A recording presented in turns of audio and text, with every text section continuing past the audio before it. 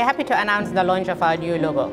We have evolved since our incorporation in 1997, and it is time to refresh our new look to reflect who we are today. Before I reveal our new look, however, walk with me while I take you through our journey of the last 25 years. Trust Bank was incorporated on July 3rd, 1997, and began to reflect who we are today. Before I reveal our new look, however, walk with me while I take you through our journey of the last 25 years.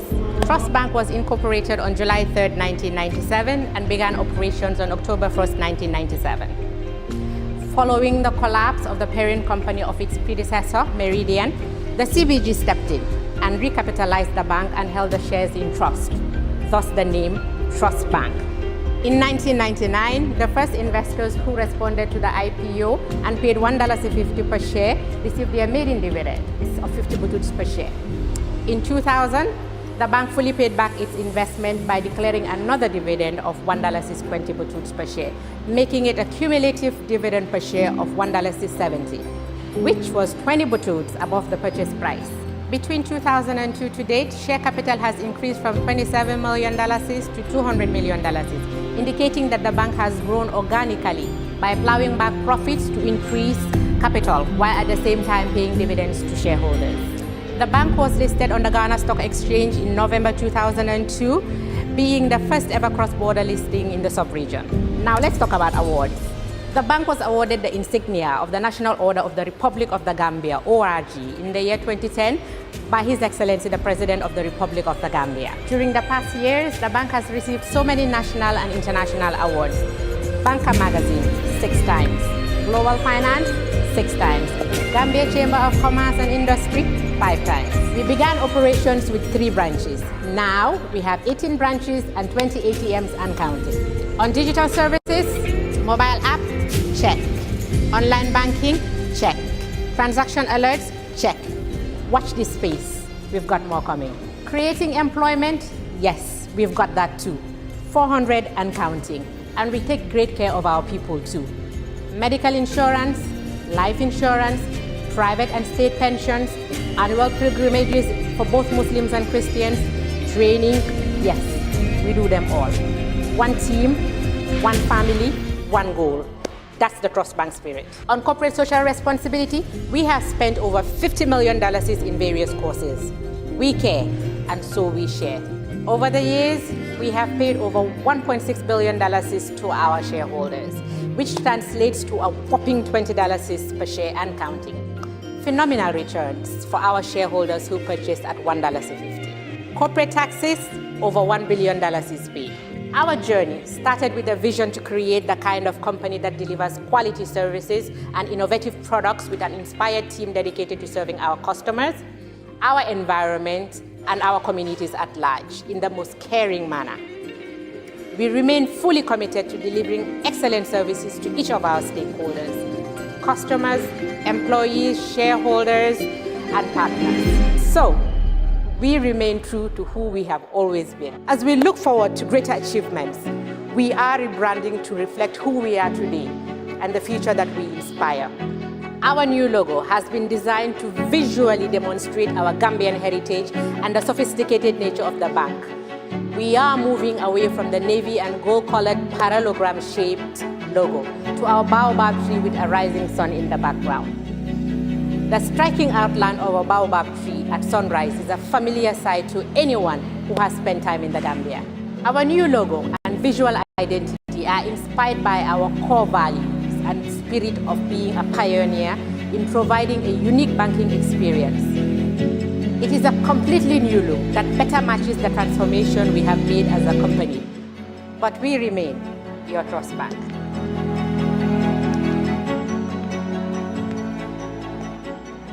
Ladies and gentlemen, it is my singular honor to present to you our new logo and corporate identity.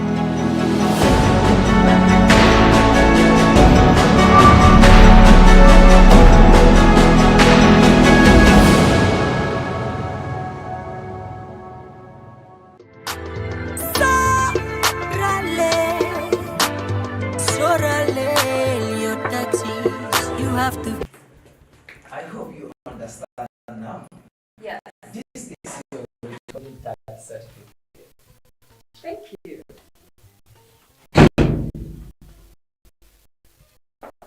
Sorry, sir. Give me a few minutes. Let me finish with her. I am not here to sit. I received an alert from my bank. It's like you made a mistake. The amount transferred to my account is different from the amount on the invoice I issued to you. No, there is no mistake. We deducted 10% as withholding tax. Withholding what? In fact, what is withholding tax? As he just told me, tax on contract payment is a deduction from payment made to contractors carrying out work, supply of labor or materials, and or provision of technical or consultancy services. 10% is withheld, and 15% for non-Gambian residents. The contractees remits the amount withheld to the nearest GRA tax office in the month of deduction, or on or before the 15th of the following month. What's my interest? You will be issued a certificate which you should when you go to pay your quarterly and annual tax. What happens to the 10% deducted from my invoice? That 10% will be less from your. So it means the 10% is an advance payment of my tax liability. And I only pay the tax due for my quarterly and annual payment. Correct, sir. Buba, you should have told me. We all know for any meaningful development to take place in a country, we must pay our taxes. And on time. This information is from the Gambia Revenue Authority. For more detailed information about your withholding tax obligation, any of the nearest GRA offices, the Gambia Revenue Authority, collecting revenue for national development.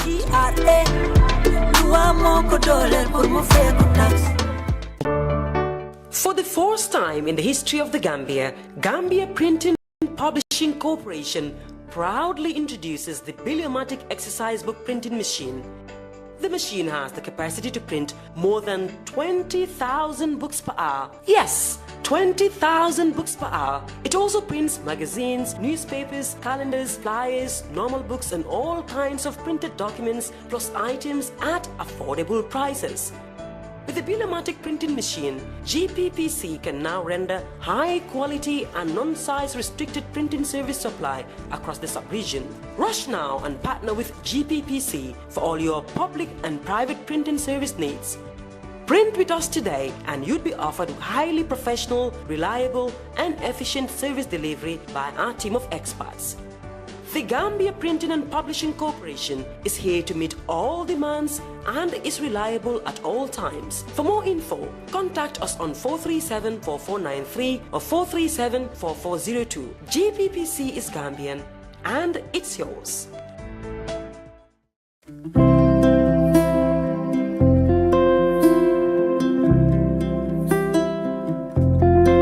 Airport Residency Estate is a gated community located in Olyundum, proudly developed by Swami India, perfect for all looking for a quiet life with luxury amenities within an enclosed setting. When talking about the benefits of living in a gated community, safety and security is top on the list.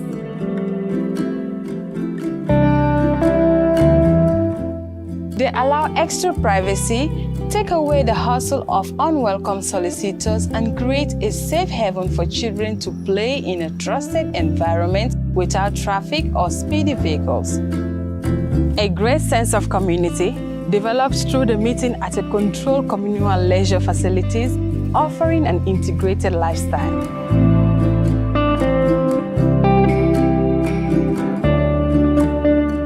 A green environment and well-managed communal areas are keys to higher home standards, elevated quality of life, and better property value should you consider home reinvestment in the future. Added to all is the location, just next to the airport and reconstructed main road, yet tucked in the tranquility of nature. Our purpose is one, your satisfaction. Contact us. Let us help you build your dream home in the Gambia.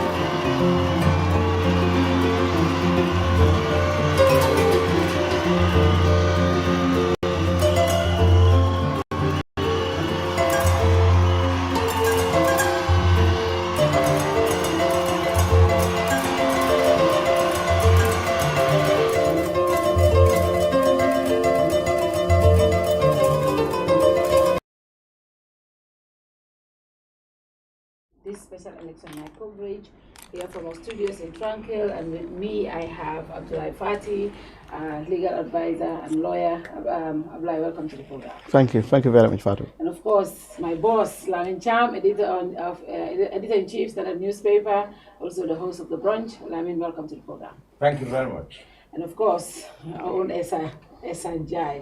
Esa, are you coming back to? Okay, we'll get back to that later. Welcome to the show, Esa. Yeah, thank you very much for having me. And first, I want to apologize for coming in late. We promised to be here at 7:30, but of course, we're looking at results. We're compiling our tabulation centers, team tabulating, and we just wanted to make sure before we come. So I want to apologize to you all, but most especially to our team, our followers in the UK, especially in Wales.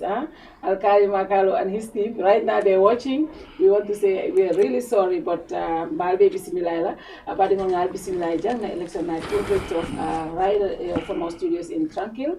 Bijang election results, Jube Alialonko, mayoral and chairmanship elections will be occurring throughout the country. 7 regions, 7 or 8? 8 regions: Banjul, KMC, Brikama, LRR, Kerawan, Janjambure, Kuntawur, and URR. And in North Bank, but even Corp. And all of these regions, we have some decisions that our tabulation center has taken, and we will announce them later. But first, Ablai, the important mayoral elections. So far, so good. You went out to vote. What was your observation? The turnout, I think, in the recent history, I think this is perhaps the most high profile, hyped mayoral and chairmanship election. Previously, in 2018, for example, I don't think there was divisions, deep-seated divisions, as we see today, within the political system. So that wasn't as intense. But with this one, see how the president was traveling to different parts of the country to campaign, how the leader of the UDP as well, and the UDP top brass, Mama Kande and the others as well. So if you look at the media campaign, the posters, the amount of money that was spent, really, this felt like, to a high degree, the 2021 presidential election. So many comparisons. The vote out is relatively low, is disappointing, not as high as we had anticipated. So there is a mismatch between the hype and the turnout, but nonetheless, this election is really, really, really important, because unless we are wrong, unless the analysts and the predictions are, whoever wins this, for example, or the outcome, can probably determine the outcome of the presidential in 2026. So hence, all the key parties, well, mainly here, the UDP and the NPP went all out. Because of what it means going forward, so we cannot underestimate. I think this is really important. The outcome of tonight's results would really set the pace for 2026. We really set the pace for 2026. Lamin, as a veteran, you've been in the media for the past God knows how many years. This 2023 mayoral and presidential election, have you seen anything like this since you started covering elections? No. You have to remind that, in fact, this chairmanship and mayorships had really existed only in Banjul and KM. Banjul had a mayor, KM had a chairman. All the other local government areas did not have a chairman. They had what they call LGOs, local government officers, who are appointed, not elected. It was during the 1997 election under Gambia, of course, credit must be given to the devil. He was the one who, make these reforms so that the local governments are headed by people who are elected and not LGOs, local governments who are appointed by government. So there was a democratization process that led to now all the regions and came changed from chairman to mayor, just like Banjo. Okay. So that is why there have never been actually, until he came to power, there have never been elections for heads of area councils outside Banjul and Kerr. But I agree that this one has certainly been the most keenly contested in history. There's no doubt about that. Yeah. And given the fact that it is I call it, a presidential election divided into 8 localized, regions. Yes. The only difference from the presidential election is that, like I said, it's been localized, 8 times across 8 times. So it's no surprise that the president was seen up and down, trying to go to all these regions to get them, understand that, look, these things are as important as the presidential elections, that in which you voted for me. Yeah. Also, of course, the other difference is, of course, the candidates. Yeah. Unlike the presidential, where you have to deal with a character nationally, people have their local heroes and local favorites that they deal with. So that is the only difference for the presidential election. But in terms of magnitude, in terms of enthusiasm, in terms of logistics, in fact, I think the IEC would tell you this one will give them more logistical nightmare than even the presidential elections. For example, we are going to sit here for a long drawn out night. It's going to be a long night. Because the IEC are only going to announce the results by region. They will come here 8 times. They only come 8 times to announce the results for 8 regions and go. But then how long would it take before they can get the total tally for all regions? That's going to be a long night. So that tells you that we're going for a long night. The IEC will have to tabulate all the regions before they can come and announce. They must finish each region before they can come and announce. So we're going to see them 8 times today in the course of this night to announce the results for the 8 regions. Also, I agree with Ablai that these elections really signifies a lot to both the opposition and the governing National People's Party. President Barrow and his National People's Party have not done well after the presidential elections. In the parliamentary elections, they lost most part of the urban areas. The local government elections also seem to follow a similar pattern. And that is the area country. This mayor thing also is following what the projections are saying, the projections by separate and other researchers, and the provisional unconfirmed results we are getting now seems to suggest that the opposition are doing very well, especially in the urban areas. And even in the cases that even in the hinterland, they might have done well there. We yet to confirm that. So it is really going to form the basis of what might happen in 2026. So for now, I could say yes, a keenly contested election, very significant elections, and the outcome will definitely tell us how much, in terms of acceptance, in terms of popularity, are these big players, that is the UDP and the NPP, among the locals. And if you're just joining us, you're watching us live from our studios in Tranquil, and we're also live on YouTube. So you can also, if you're watching us in America or in the US or anywhere in the world, you can also watch us on YouTube right now. Esa, as the resident political analyst, what is your observation of the entire process, the campaigns, of course, and today the voting process? What is your observation? Thank you very much, Fatou. I think, like Abdullah and of course Cham said, I think we've witnessed one of the most interesting and important local government elections.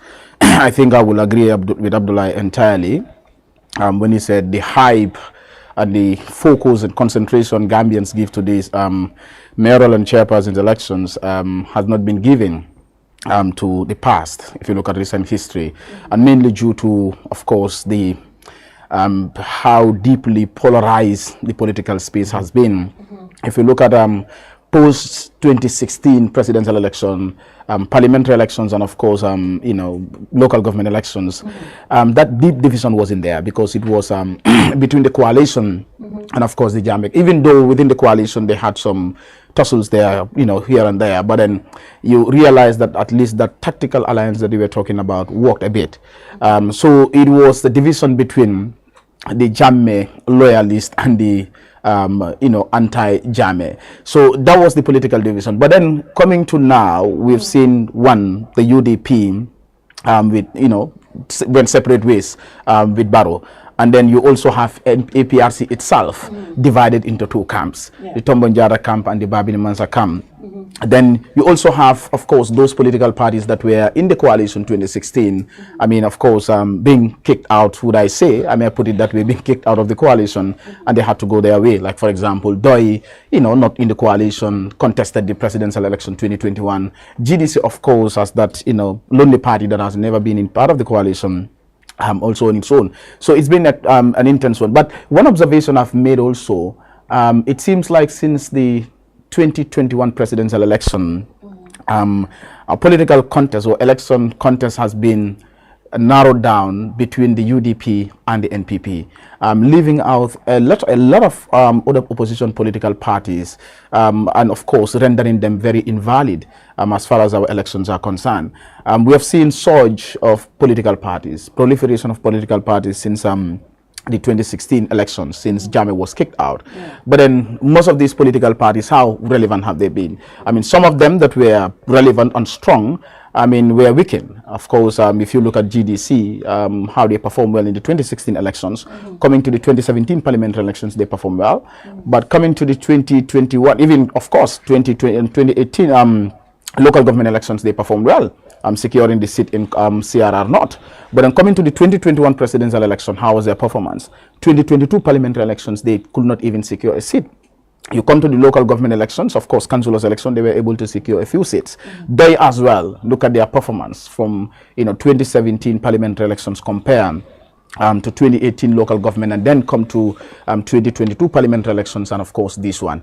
And those political parties that have emerged have not been that strong. They've not been robust to pose any serious challenge to the ruling NPP. And of course the UDP losing the 2021 presidential elections as a shock. It came as a shock to them, I'm sure.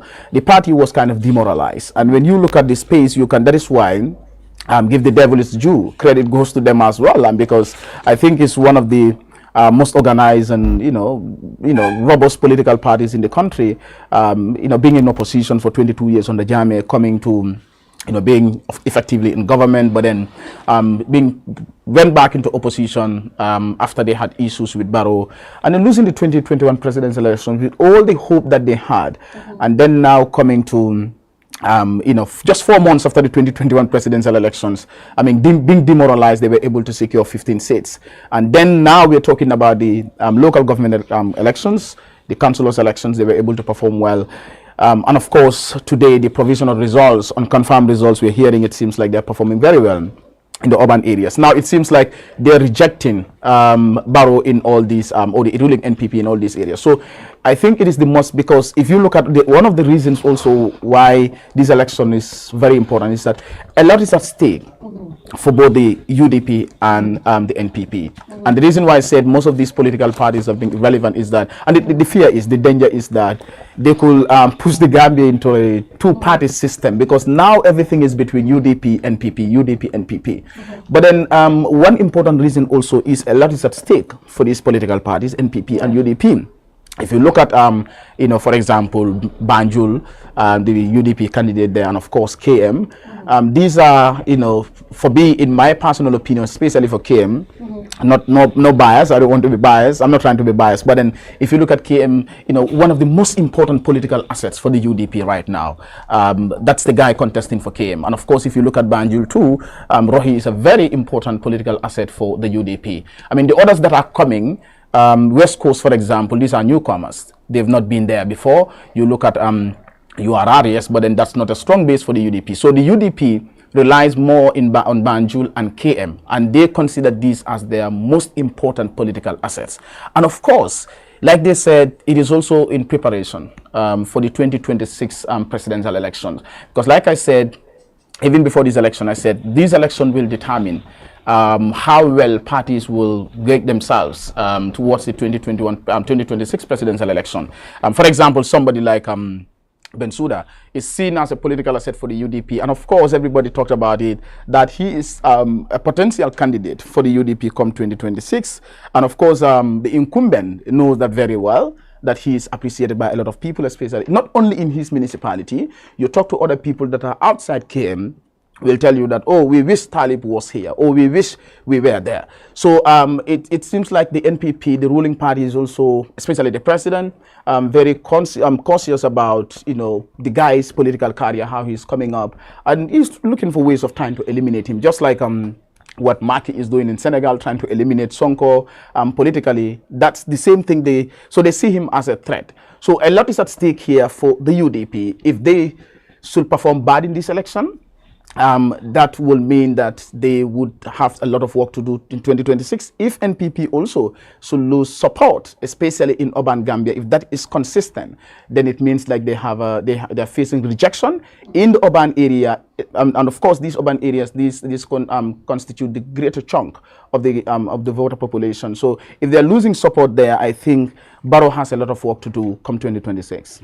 And I just want to say that we have made some projections as a media, and I just want to announce that we are calling Banjul for Rahima Aliklo, the incumbent mayor. We are saying she is going to be re-elected. These are projections from our tabulations. IEC makes the final, announces the final results, but based on what we have, Rahima Aliklo will be re-elected as the incumbent, as the mayor of Banjul. We are also calling for KMC, Talik Bensouda. In fact, what we have right now, Talik is almost at 55,000 votes, and Bakar is around 40. So there's a 15,000 margin right now. And the interesting thing is this: if you look at the numbers in KM, what we have coming in during the presidential, Dabo had 40,000. Talib is around 55 right now. And if you look at the council election, UDP had 32,000. Talib is around 55. So these are just, you know, some of the numbers that are coming in. We have called for KMC. In West Coast region, we have not called, but we are sitting 80% that Yankuba is going to win based on the numbers that we have. Yankuba is looking to win West Coast region. Now, we have seen a lot of people calling it. We don't want to call it. You have to wait until a certain number, a percentage of numbers come in before you can say. So that's why we are not calling, but it's like 80% close to Yankuba winning. The margin is big, and he's leading very well. And LRR also, landing is almost there. I think UDP will also get that. We are not calling it right now, but it's very, very close to certainty that landing will be leading. The biggest surprise, it's not CRR North. As we speak right now, Alaji Silla of UDP is leading the CRR North. This is an area where, you know, everybody called it for the NPP. As we speak, Alaji Silla of the UDP is leading in CRR North, and NBD, the Badibunkas, I'm surprised because the Badibunkas, it seems like LRR and the Badibunkas are all competing. Right now in Badibu also, the incumbent mayor Bojang is leading. About 500 to 600,000, 600 to 700 votes. We cannot call it for him now because it's also very close, but he's leading. So as we speak, the NPP is leading in Basse. I think we will call it. In fact, I think in the next few minutes we'll call it for Basse, and also. Right now in CRR South, the NPP is leading. So these are the two that NPP is leading, and the UDP is leading in the other 6. Right now, that is the situation applied. We are definitely calling it for Banjul and KM, but most certain for West Coast, LRR, these two. So I think where we cannot even confirm is going to be North Bank and CRR North.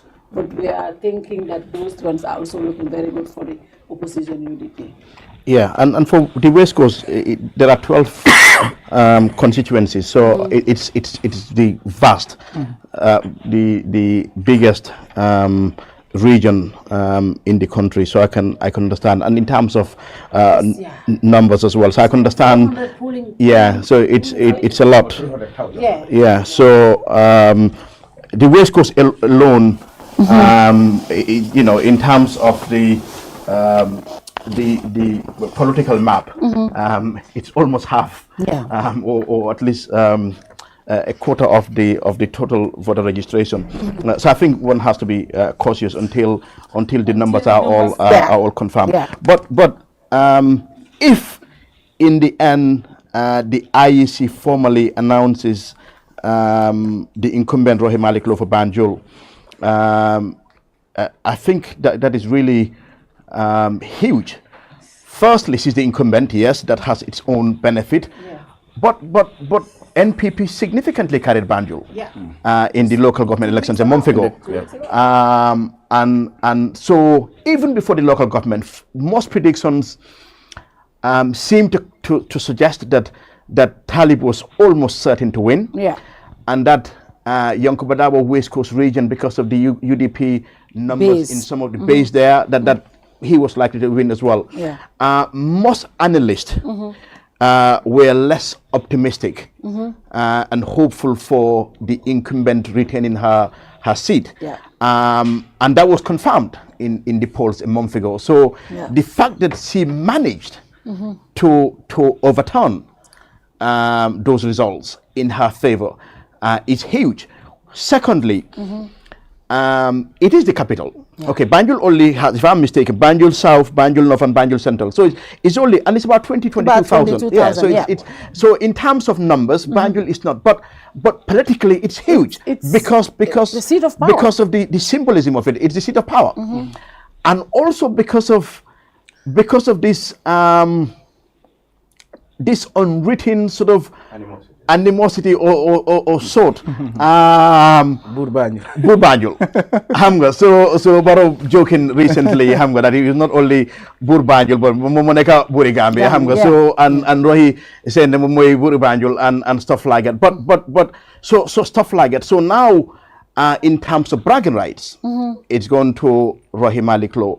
But I think really in a way against the odds, because at some point it did not look like that she was going to retain her seat. So in terms of numbers, it is not huge, but in terms of the optics, in terms of the symbolism of it, in terms of significance, it is huge. It will be embarrassing for any incumbent president to lose Banjul. And if it is called for Rohey Malick Lowe, it would be a significant coup for the UDP, a significant coup because in her own personal rights, if she has any ambitions at some point of leading her party, this raises her political capital and currency, but also raises that regardless of the odds, they will be able to win. So that means UDP can now believe that in the 2026 elections, if they can get their tactics right, that they can get a reasonable number in Banjul, even if not to even win Banjul. So if in the end the IEC confirms the incumbents win in Banjul, it is huge. It's huge. Yeah, just taking it from where Abdullah began, Rohey Malick Lowe, let's look at Banjul. 2 weeks ago, they were destroyed in Banjul, the UDP. 5 out of 7 the NPP won, right? 7 out of 9. 7 out of 9, right? And also, as 2 weeks after that, she was able to turn the entire election cycle. The confidence she brought in, the campaigns she brought in, the media engagements, she went all out.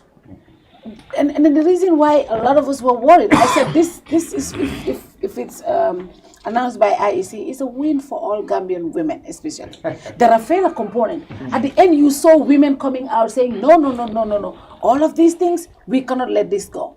The Banjul results, what is your own analysis when it comes to Banjul? You see, unlike many people who were carried away by the area council elections, when the governing NPP won 7 out of 9, I looked at the popular vote in Banjul, and I realized that the votes cast for NPP and the UDP are only 800 votes. difference. Yeah. In fact, if you put the independents and the other opposition votes, you put it there, you find out that the margin between the governing, the eventual winners for the area councils, between them and the entire opposition vote in Banjul, you come down to 600 something, between 600 and 700 votes. Yeah.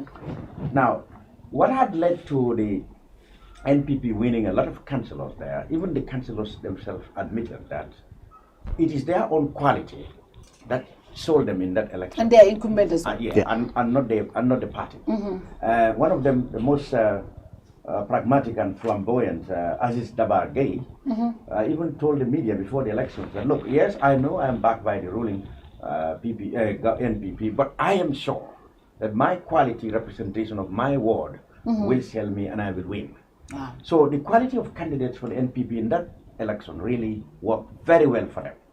But if you look at the margin between them in the popular vote, you will still think that, look, Roy can fight back. Yeah. And exactly that's what seemed to have happened.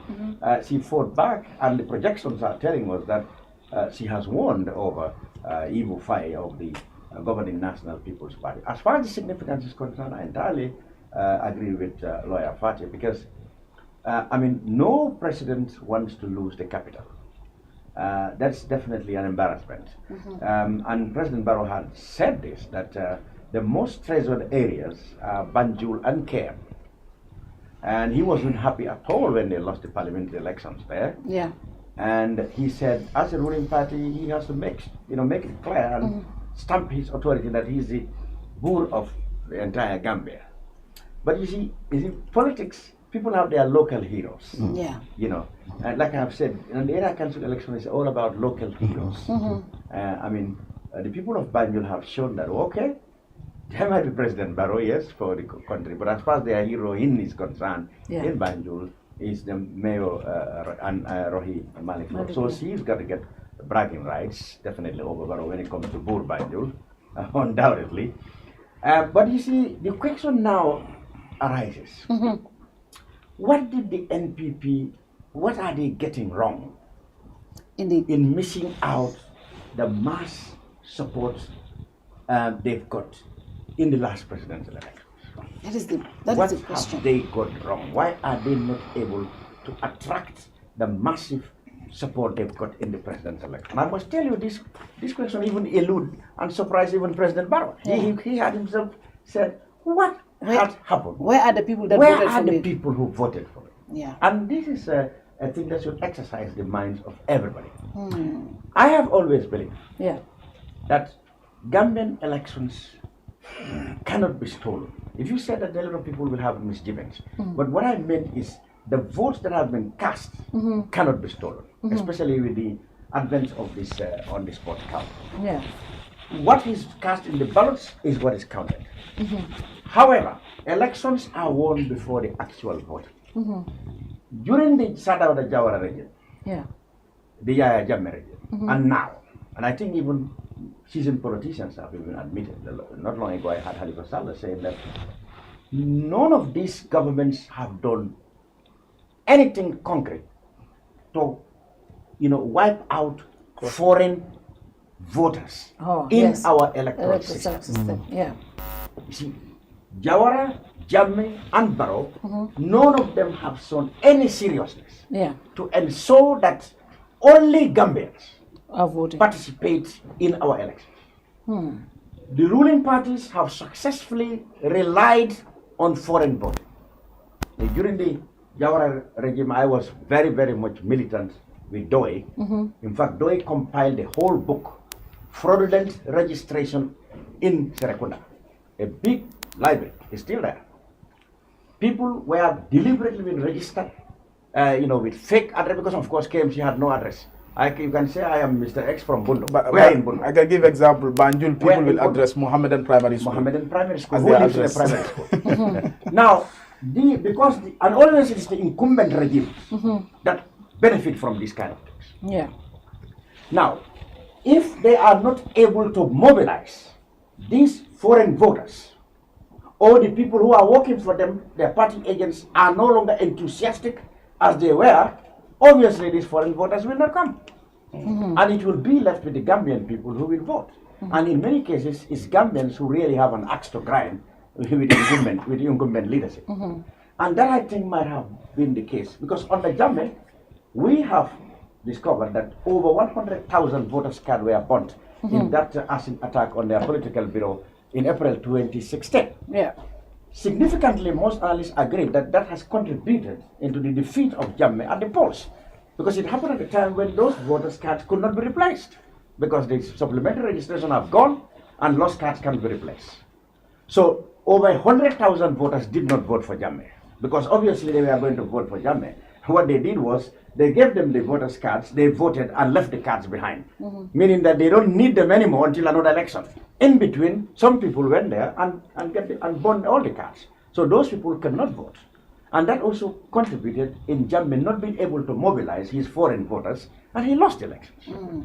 It looks like also, it was apparent that there are people who are non-Gambians who registered in our last registration. It was very clear. Yeah. I mean, when Jammeh disarmed the IEC through electoral reforms in 2015, by taking their powers from them and now saying that anybody who turns up with a Gambian identity or an alcalo or safe force attestation, you can be given a card.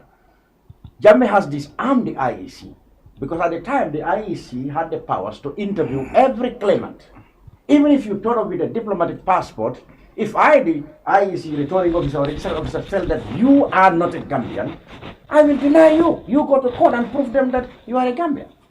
But when Jammeh disarmed them and turned things to papers, his government indiscriminately distributed national documents to foreigners across left, right, and center on our borders. This has been attested and confirmed by the health minister in parliament. He said there can never be enough supplies of drugs in the Gambia, because 30% of our drugs goes to people who come from across the border, and they always bring Gambian papers. We have to serve them as Gambians. So you see, there will never be drugs, in fact, enough drugs in Gambian hospitals, because whatever you brought, foreigners will come, 30% will go to the Senegalese parliamentarian as well. Because they have our ID cards that the governments gave it to them to vote for them. So these are the implications of giving, your national ID cards to foreigners just for political reasons. The implication is far-reaching. It means that you can never have enough for your countrymen, because others also will be entitled to it. They have a stake. They will cross over, take our medicines, go back to Senegal. The Senegalese National Assembly member in Kabada, in Kasama, said so. He told the President Macky Sall that unless you give us ID cards, we are all end up being Gambians. All of us have Gambian ID cards. When elections, especially when their campaign comes, they issue ID cards indiscriminately. Now, Jammeh did it, Jawara did it, Barrow did not do anything to stop foreigners from voting. Now, if the NPP, because they are the ones in power, are not able to mobilize those foreign voters, then therefore it will be left to Gambians, and they are very unpopular when it comes to Gambians, to say the truth.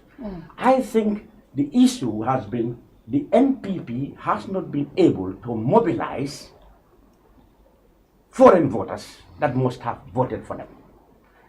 There can be two reasons. Either those foreign voters are no longer interested, they believe that the bigger stake is the presidential, so that's it. Or the NPP stalwarts, who made it a point of duty to mobilize every vote, are no longer interested.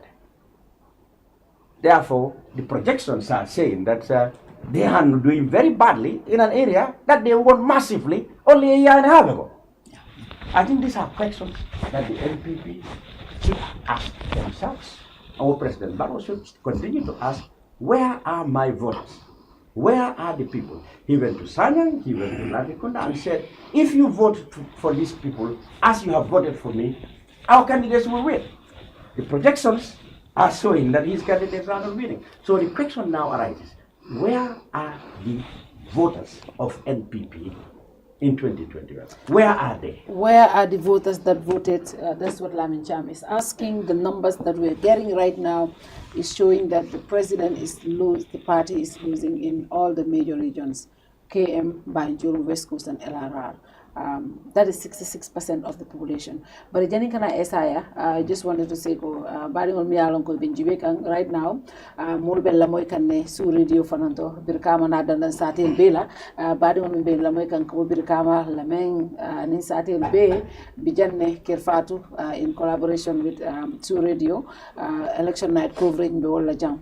Comme nga fo ñamen drong Aliou Fall fanam bijane Aliou nge bisimila programme to baraka bake Fatou aning na ko panres ngebe control condamno ko tenke ala tendo ko tenke benu janne parliamentary ala yake bi fanon bentaja alhamdulillah ka mo be bismillah drong bi fanon I'm excited to be here. Aliou ngamin folong wolong pour badi ngol be la moy rola election results so min nata follow ngamin kolomta nyanko Kerfatu fongo ya kole nisa senandi molako Kerfatu man sembo sto ka result sol fo independent electoral commission wolle sembo sto pour ka election announce bari do kulal fanan kila fongo la nyoka ne ya jume na kaytul min lata nyoka ngaje ko ke banjuno rohimali lo atelbere election win la na kaytul wala tanina ngamin soto fana wolongo KMC Lord Mayor Talib Ahmed Bensouda te fana bere election win la ni tata Birkama na min soto nin temben na Yankuba Dabo is leading very well.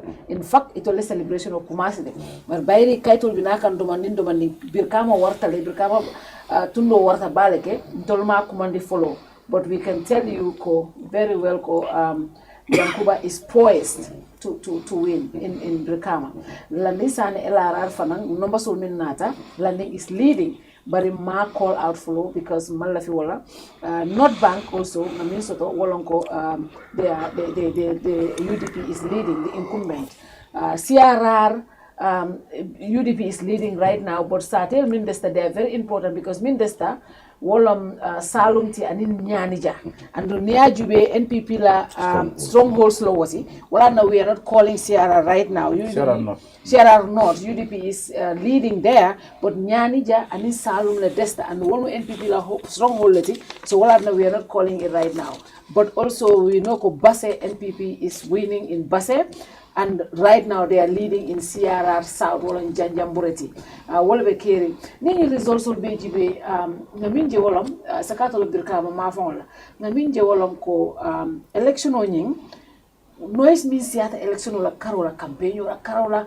president be dulabe to candidate be dulabe to but I must reflect when it comes to the more min fintida ni ajibe presidential candidate fayo more min fintida how many percent almost 90% but in nying malom follow bari nga minje nata mita council la domandino munati na yamira woketano along Fatou interesting tell dalilu se sianwa but ni ajube comme lamin chame afonyami itata tundu to yela musulo mi alon ko ibuka chahan wala andung kukiling niya korosi ninga Banjul ning came to as an example mojama da dunta ka the incumbent fasa because ya feel ko be bulikane okay you know anu gameno ka aka fasa rokele ni president jube aning rohi ye class jama sodo you know to certain points from for ke BCC local min kitaje president katande ko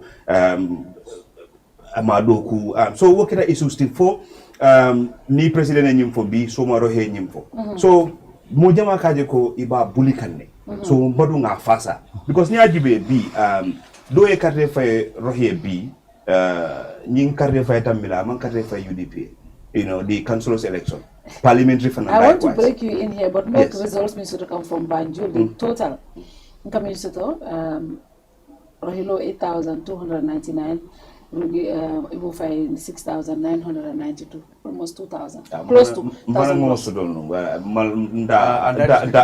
Total votes, yeah. Almost 15,291 voted because it was. That is still, well, that's a high percentage. That's a high percentage, Banjul, during the local. During the area council, local councilors election, 11,000 voted. It was 52%. Yeah. Remember, the total vote turnout in Banjul is 21 to 22. And in the presidential, Dabo got 4,000 votes in Banjul. Rohit doubled that right now. So for Ridnia Jube, Mulka Fasaro. Like I said, Mudole Karefa Rohebi will not necessarily could be UDP. But again, ila track record fananka kadiamu you know, ye minke. Nia Jube recently le mojama ya understand ko yara fan councils ika function tenden mojama starta ke fanje councils to andum Nia Jube nying bridolo min boda 2018 kana sign wolle waiting especially for Rohi and Talib Nia Jube ila track record the tonya wo diamtale is very clear.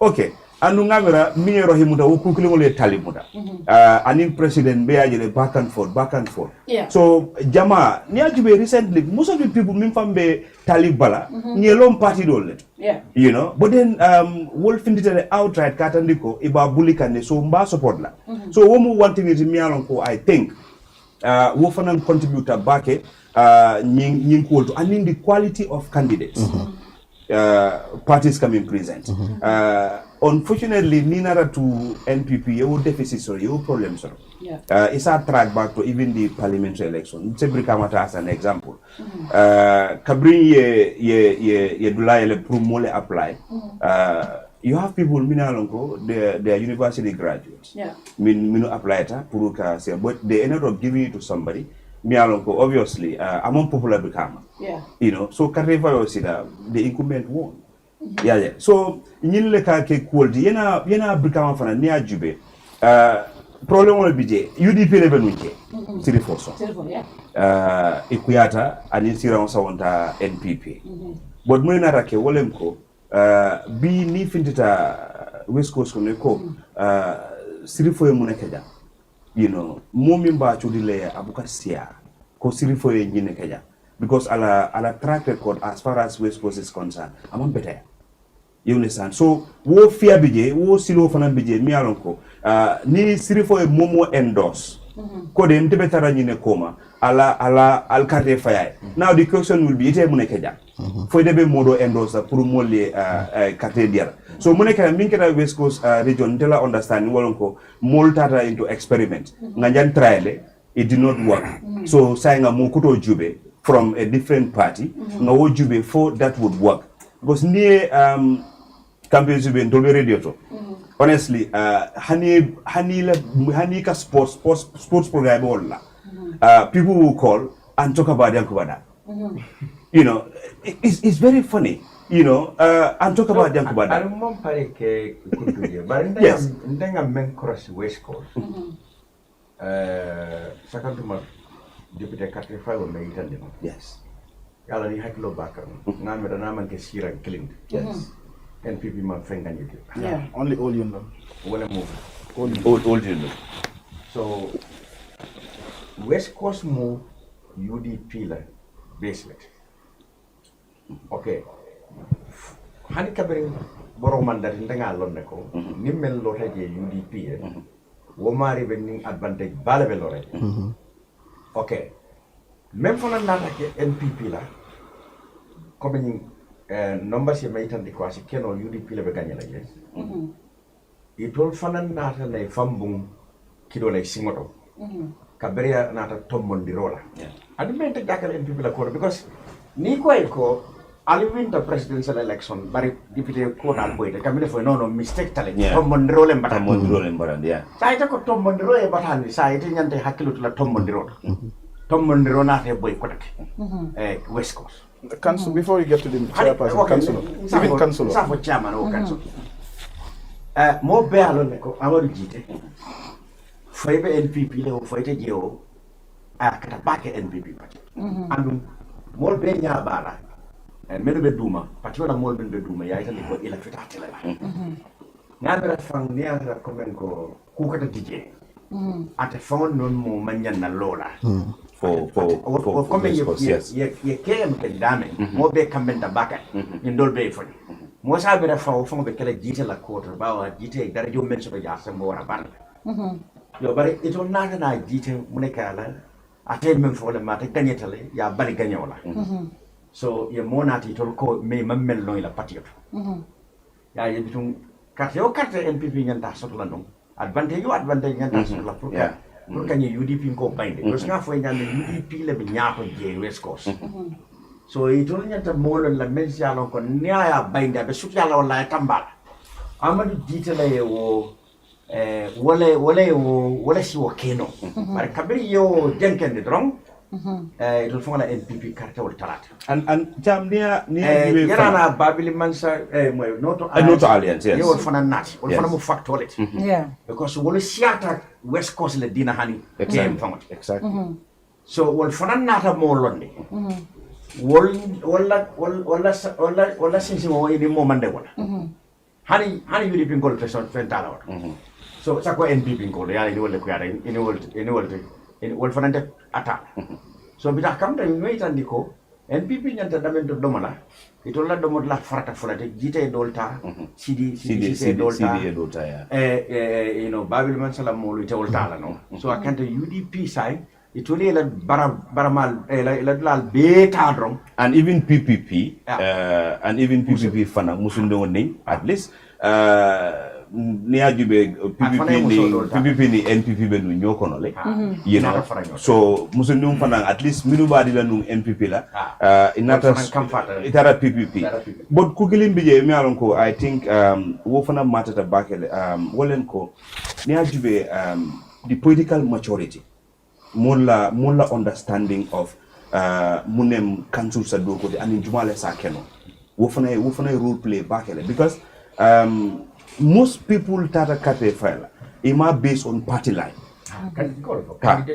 ya lo min kan wolem ko candidate min present telli you know because aka interesting ni order let's say NPP ni fintita akoma ministerial budget you know akoma presidential advisors budget akoma ye nyinkunu kumbal solo but message jumale kana pour West Coast kolle you know ni la moy ila meeting na mimbe ka fo yewole ko kariten ko meeting ba nga janja you know okay other candidates binara ngalla problem mo lonne in fact nyinde mala problem mo and one of the problems is coming for ko wolem ko especially for Yankuba Dabo ala message was simple but very clear wolem ko dinkol le bala council okon ni ko na akadu akajolo dinkol le kona ita sa you know what al nga mbe nga kafunyo ka nga dinkol suki ni ngo dinkol suki al se marcel sodo al se sila ken lol sodo al se nyine sodo the message is simple but it's very clear and very powerful communication is very important so wo mu kulti mi alon ko akumata bake and another thing na observation ne woldina wolem ko ni ajube di mimenu je siri fo sonko aka brag mu binna wolem ko ngaminke mo make because ndele nga digital tax system o samana West Coast region but few weeks before election if inditale ko wo contract I look for so le soro contract ya terminate so people start wondering more start came here what is happening muneketa you know because contract me almost 2 years you know kabalwa sign almalon ko and ko fanan even in signing contract termination clause je you know fendi je mi atandi ko nimman kontan benda bon be contract ko ñu kumpule but how did ye contract ko terminate nyadil ye clause du mal use so people start came here mun problem de keri for abe fenne nu kamba and the worry would be ate mo ming endorse ni wonatana asake waya singologa mula mirolo we talk to people so say ngamodo keje mi anko ni problem bije wo be problem mol bondila because ya nyamene nite kuranta ina ra modo chike ko nyene be sela no te bo sonde la kuranta okay Esa Banjul Jube when it comes to Rohimari we can confidently say she has won. I just saw the returning officer's document now. We also posted it on Kerr Fatou. She has won over 1,000 votes. But during the councillor's election, the party lost by almost 800 votes. She turned it around in 2 weeks, won with over 1,000 plus votes. And near Jube, Banjul, the president's campaign was targeted most. President this entire campaign. 2 people. Rohimari Klo, Talib and Suda. Mostly Talib, but Rohi Fana, couple of times I target them. If I go, you know, all those things. For her to be able to do that, NPPA seems to be in other councillors. Well, I think Banjul Ntekafole always that. I think it's an area that is very unpredictable. The people there, the voters are very unpredictable. One thing certain is that you know, Banjul has always been for incumbent. Yeah. And this is the biggest political failure for Barrow's presidency. Since everyone says I'm breathing on the mic. It's not me. Stop. Okay. Well, I think this is the biggest political failure on Barrow's presidency today. Even if you talk to Yajame all the way in Equatorial Guinea, he will tell you that this guy is messing up with Banjul, because all the incumbents have been winning elections in Banjul. Barrow came, you know, 2021 presidential elections, he won massively. Coming to 2022 parliamentary elections, he lost. Councillors election, yes, I do win, he won some. But then coming to mayoral election again, you're losing the capital itself, where you are living. Okay, that says a lot. But then I think with regards to the back and forth between him and these people, Fatou, if I'm to be blunt, I think it just manifests how petty the president is, how reckless he can be in some of his statements, and of course irresponsible, if I'm too blunt with him. I mean, when you look at Rohi, Rohi was so disadvantaged in 2018 when she was coming, because she was the only woman at the time. And I remember very well, I was among the people who were so pessimistic about Rohi's victory in 2018. Yeah. Yes, she came on the UDP, but because Banjul had never been UDP, and I was like, there is no way that Rohi can win here. So, but then she won, okay? And I remember very well that she cried because she was so emotional, with all the bullying and all that. And the same thing happened these elections as well. She was bullied on all that. I remember when she came here, I asked her off the record, I mean, how confident are you? But she was telling me that, look, you know what? In politics, especially when you're in the opposition, you have to be very careful how you talk in the media. Because the fear is that if you express, 100% confidence that you are winning, it might send a message to your opponent, especially the ruling party, because they have all the resources and everything, and they will start doing their dirty work. But it seems like she was so confident that she was going to win. And she even said here that President Barrow was going to vote for him. I don't know whether Barrow voted for him. That was, she repeated it today. That was a very powerful message. That was a powerful message because I said she's an effective communicator. Exactly. And what I'm hearing, I'm not so happy with this, but they're saying that she won in where Barrow voted. At the Makati Square. Actually, Ibu won in only 2 areas. Where Ibu voted, he won with 36. And another place he won 93. Interesting. He won in all the other 7. So interestingly, what is happening is that Rohi was also not only contesting against Ibu, but also, of course, with President Barrow. The vice president was. The vice president was the ministers, Tangara, so you look, all of the ministers. So what happened also? If you look at Ibu and Rohi, this is second comeback. It's 2.0. Yeah, it's 2.0. And 2018, funnily, it was like similar 1,000+ margin because Ibu got 1,800+, and Rohi got 2,800+. Yeah. So the same is replicated now. And I said before the elections that I think Ibu should be able to perform well because now he's standing under the NPP, the ruling party. But it seems like Banjulians have one thing. And I said this after the councillors election, that when we were having analysis with Buba, I told him that, look, Banjulians are sending a message, and even when Rohi was here, that they are interested in maintaining their incumbents. Those councillors that cross-carpeted to NPP were incumbents and they already had that connection, that rapport with the voters. Yeah. And the same thing might be replicated, okay? Because NPP were so jubilating and all that. Now, when it comes to KM, I think this is where the biggest problem was. Because like I said, Barrow sees Talib as a threat. To the extent that, you can say Banjul, maybe it was Rohi and the president, vice president, somebody, but Talib, this was Talib and the entire state machinery.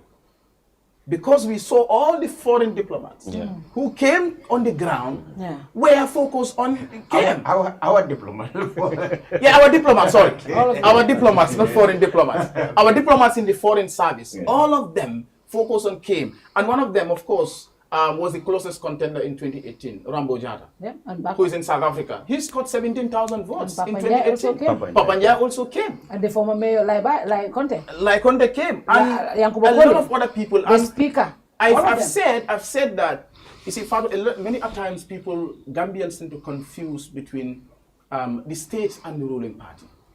We must distinguish the state and the ruling party. These people, yes, you can call them political appointees, even ministers, political appointees. But when state function and party functions collide, that is where state function must have precedence. And what we are seeing is that all these foreigners, we don't even know whether they took leave while coming here. How can you leave state function and come performing party function? The same thing with ministers.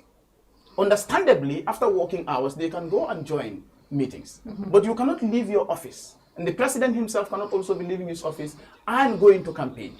And interestingly, what happened also is that what we saw, I saw a parliamentarian silence saying that the projects, the road projects that Barrow went to launch and all that, these are not even approved. The UDP did a very effective campaign against misinformation. Yeah. Because Yaya Sanyang, when some stuff like that came, because you know in Gambia it's more about politics of infrastructure. When Yaya came and said, ignore whatever President Barrow is doing, all these roads and they are not budgeted, nobody is going to pay for them. Exactly. That was very effective. And it's one of the reasons, like Cham is asking the question, it's not only about the foreign voters, I will get to that. It's not only about the foreign voters. But if you look at the consistent failure of the NPP as a party, that since coming to power in 2021, what have you achieved? What can they pinpoint at to say, we've done this? You look at over 200 kids died in this country. Okay? Look, you're talking about massive corruption. You're talking about the president being petty and attacking individuals, personalities, tribal remarks being made on their platforms. Like he said, NPP will never, even Bakari himself, I can't even set my eyes on his manifesto. They wouldn't stand and talk about programs and policies and ideas. All that they are saying is that, Talib, the only thing he brought here is the Balit project. But Tongo, they are even accepting one thing, saying that at least he has done something. And the Balit project is something huge for the people of KM. But they can't communicate to people policies and programs that they have. You look at the personality of candidates themselves. That's another reason. That you look at Bakari, somebody has been in the, you're talking about the Padium scandal. Being at the ministry as the youth and sports minister, our home games, we are playing them away now. Ibu fight the same thing as the stadium manager. Those things contributed.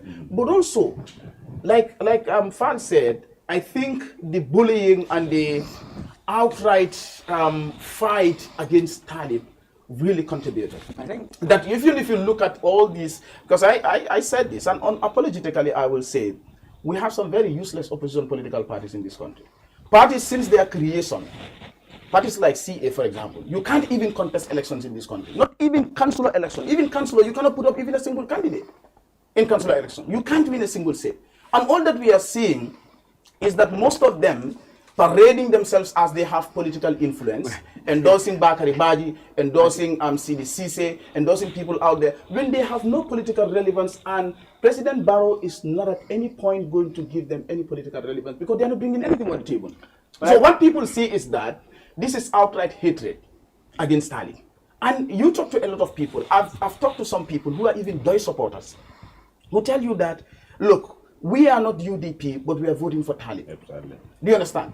And you look at also, for example, what Keksane did. People, at some point, you talk about all the allegations against Talib, but nobody can come up with any proof to say that Talib has done this and it's wrong. Look at what Keksane did. Coming out to say Talib increases salary, and then all of a sudden again he went back to say no, I made a mistake. So at some point the voters themselves, the KM voters themselves realize that look, these people have no agenda. They have nothing to settle, and also the personality, Talib himself as an individual, with all the allegations, with all the tribal remarks and the bullying, never at any point has he responded to any one of them. So what we saw in this election was an attempt by a cabal, I will say a mafia gang, who want to hijack the country using little so-called political influence that they thought they have on the ground, when in reality, that Gambians indeed want to reject the NPP with all the resources that they inject. You talk to some of their top brass, they will tell you that, oh, this is over, we are winning this election. Rambo came and all of them, Fatma Jahumpa from South Africa, all of them came on the ground to campaign against an individual. And this tells one thing, that indeed Talib is a threat to President Barrow. And come 2026... But can I just mention something briefly? I wasn't even aware that our ambassador, people in different services, came. So that reinforces the point about the significance that was attached to this election. Because generally this is a local government election. So because of that localized nature of it, it doesn't have that prominence politically. But the fact that the NPP called all of those people on the ground to come and campaign gives you reason why it was so important to them to win in those respective regions, particularly Kerr. But the other reason as well, in terms of the trajectory, why the NPP landslide in December 2021. Then in April 2022, there was a significant blip in the results, local government last month, and the provisional results. Me was have for Naisafonole 1, Natra Mani Botom 1,600 in 2021. Charles, can you check your voice, Mike? Keme Saba, Keme Nani, Keme Waraka Frokane. Ninja Botom Kemes Nani, maybe we can Keme le sign. Ning tulomu but basically Gambia no kosulo bagaso lembela pour ka tabiro ke luwolum bagaso be seltale and ni modol franka diamela ko wolmu traditionally ibikela barolti or NPP mila carre fatale in 2021 update lost Charles, applies mic, please check it properly. Yeah, go ahead. Yeah, so all those are factors for me because immediately after the election, for example, traditionally they are more inclined to vote NPP. But coming forward, they were more concerned with the bread and butter. They come in the dining room. But more recently, Mamma Mobanyim Banco coming to cast power complaint. Yeah. Exactly. I complain because cast power sign near cast power honey will fly well. Till woro or tele wala ay bank $1,000 in neo keje so mol mi alon ko te milk willi killing keje willi fa willi lulu wol mansia so Gambia fanna be la ning wotumo ni mbolde milk Gambia nata West Coast nyangala or even came majority of the people would more wotumo tel kata ranjang before kasa na up ika molde na jama kas pa $50 yeah $100 but the predominantly Gambian BT lo wala ndiko mil franka kas pa san keme from romance ya back so tallu long 75 100 150 so keme fula be nyameng sign like ni mo kata kan nun kunun ko ba ni keme fula sang sign nin keme fulaka telisabal cable no scientist keme fulaka tiloni have or even tilikilling and the mande kafa kan don so nin frijo bebul freezer bebul anin femese ni modol mol sign e delta ni wulda samanda ka ketulo fenge buka ka koneke ketulo ka wole tubab ketulo ka wole block pasiro fanan sign e ka wole fenge so wala ndiko mol ka rely more and more anin ndakandi afanan kono sign foi fan ke on so nyimbe na ka fuda sign akafuda bakele and I tonya mamira most tara nyimba min ba fala ko kaspa o mamari affect. I think you are right. I mean, you know, I think me and you every single day. Yeah, we talk about it. I was telling you how much now if I get to my house, AC 30 minutes but you could boil down to what I have just been saying. I mean, we're trying to analyze how the NPP seemed to have lost its vast majority of votes in 2021. Yeah. I emphasized that the foreign voter factor is very important in there because successive governments have relied on foreign voters to win advantage over their political opponents. Jawara's time, it was there. Jamme's time, it was even glorified. Barrow did not do anything to stop it. He still relied on the bad electoral laws he found here, despite promising in the coalition arrangement that is going to weed out all the bad laws. Barrow relied on the same system, even though the other opposition parties also said, well, they can remove the alcalo and attestations. But it is always the government that should lead in eliminating bad laws. it didn't happen. There was a lot of foreign voter participation. There's no doubt about it.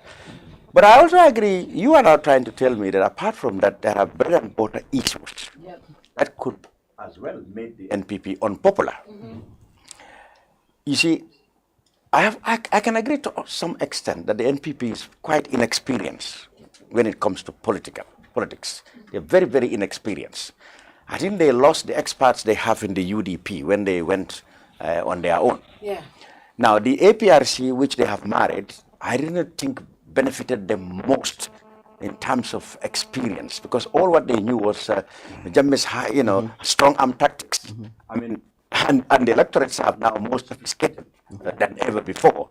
They wouldn't take strong arm tactics for anything. They wouldn't be intimidated easily as Jammeh had on his way.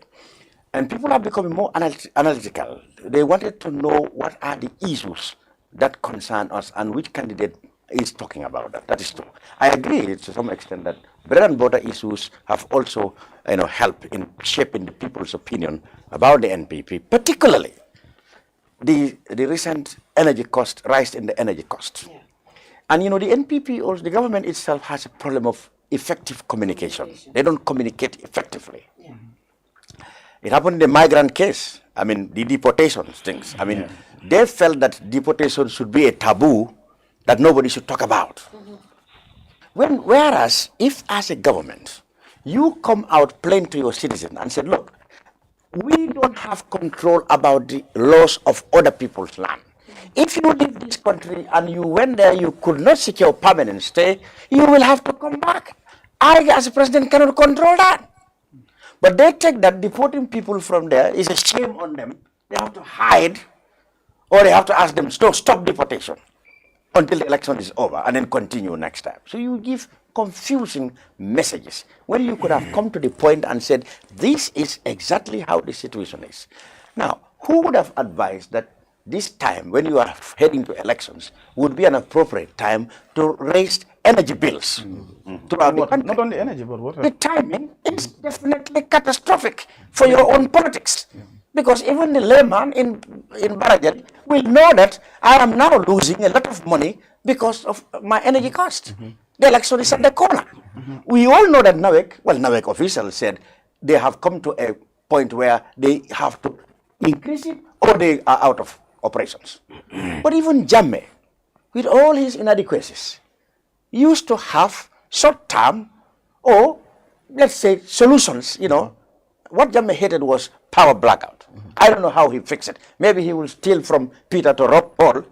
Robbing Peter to pay Paul, but at least he will definitely avoid the embarrassment of blackouts. Yeah.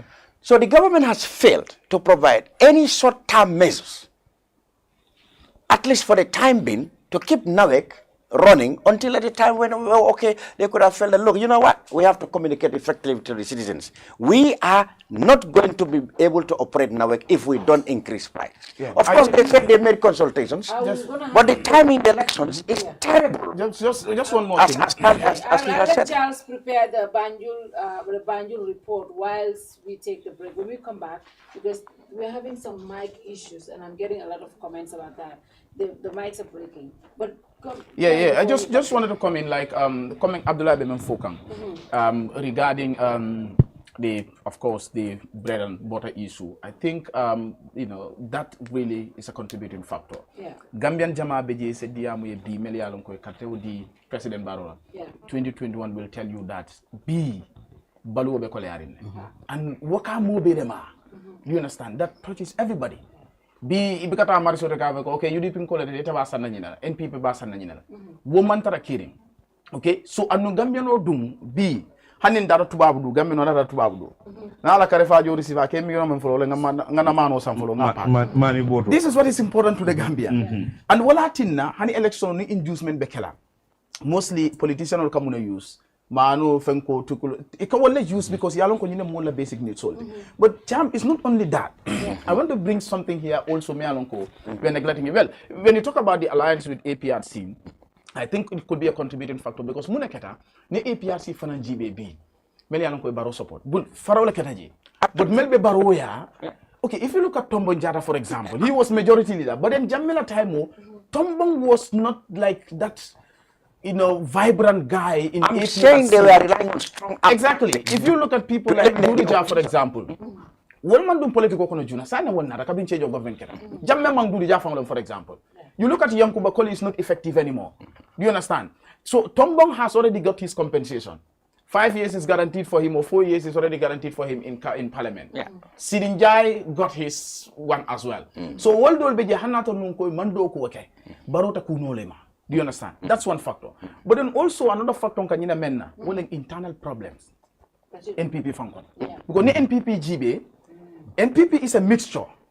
Yeah, NPP mol soto meli yalon ko UDP ko le mutinu. Will not a joint. Yeah, APRC tombonjara comes to the joint. Ye NPP ko so the many along call man can UDP today will sign the will not a kafuta but in yima. And you look at somebody like look at somebody like Dembasabali. Dembasabali was GDC in other yake minister. Say Umbala was GDC melanga kumobe for Baroma in other yake advisor. You look at Tombanjata Rose Rankia community speaker. Sidinjame alonga ko barota su Karin Dilajang, Abenu Equatorial Guinea, in other yake deputy speaker. With all this fenko at some point, Najeloko, the former secretary to cabinet, where moment from Benyajel, so what problem will be NPP Connolly and President Barrow at some point, Ama fix no. I think he is a novice in politics. Ama political experience. Fix no la nyame experience. Abakamune sati amero kodole ba fix la. Pumping money wala na Ibrahim Sisako ali ala kolo menta ala senna maleta Saudi ale tubi ale siji because albert wandi do kasara la kafa ko hino Barrow. So the problem is that Barrow himself I problem also to NPP kono. NPP kamta ko is a mixture. I mean, Bafala Nyadi Lenina, maybe mixture of different races or different nationalities. Interest sotole, and this interest President Barrow Mala Benin Fenkala Nyami. Well, constant like an Kalom Wolem Ko. Where are those voters? Well, I'm not comfort even towards the Ame Munyano. Ako Alkana Sila. Alkana Sila, don't be scared because you're the ruling party.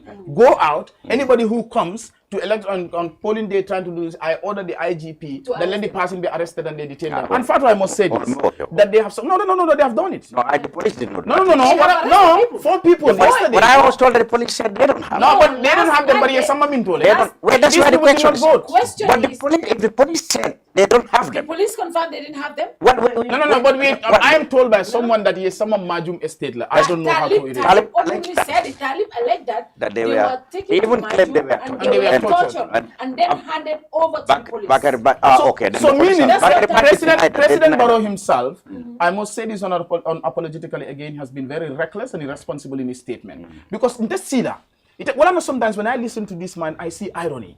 That he will come one day, I tinyari back. Very petty and reckless in his statement. I am if you listen to Barrow himself, he was calm, and humble. But then you are the same man who is dividing this country. It's just 2 days before election. Mansa. Altara banta fo suba wala na ngaje ko kunu nyilbe manya menna ye men soto wala mko President Barrow la kuma kan ilacha wala kan that people are being arrested and we can lo mo rekaf mo le kon that democracy is when in reality you are the threat to that democracy because even when you are using your power. Well, at some point, you can understand with all the terrible things that are happening. They are still supporting the man, thinking that I'm falling, but then most of the time their own interest. So I think Barrow Budoku Bale sort of NPP form. Exactly.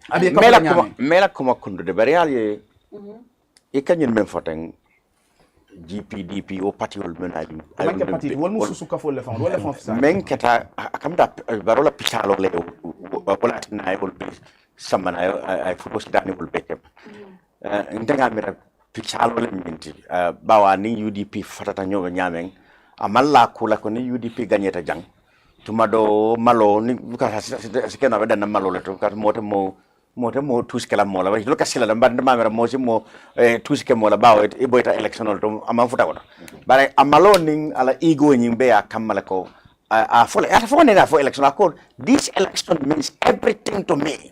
I cannot afford to lose this election. I will bring presidential election. So we barely ko a desperate telepro can win all na hani menu mana fafang I football city annual tema menu fa nata batande because mo jamal bi je tonyale manke UDP bari i mantra APRC kodo bayi to leaje ko tiñarol men be kita jama bakita APRC le bolu ni nata wo molu nati yesemmen ni wala ibayi la molu men fonga yalon koy maltra UDP ini be ko yala because malla fi men ne te ko wala ken so wol so tarol be ya sotol patio kon ala patio fona nyem fotañ patio e fulale soto because ngam men kacha kanja ngam men kacha mole mu muni atinna NPP la support nying abe janjanka okay mennu bota UDP ini baro bota UDP tata yalon wol bijere mennu bota UDP na tata Bilamin Chams do bar kabiri na tata mennu kafutama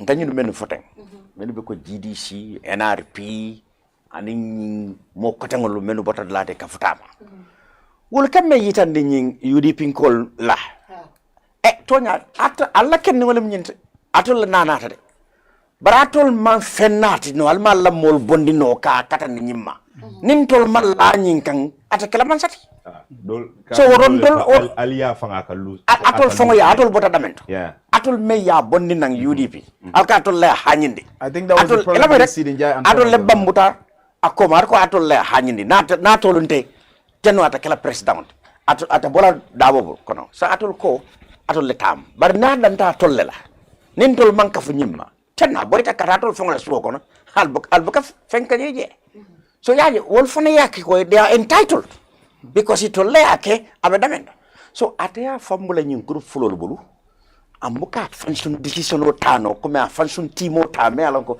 wote bola nyinu kan yaje ni kete president you are the president for the whole country ibuka nyina ko modol beje fang wol man tantaw ko si noma bari wol sonno mo fon kono wol lel fam mu la mot ban ni man tantaw ko si to ko mo jawoleti mo wona da ko abdal fat bo ko betene yow jenkende sa ñu men be bala wol ite lafta membo ya be bo fala membe to la hajo jarala membe sate ko no ite wolon adu membe sate ko no wala ko ma wala ñu carte fay lat yes the internal problem membe NPP da matema akumata baro ko ni karo ke no board solle minu man carte fay one factor la min chamia for all of the foreign voters but another factor wala ni da mala internal fighting ni ajube mol mini NPP fango low the alkali contest the prime sellers the Ahmeditas ñing Maymuna Cissé ñol wolu siaka jata ñol minu benu state house pansa sumare wol mote state house won no yalo hani kiliti je that is very important election on ya korosi ni election on korosi alkali ñol de toke wol manna a korosi jumale nat rambo jata ñol farmara jahumpa ñol papa njay ñol bari yamna farmara nara kar moje farmara ana 3 days for election alkali ñol adon molbe wa alkali was the tactician behind the NPP mol miniyel internal fenkollo bari akamta ko ila congress ndolbi wa at the congress but need bring no congress kono non you saw the factions. You can't look at MPP farata walato. But whenever you say it, you can go manfara. But ngaminja the shift of power from the Alkali group to the Sidinjai and Demba Sabali group. Be well are the most powerful in the party. You don't fancy the Ebulolani. Yalong hani si inkamim mo ibanta and inkamim korosi. Ida malfang otema they have in different blocks. Based on tribe and region. That's true. No, that is true. Near Juve, Aketa Brikama, the regional executive. You remember when you call Malong Operation Sanitize NPP. You know, Agara even J group plus J. That is a regional level. You know, and way big role they play in affecting ila performance at West Coast region. But na ndenga observation do so long after 2021 elections appointments. President ni ay appointments ifal menuke. You see Gamiono ka ase yamfono brabo kanyina. You know, and one big problem no observe in the National Assembly. Kabring ay Fabagari Samana as speaker. I see this someone as deputy speaker. Mojama ka mune for in their heads wolem ko wolom comme ya jamme min be kenya the TRRC report came government wide people na is on to almost 90%. But sign ñi mo flol wala party le ñi kurial ñi kul bekeno. So people start observing ne ajube ñi nang kabring after 2021 mulka concentrate back a parliamentary sitting store. Ikajube but mulka mne observe anytime something is said about Yaya Jammeh, Fawakare will lose his cool. You know, ngajila deputy Jamal ka sonka. I remember specifically one Almami Jiba, I think, one ne nyinin karaoke, Yaya Jammeh la assets hole, ibe use la nyadile. Then Dauda Jalo tarake dangu. But Dauda was giving chance pro I will jabi. What he said was, ita fola no bijuma le sang, you know, because wala right let me can expose. I remember fangako. Okay. Abadi la deputy bongla. Abe franco. Abe kait would dire. But pour kalo ka fo ate amir matsakunda te okala kato menu ye o sang wal fana ye right to leg pour it told ni la franco kana fo. But more ka men fa wala more la interest ni wala interest jumale frankata. The same. So adi deputy bongla. But the phone make nothing jacket when deputy all men found do in kala. Han sang mo e ma janjani journalist. What the same sitting I remember Momodu Kande Busumbala constituency. I after in karaoke pertaining to Yaya Jammeh. You know, but for a lot out Kayako, the minister cannot answer that. Minister to Jabila no. Oh my god. Yeah. So Niajibe more because more fanaka cross role ko Ninu Bijane ka Puruka Yaya Jammeh defend. And with all the atrocities I mean Kenya. So side what is happening? Akamtoko Barrow is endorsing APRC and Union TRRC issues about Fallon. And look at it. Up till now, for about the TRRC. I think we're contributing factor it. Because Jamaica Minjibe Wolenko, so long I didn't see the Nyaning Power Caribbean control, nothing will come out of the TRRC report. And that would have been an opportunity for President Barrow. Naranunko, the TRRC report, yata seriously. Ube moja ma convince ko. Saka kamta ko ya tale seriously. Well, white people are thinking of time. Yes. Charles, the Angel Break News said a report that our team Sire and Ramatullah were in Banjul. We will watch that report. When we come back, we will make major projections in LRR and North Bank Division, North Bank region. So let's watch this. And we will look at the UDP too. Something went wrong that I want to talk about. Okay. Yes, no problem. We will let's take a break and watch this report when we come polls on May 20th to vote in local government elections. Voters were electing new mayors and chairmen in their respective regions across all 8 regions of the Gambia. Kerr Fatou visited Banjul, where His Excellency President Adama Barrow cast his vote at the Makati Square polling station. Vice President Mohamed B.S. Jallow cast his vote at the Kampama polling station in Banjul. Shortly after casting his vote, President Adama Barrow called on Gambians to vote wisely and maintain peace. He said that the elections were an opportunity for Gambians to choose their leaders and to make their voices heard. He urged Gambians to come out in their large numbers to vote and to do so peacefully. The turnout is good. I think that's what we are yearning for. But I will start with congratulating the party leaders and all the political parties and the contenders for this very important election, that is mayoral and chairmanship. I will call on the Gambian people to come out and vote. This is a very important election. Mayors and councillors are the one managing our tax. So I think it's important for us to come out and vote and choose the person that you want to represent you at the level of the council. He added that citizens respect the law because democracy is not an easy process. As president and head of state, my responsibility is to make sure I maintain peace and stability in this country. There is no country in the world that is developed without peace and stability. If you look around you, you don't need advice. The countries that have developed, they are all peaceful. They are all stable. I think we want Gambia to follow the footsteps of those countries that are peaceful and stable. If our country is peaceful and is stable, that is hope for Gambia that this country will develop in the very, very near future. He said that these local government elections is about making decisions, and he called on Gambians to make wise decisions because this is the last elections in the Gambian electoral cycle until 2026. This is about taking decision. It is decision making. I'll advise the people to make sure they take a very wise decision. This is the last election in our electoral cycle. It's a very important one. From this one, we move on. Let's concentrate on national development. National development is key, it's important. The development is not for the president, it's for the Gambian people. And I want us all to work together so that whatever we achieve in our development, it will be a legacy for all of us. The Vice President of the Gambia, Mohamed B.S. Jallow, after casting his vote at the Kampama polling station, said the expectation for every winner is to go back and deliver services to the people. I mean, the expectation for any winner is to make sure that we go back and do work for the community. So you are voting in for the community to provide services for the community. Particularly here, we are in Banjul, we're talking with the community for Banjul.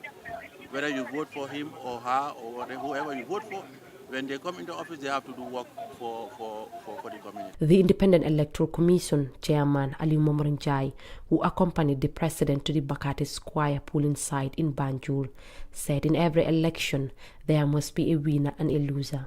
He further called on all candidates and their supporters to accept the results in good faith when announced. You said, yep, ñu ko commencé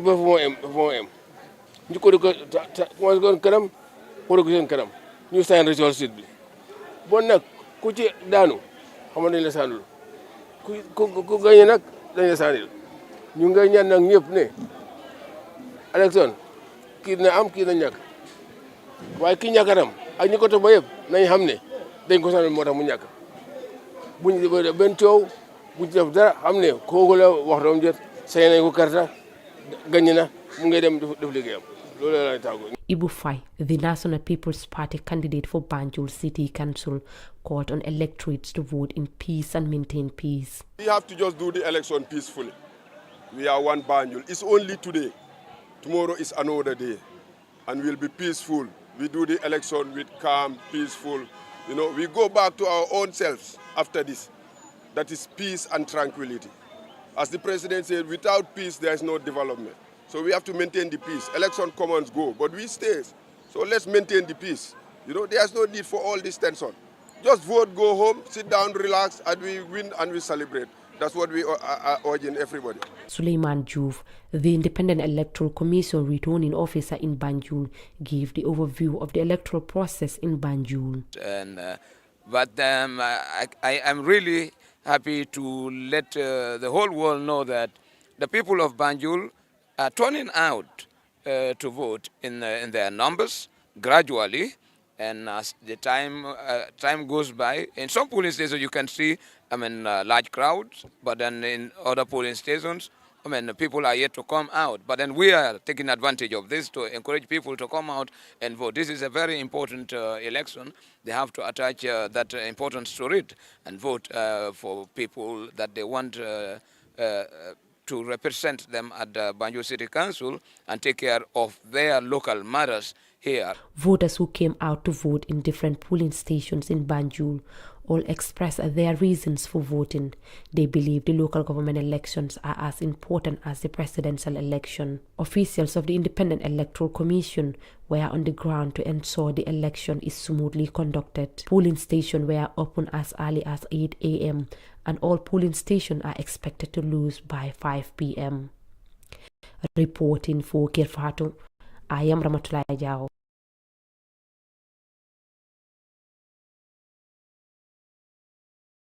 Gambians returned to the polls barely a month after the ward councillorship elections to elect mayors and chairpersons of the municipalities and area councils across the country. Like previous elections, Kerr Fatou visits various polling stations in the Kanifing municipality to observe the electoral process. Some of the electorates in the region explained to Kerr Fatou why they decided to come out and vote in the mayoral and chairpersons elections. And Sumana Jaju says even if the election is at night, he will always go and vote to exercise his rights as a citizen of the Gambia.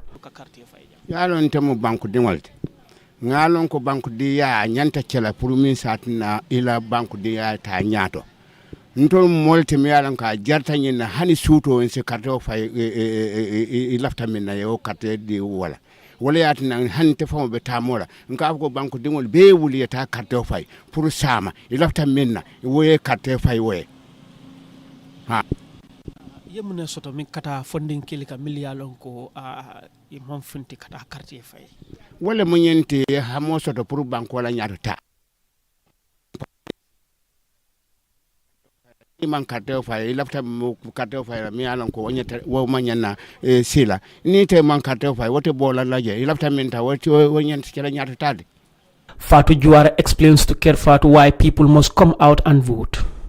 Karteo fay wa akuma yata bakele na hada maya nyanto kono karta fay wole ka na nyanto dinna ha kan londi sai wo kamala bete yata bakel pour moli e finti nga carte wol fay nganna nyantolu soto pour sama wo bete yata bakel e bajela le ko na nyaton kol mel pije ni ma keku ni fota sila kota e be la mistake kol jelal ka foko nyanta nyine kala na moli e hormoni mbunya ke ma koy ni le yente tambindi sai kuma yata le pour ka ke ko ma fele kan jibe kan na bata dal topoto o pete yata bakele wala tinna mol ka fintinga carte o fay bar ni man son carte o fay kan te bulde ita man kan so te la banko adu man kum maya ila banko kan tu nyin carte fay wala nyanta mol kum maya ndila na banko to ka fu ko ite mu Gambia no leti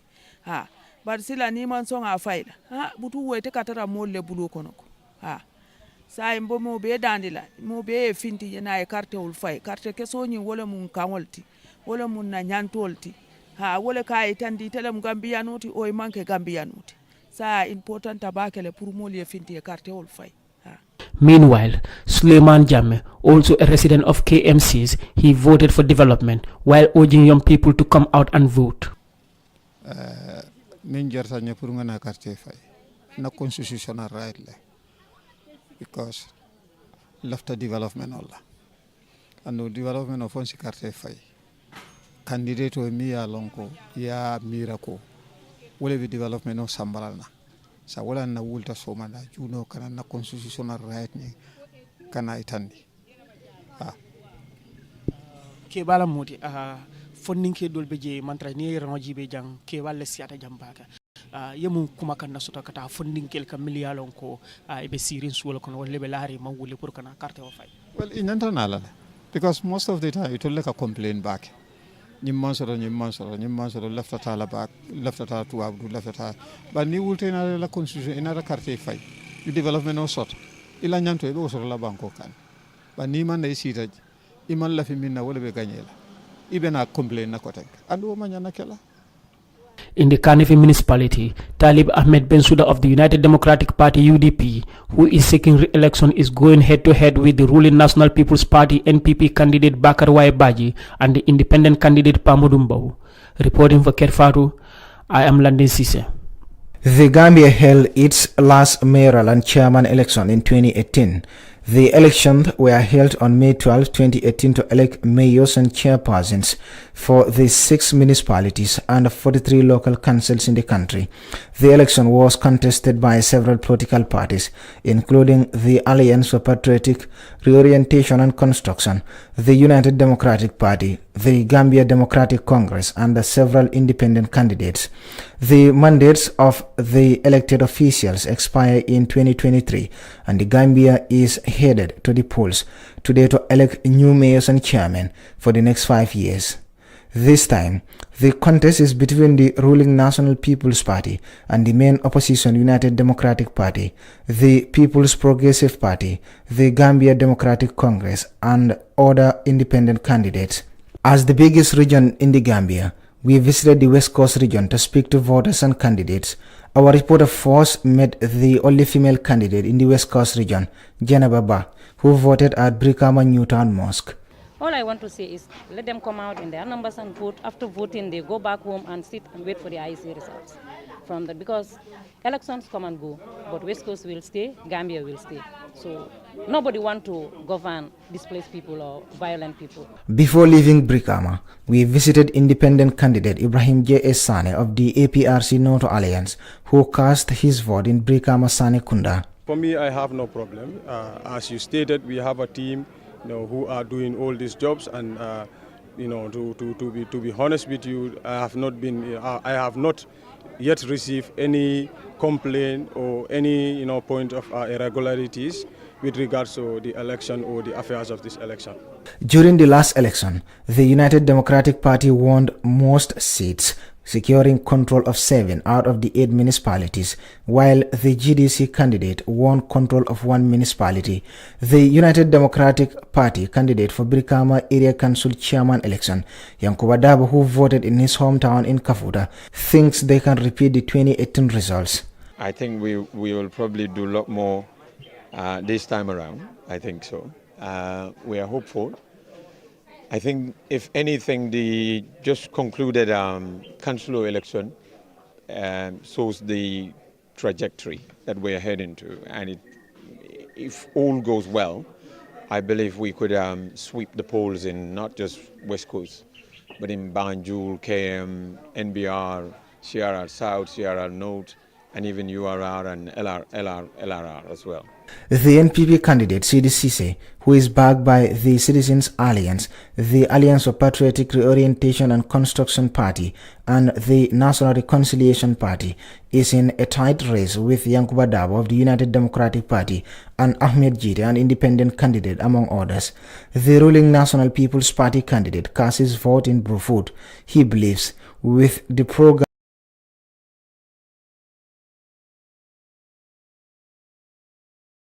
Thank you very much. So I think we can just go straight into the announcements. And maybe before doing that, we'll give Chairman to say 1 or 2 words. Chairman. Well, good day all and welcome. As you know, the elections are now over. And now we are doing meeting for the results. We'll somehow you could now the first result, and we are now announced. This is the result of results. I, Aliwar Njai, Chairman of the Independent Electoral Commission, hereby give notice that the total number of votes given to each candidate in the mayoral election of 28th May 2023 for Banjul City Council is as follows. Ibufai NPP 6,992 votes, 6992. Royatulo UDP 8,209 votes, 8299. There were no invalid votes. Results were certified by Suleiman Juf, returning officer in the Banjul administrative area. These results were witnessed and endorsed by Modu ASR, agent for UDP, Dr. Demba Sabali, agent for NPP, Lamin Jamba Jame, agent for NPP, and Yetu Jallo, agent for JB. Having received the highest number of votes in the Banjul City Council's mayoral election of 28th May 2023, Rohiyatullah has been duly elected as mayor of Banjul City Council. Dated 28th May 2023, signed Aliwar Njai. Thank you.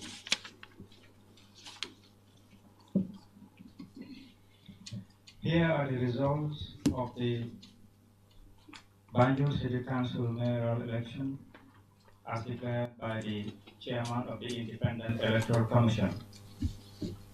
Ibu 5, NPP, 6,992 votes, 6992. Rohiyatullah, UDP, 8,299 votes. 8299. There are no invalid votes. The results were certified by Suleiman Diouf, returning officer in the Banjul administrative area. These results were witnessed and endorsed by Momodu A. Sar, agent for UDP, Dr. Demba Sabali, agent for NPP, Lamin Jamba Jamme, agent for NPP, Ijetu Jallo, agent for GFA. Having received the highest number of votes in the Banjul City Council's mayoral elections of 20th May 2023, Rohiyatul Low has been duly elected as mayor of Banjul City Council. Dated 20th May 2023, signed by the chairman of the Independent Electoral Commission. Yes, thank you very much. That's the results for the Banjul City Council received so far. As far as those are trickling in, then we'll be giving you updates. Thank you. Thank you.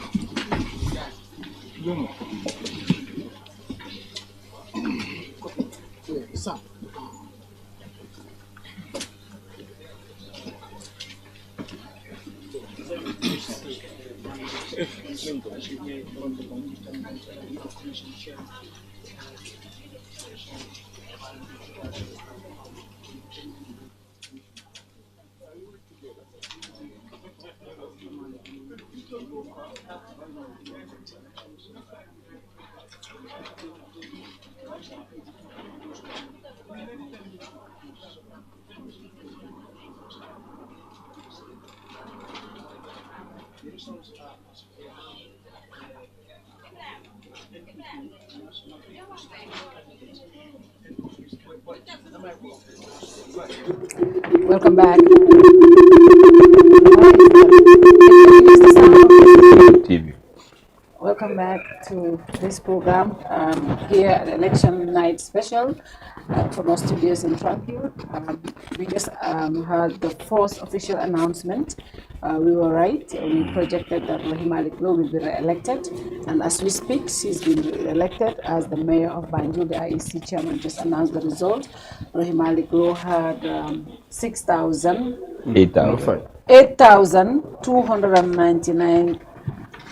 8,299, and Ibu Faye of the NPP 6,992. That is the official results applied from the IEC. Yeah. You see, Cham mentioned something, and you know, the issue of local dynamics in this election, because, but notwithstanding, this is a really massive victory for the incumbent, because if you look at the majority of the councillors, they were incumbents. Charles, can you reduce the please? Can you reduce that from your end? Sorry, go ahead. The incumbents that got re-elected, for example, Abdul Aziz Dabah, Gay, Boxbar Ward, and some of the other ones that later cross-carpeted to the NPP. Ordinarily, you would think that they will be able to translate those local supports for the for Ibu Faye, but that hasn't. So they won, but that hasn't translated. Yeah. So, but again, there are so many factors for this. I don't think you know, if you look at the interview on QTV, for example, with Ibu Faye, I don't know when it was, when he was asked about what he's done for Banjul or why he could, or something along those lines, about ability and competence. And I think, and that went viral on social media because he didn't really say anything compelling or persuasive at all. So what happened then was a contention between the incumbent and the challenger backed by the incumbent at the national level. Even though when you speak to Banjulians, it looked like a month ago that, but they were poised to vote for the NPP candidate. It looks like something must have happened lately. But I agree with you entirely. And I think at some point, regardless of the politics, regardless of everything, Vice President Banjul, Kirip Karavan, all the rest of it, but I think in the end it was a choice of, we have somebody who has at least demonstrated to a certain degree, because in all fairness, whether you like Rohim Aliklo or Talib Bensouda, you cannot say they haven't done something, okay? Maybe Talib may have done better, but both have done well, okay, in their first term. So at least for Rohim Aliklo, regardless of perhaps some of the local challenges at Banjul level, some of the relationship fallouts and stuff like that. But this is somebody who came and embarked on certain projects successfully in Banjul.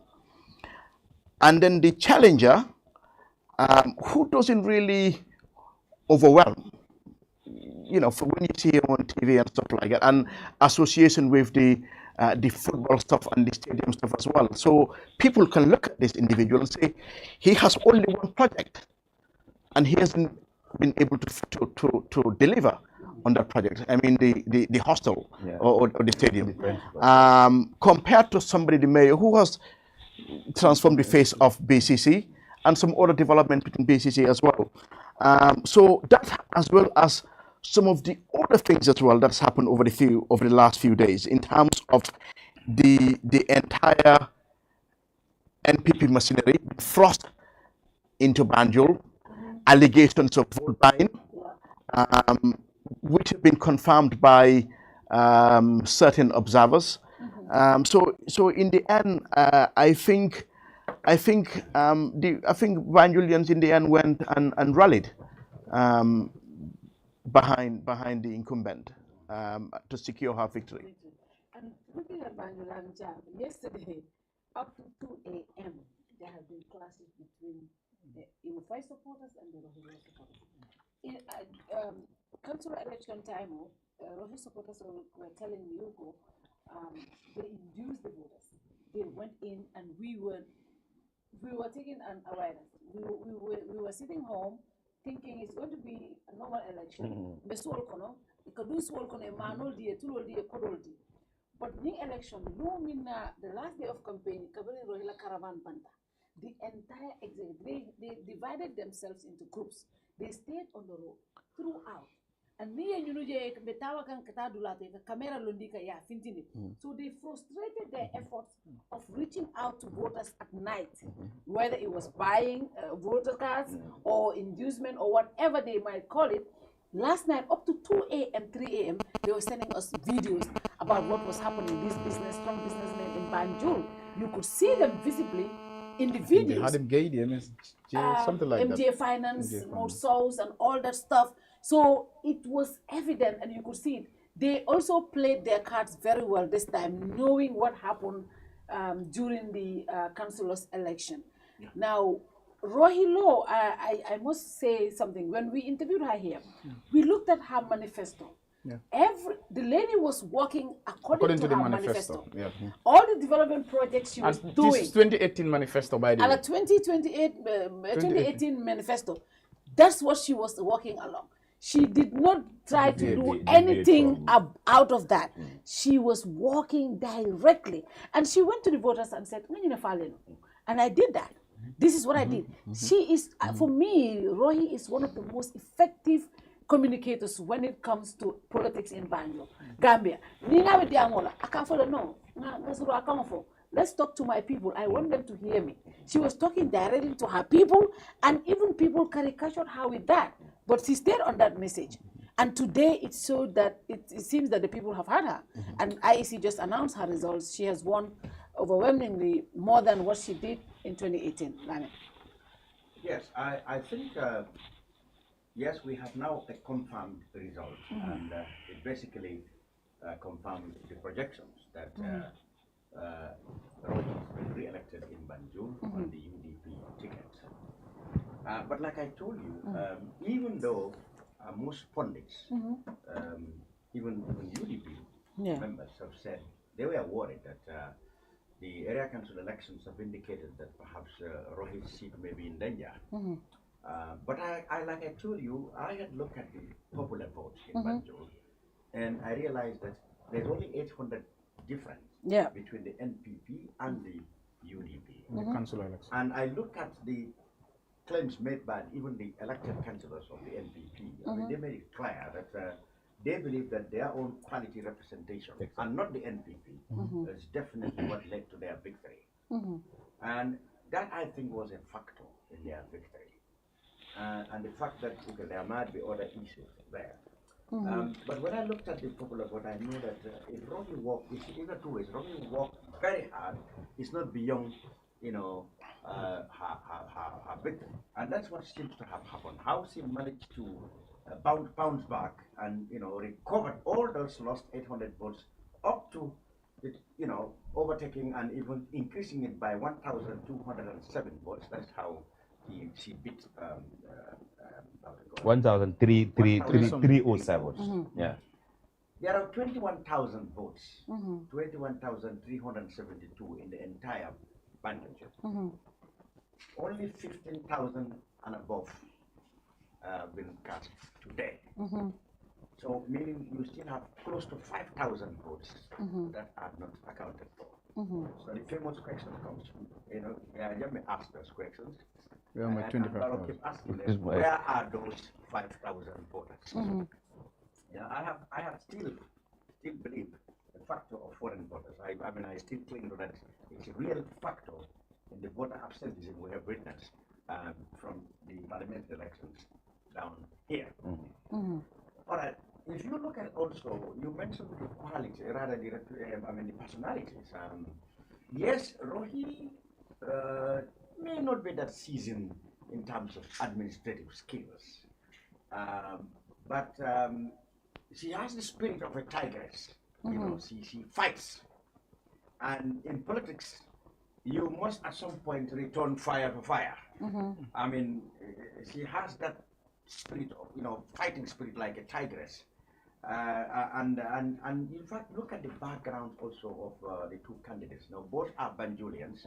Rohini has a strong family background. Remember, her father was mayor of Banjul. That legacy is there. She's also supported by the Modu Musanjai family. And Banjul, they are very much concerned when it comes to these strong bonds between families, especially politically established families like the Jahumpa family, the Ibrahim Jahumpa, the Ibrahim family, the Malik Low and Modu Musanjai families. These are very strong families, and they are supporting. Most of them are supporting Rohi. That also could be a factor in there. Now, I don't think both are very good public speakers. Even though, like you said, Rohi like to communicate to the people in the language they understand. That could be an advantage. Ibu is not that much, an eloquent speaker. And yes, I have seen issues dealing with his other work cropping up in the election campaign. For example, his performance as general manager of the Independence Stadium and Friendship Hostel. He had been very frank in his analysis of that. Up to a point, people think that he was too frank for his own good and for the good and good of the party he represents. Because he was on the QTV not long ago. He was widely quoted to have said that people should not blame him for the banning of the stadium by CAF, because the issue, the problem to fix the stadiums is squarely the responsibility of the Gambia government. And in which case, the Minister of Youth and Sports, who accidentally or incidentally is the candidate in Kerr. Now, people have thought that, he was too frank for his own good, because he was actually shifting the blame for the failure of the stadium on the minister or the government, whose party he's contesting. So people thought that frankness was too, and that was too much for him, for his own good. But he was right. In knowing football and knowing the sports, he's right that the administration of the stadium, or rather the funding for the stadium for its reconstruction, is definitely central government business. Absolutely. Even though the Independence Stadium and hostel was meant to create or generate money for itself, but it has to be fixed also. It has to be attractive to customers. It has to have revenue. But it doesn't have the wherewithals to attract revenue because it is broken down for many years. Nobody wants to do anything there, just to go and organize match. CAF said international football matches of A status cannot be staged there like they did in other countries. That the job to fix that, he's right. That falls under the purview of the Ministry of Youth and Sports. And Bakari is the He's minister. right about that. Yeah. Now, in football, I think it is not fair to criticize him that our football have improved a lot over the last recent years that he became second vice president of the Football Federation. We have qualified to the Nations Cup qualifier, rather for the first time, which many people in fact give credit to Bakari for being the minister at the time. So in football matters, I think he was recording football is not very bad. But like I said, there are local issues in Banjul, that might have played against him, like Lawyer Fatou said. Many people thought that, most Banjulians will elect him rather than Roy.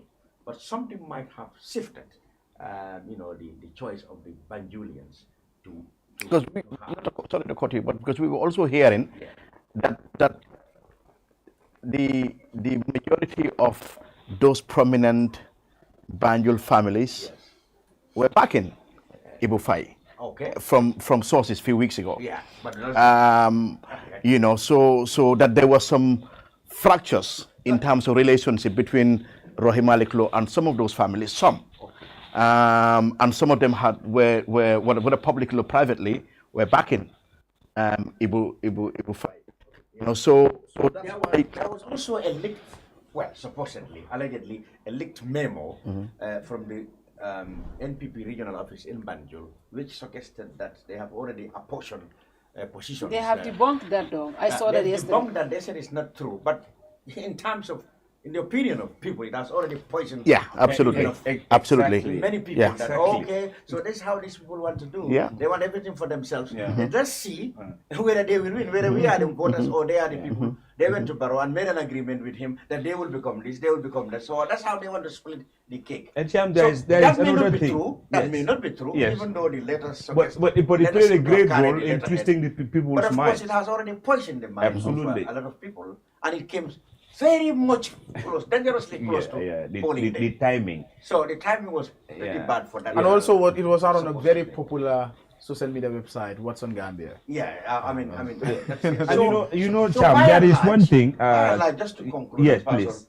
By and large, I think the victory of the UDP in Banjul is definitely no good news for MPPs, suddenly, because, especially President Barrow, because it now means that he has lost MPs, he has now lost the mayor of the city where he calls home. That definitely will not be good news for him. Another thing that is, I think when you're looking at Banjulians, they don't like taking high risk. Yeah, looking at the trend. When you look at the councillors, even after shifting, cross-carpeting to other parties, they maintain most of the incumbents. Yeah. We'll take Tumanjai as an example. She was PPP, she fought out with PPP, she went independent, they voted her back.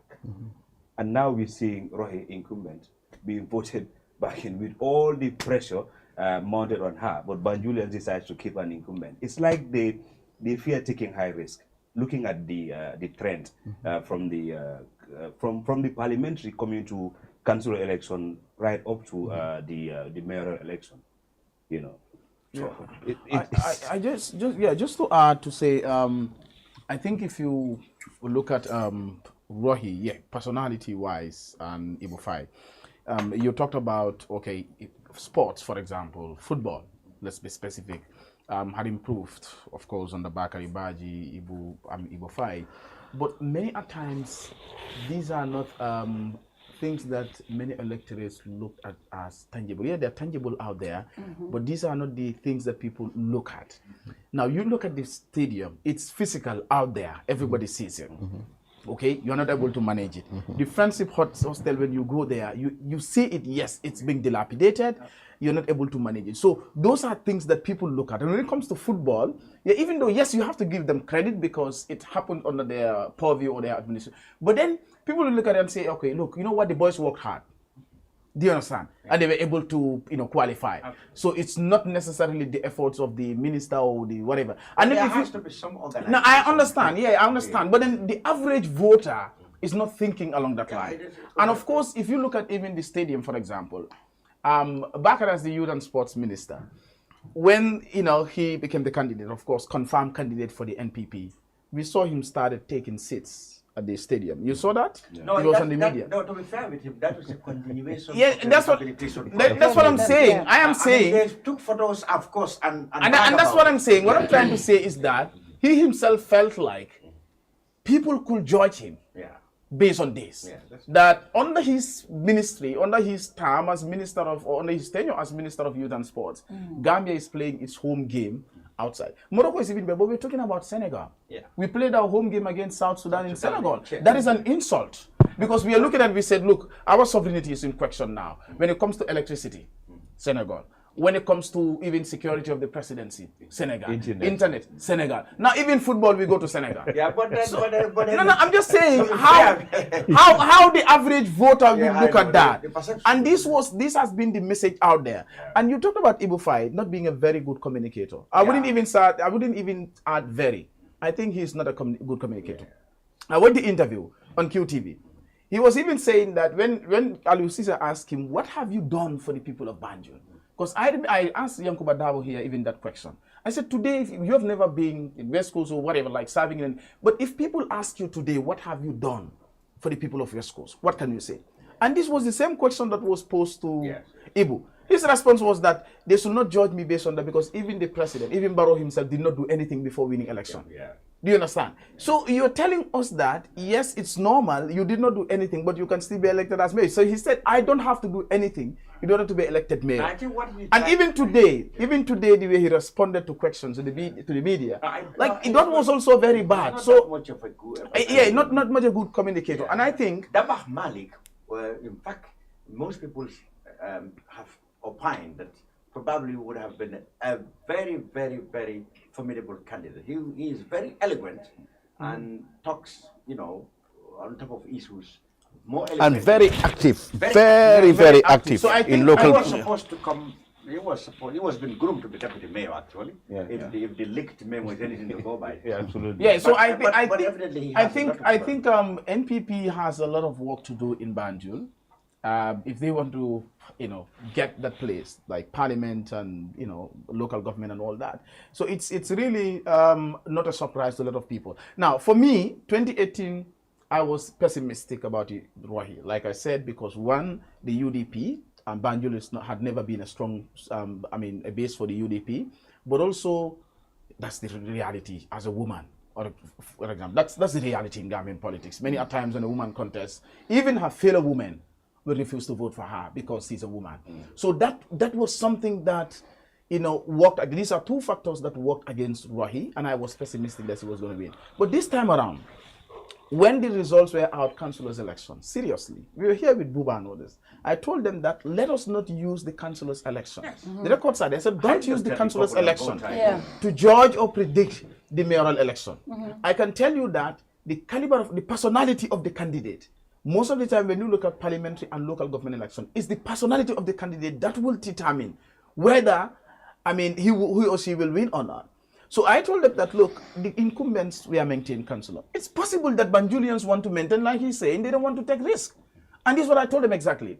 And when we had the interview with Rohi, from that day, I concluded that it might be difficult, but Rohi is definitely going to make it. So for me, I was even worried more about KM for UDP, thinking that because the entire state machinery, the energy, the resources that are being invested, put in KM by the incumbent, or by the ruling party rather, ignoring, areas like maybe, for example, Banjul and West Coast. So I thought that maybe it was going to be difficult for Talib in KM and difficult for West Coast. But if you also look at these three areas, for example, I think the NPP, the selection of the candidates, these are, I wouldn't say seasoned losers of elections, but their previous record hadn't been good. See, the Caesar lost election in 1997 when he contested under Doi. So Banjul also, Ibufai and Bakari Baji all lost elections. We are going to go to the IEC. It seems like they are about to come. So It seems like they're about to come, but we still have a minute or two before they come. Go Yeah. ahead. So I was saying, like, if you look at the candidates as well, I mean, CDC said 97 lost elections, was out there and came back. Ibo Faye lost election 2018. Bakari Badi lost election. And if you look at Bakari himself, the only advantage that he had in this election is because, you know, he's a serving minister. But 2018, he only scored 5,000 votes, for example. I mean, very poor. I think it's because he's backed by. But he's backed by the. That's what I'm saying. I said, but the record was not good against Talib. And if you look at West Coast, No, Banjul 2, Ibo Faye 2, 2018, I mean, it was 1,000 plus votes. And this time around, too, it's 1,000 plus votes. Both of them have said this, that they believe their chances were greater now that they are backed by the NPP. That was their argument. I mean, this question has been put to them. Why do you think this time around you will be voted in after losing the last time? They said the dynamics have changed. And Cham, I want to add just one thing. Gambians should be very cautious about one thing when it comes to elections now. And this is the new thing here now. Opinion polls, SEPRAS. Yeah. You see, it's important that people take research seriously. And this, I am telling you that now Gambians will take research seriously. When SEPRAS came out here 2021, I was talking to someone today, and when I called her, she was at SEPRAS, when I called her, she was like, because 2021, when they came out, this was the reality on the ground. They came out and said NPP this, and people started, mostly UDP people started insulting them. It is not true and all that. And UDP now, when this report also was, this survey was, in fact, what they predicted 2021, they got it. Okay? 2022 parliamentary election, I think it was 80% accurate. They got it as well. And coming to this one too, when they predicted, the survey results were out, and it was NPP people who came after them. NPP this time round. And now, so meaning they have taught the UDP a lesson in 2021, they taught the NPP a lesson in 2022 parliamentary election, and they have taught the NPP a lesson again in this, going by what we're hearing, the unconfirmed reports. They have taught them a lesson again. So I think now Gambians will start, and of course, Banjul was predicted that it was going to Rahi. So I don't know at what point, it's time the political parties take this survey seriously. They themselves can even do their own survey. I think Lamin Damfa, that he is the executive director of SEPRAS. Shortly before we come on air, they vindicated. Talked with him, and he said, "Oh, I'll be happy if you can call me up." You want to call him? And I'm just calling him up now. Hello, Mr. Damfa. Yes, well, we've just been analyzing so far the results that have come from Banjul, and we really mentioned SEPRAS and your predictions. You know, before you do anything, my post Serif Bojan told me when the survey came out, he said, you know what, politicians will ignore SEPRAS to their own peril. They always get it right. How do you feel so far? One of your predictions, you know, have gone spot on, Banjul, and others seemingly following the same direction. Yes, I mean, what I just want to, reiterate is the fact that people should not underrate scientific research, because this particular poll, is based on a very robust methodology, which is scientific in all respects. So, I mean, actually, we did not just, sit down and then, randomly like that. Hold on. So we'll go to IEC. Well, Mr. Damfa, we will have Let's go to IEC. It seems like they're about to announce LRR. Let's go to IEC.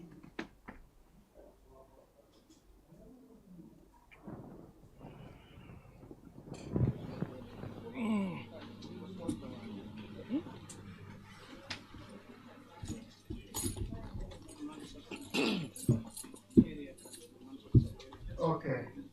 Welcome back, Chairman. Welcome back, Media House. We now proceeding with the results. Now we have the Montacongo. Welcome, Chairman. Thank you. Declaration of results. I, Eliman Jai, Chairman of the Independent Electoral Commission, hereby give the notice that the total number of votes given to each candidate in the chairperson election of 28th May 2023 for Matakongo Area Council is as follows. Keba Dem, NPP, 13,757 votes, 13757. Landing B. Sane, UDP, 17,017 votes, 17017. There were 2 invalid votes. The results were certified by Lamin J. Jadama, returning officer in the Matakongo area.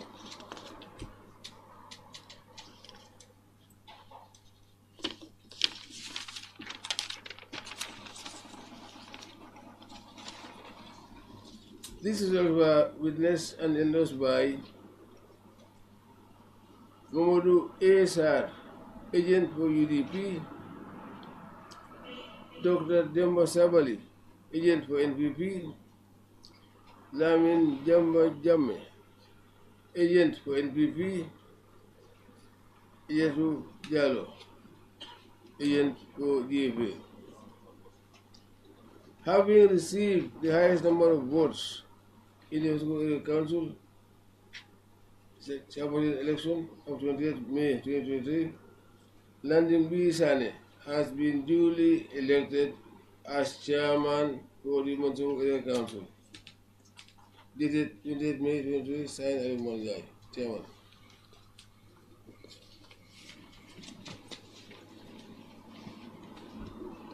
Here are the results for the elections for the Matakongo Area Council as declared by the chairman of the Independent Electoral Commission. Keba A. Dem, NPP, 13,757 votes, 13757. Landing B. Sane, UDP, 17,017 votes, 17017. There were 2 invalid votes. The results were certified by Lamin J. Jadama, returning officer in the Matakongo administrative area. These results were witnessed and endorsed by Momodu A. Sar, agent for UDP, Dr. Demba Sabali, agent for NPP, Lamin Jamba Jamme, agent for NPP, Ijetu Jalo, agent for GFA. Having received the highest number of votes in the Matakongo Area Council's chairperson's elections of 20th May 2023, Landing B. Sane has been duly elected as chairman for Matakongo Area Council, dated the 20th of May 2023, signed by the chairman of the Independent Electoral Commission. Okay, thank you very much, Esa, for that announcement, and we thank you for now. Thank you.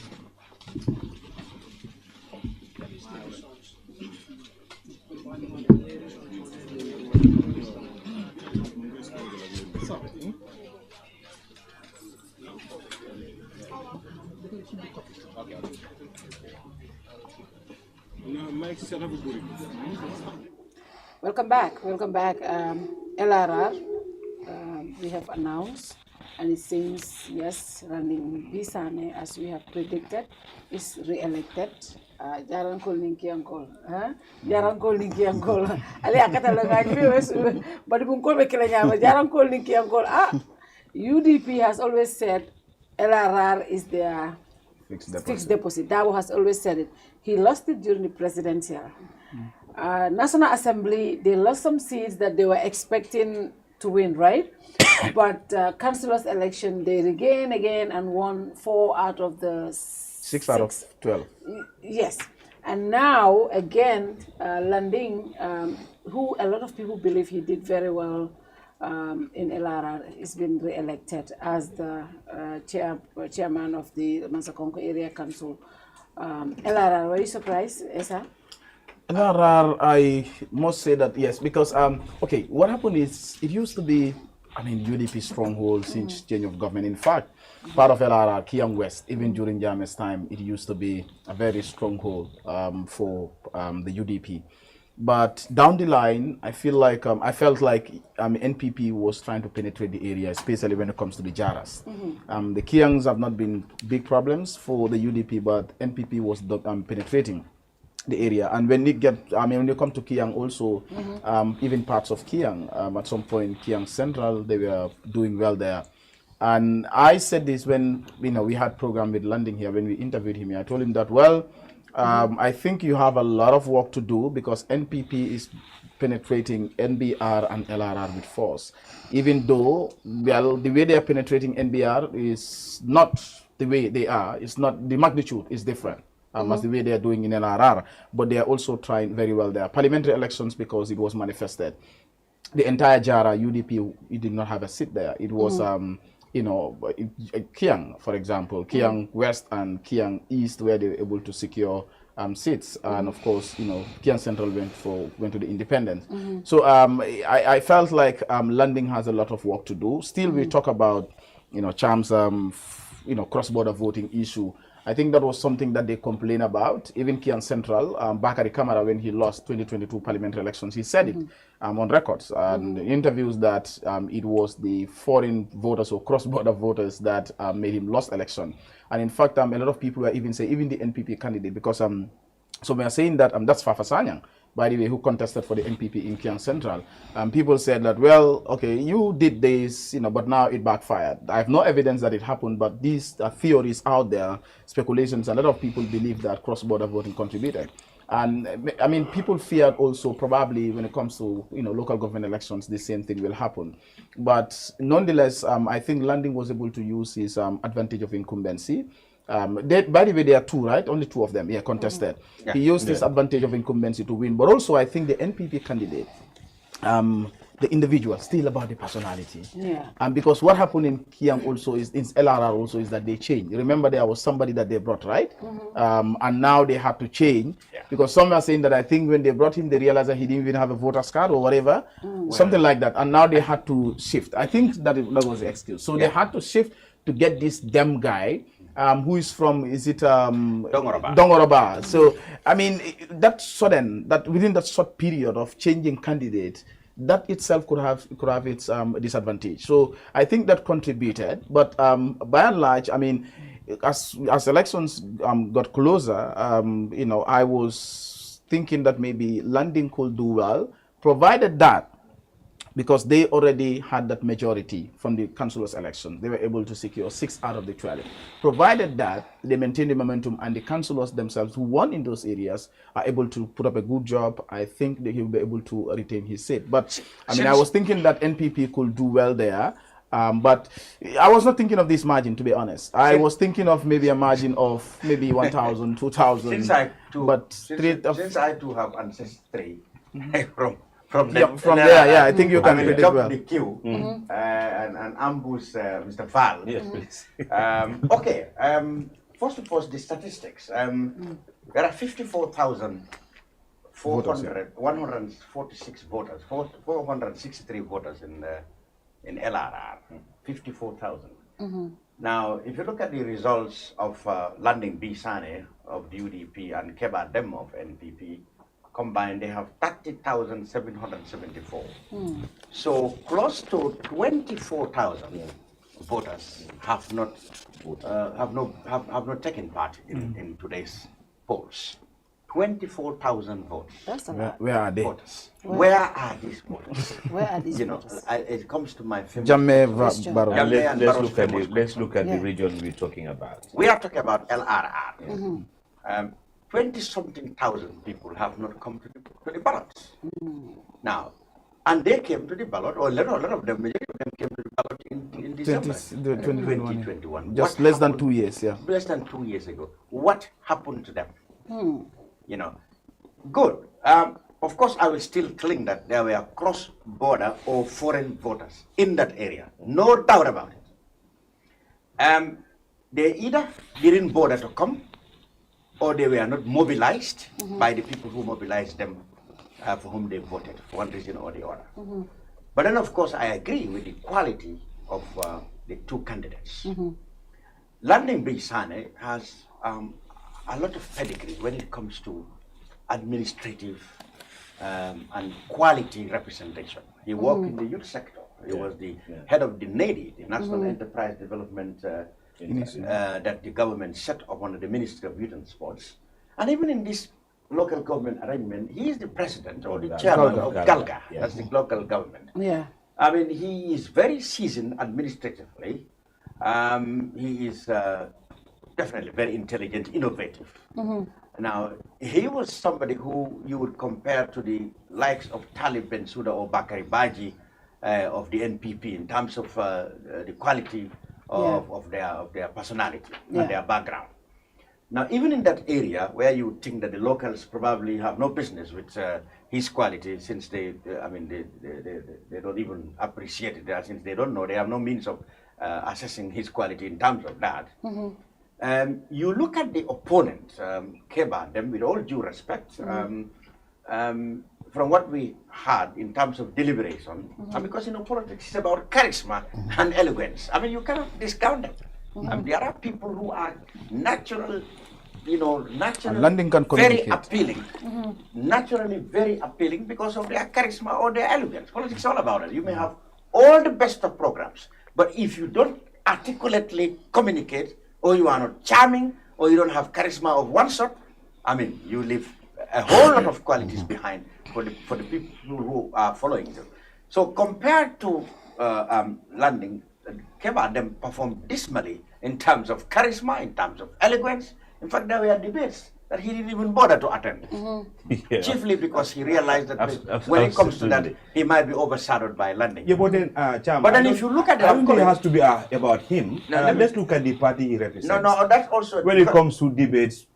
Okay, they said that. But you look at the area too. I mean, there have always been issues in politics between the two communities in that region. I say two communities. I'm thinking about the Jara and Kiang against the Kabadas. And the Kabada has transcended Kiang and Jara. Even when I was young, when I was going to primary school there, during the time of the PPP, there had always been problems when the PPP want to select candidates from Kiang, for example. The people from Kabada, mostly Torankas, Fulani Torankas, would say, each time you select candidates, you take it from these Mandingo settlements. You don't pick candidates from the Fulani. So there will be a problem. Some people will agitate for a Fulani representative from the PPP, even though they are the same party. So that had always been there. And, not many of these parties, have tried to change that. Instead, they exploited it. Jammeh exploited it. That is why NRP, was winning in Kiang West. Because Hamad Ba, NRP, being of course a Fula, he was very much popular in Kiang West, in Kiang Central. Kiang Central is predominantly Fulani Torangas from Kabada. That is why they were voting for NRP. Because they found among them Hamad Ba, they have the ethnic affinity between them. That's why they are winning in Central Kiang, Kabada. Now, other people, they realize that this is the dynamics here. So they pick candidates from Kabada. If they have a tough UDP candidate from the Mandinka settlement, they go and pick somebody from Kabada because they think the competition will be even now. So that is the dynamics there. The people from Kabada normally do not vote for the UDP. They vote for either APRC at the time or now the NPP. And this is what happened. Kabada's majority of his support really came from Kabada, no doubt about that. Whereas Landing's votes came from the big settlements in Jara West and Kiang West and Kiang East. Now, NPP, you are right, we are making inroads, especially in the Kiangs. The Lavin Cham Fatou, who comes from Quinala, was really been reflected. But then, it must be said that it has always been a UDP stronghold from day one. So I think there wasn't any problem. Even the local government, the area council elections have shown that the popular votes there during the local government election, the UDP did not do badly there.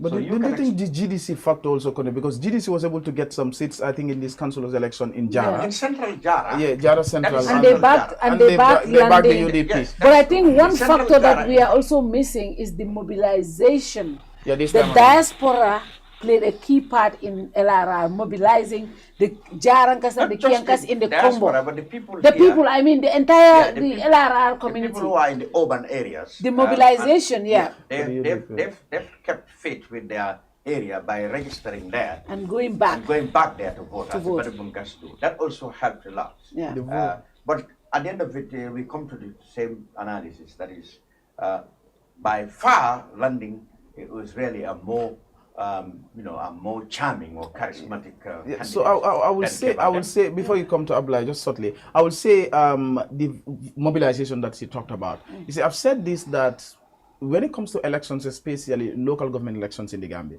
voter turnout are usually poor. But whichever party comes out in large number, that is the party that is likely to win. And what we saw, because if you look at the parliamentary elections, some people, like for example, Jara West, some of their voters did not go to vote, the UDP voters. Mostly you talk to them, they said, because all the candidate, Kajali, someone they don't appreciate. Some of them went. But this time around, it's different. My own village, for example, Tankula, 8 Gelegeles went. And you talk to them, they'll tell you that most of them, of course, they are, UDP.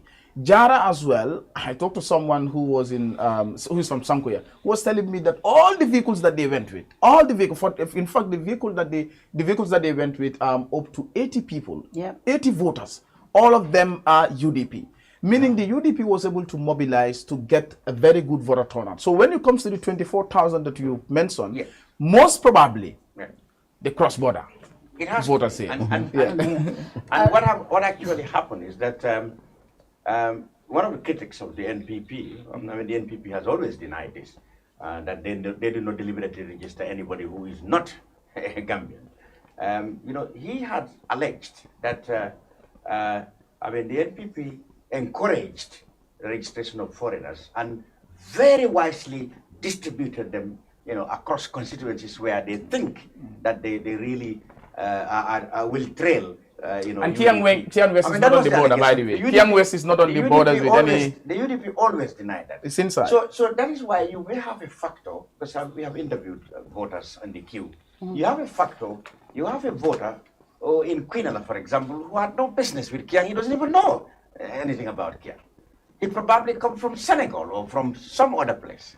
Those factors, we interviewed voters who didn't even know much about the locality where they are registered.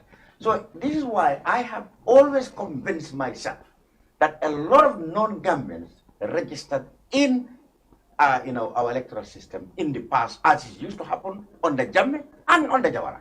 No doubt about it. They have no business. They just come and vote for the incumbent, normally for the incumbent, and then go away. If they don't come back, or the people who mobilize them are no longer doing it, they will not come. And then that explains this voter absence. Thank you very much, and for those of you who are watching us on YouTube, we want to encourage you. If you're on Facebook and you want to watch us on your big screen, we are live also on YouTube as we speak. We have over 2,500, and I'm getting people from Hanover in Germany.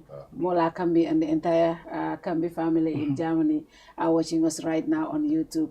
Ablai LRR. Mola is from LRR, so he's very happy right now.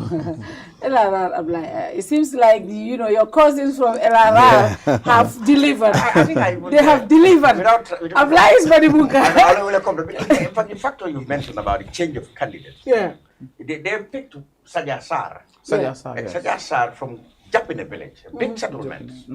He is the brother of Fode Langsar, used to be the of the APRC in that area, Jara West, in Japine village. Jara Central. Now, Sajah had come from this predominantly Mandingo settlement. He was Serer, but born in Japanese, more or less Serer Mandinka. he would have really got a lot of votes from Japanese in particular and surrounding Mandingo settlements there. But he was dropped. Well, the NPP were not clear why. They only said he withdrew. I mean, they never did any explanation. But it was really funny for somebody who had already been selected and you announced him already as your candidate, only for you to come back and say, the man withdrew. Yeah. So that was the official reason he withdrew. It the sideline stories we are hearing was that he did not withdraw on his own accord. Okay. Abla Elarar. It confirmed the Sepras survey. Yeah.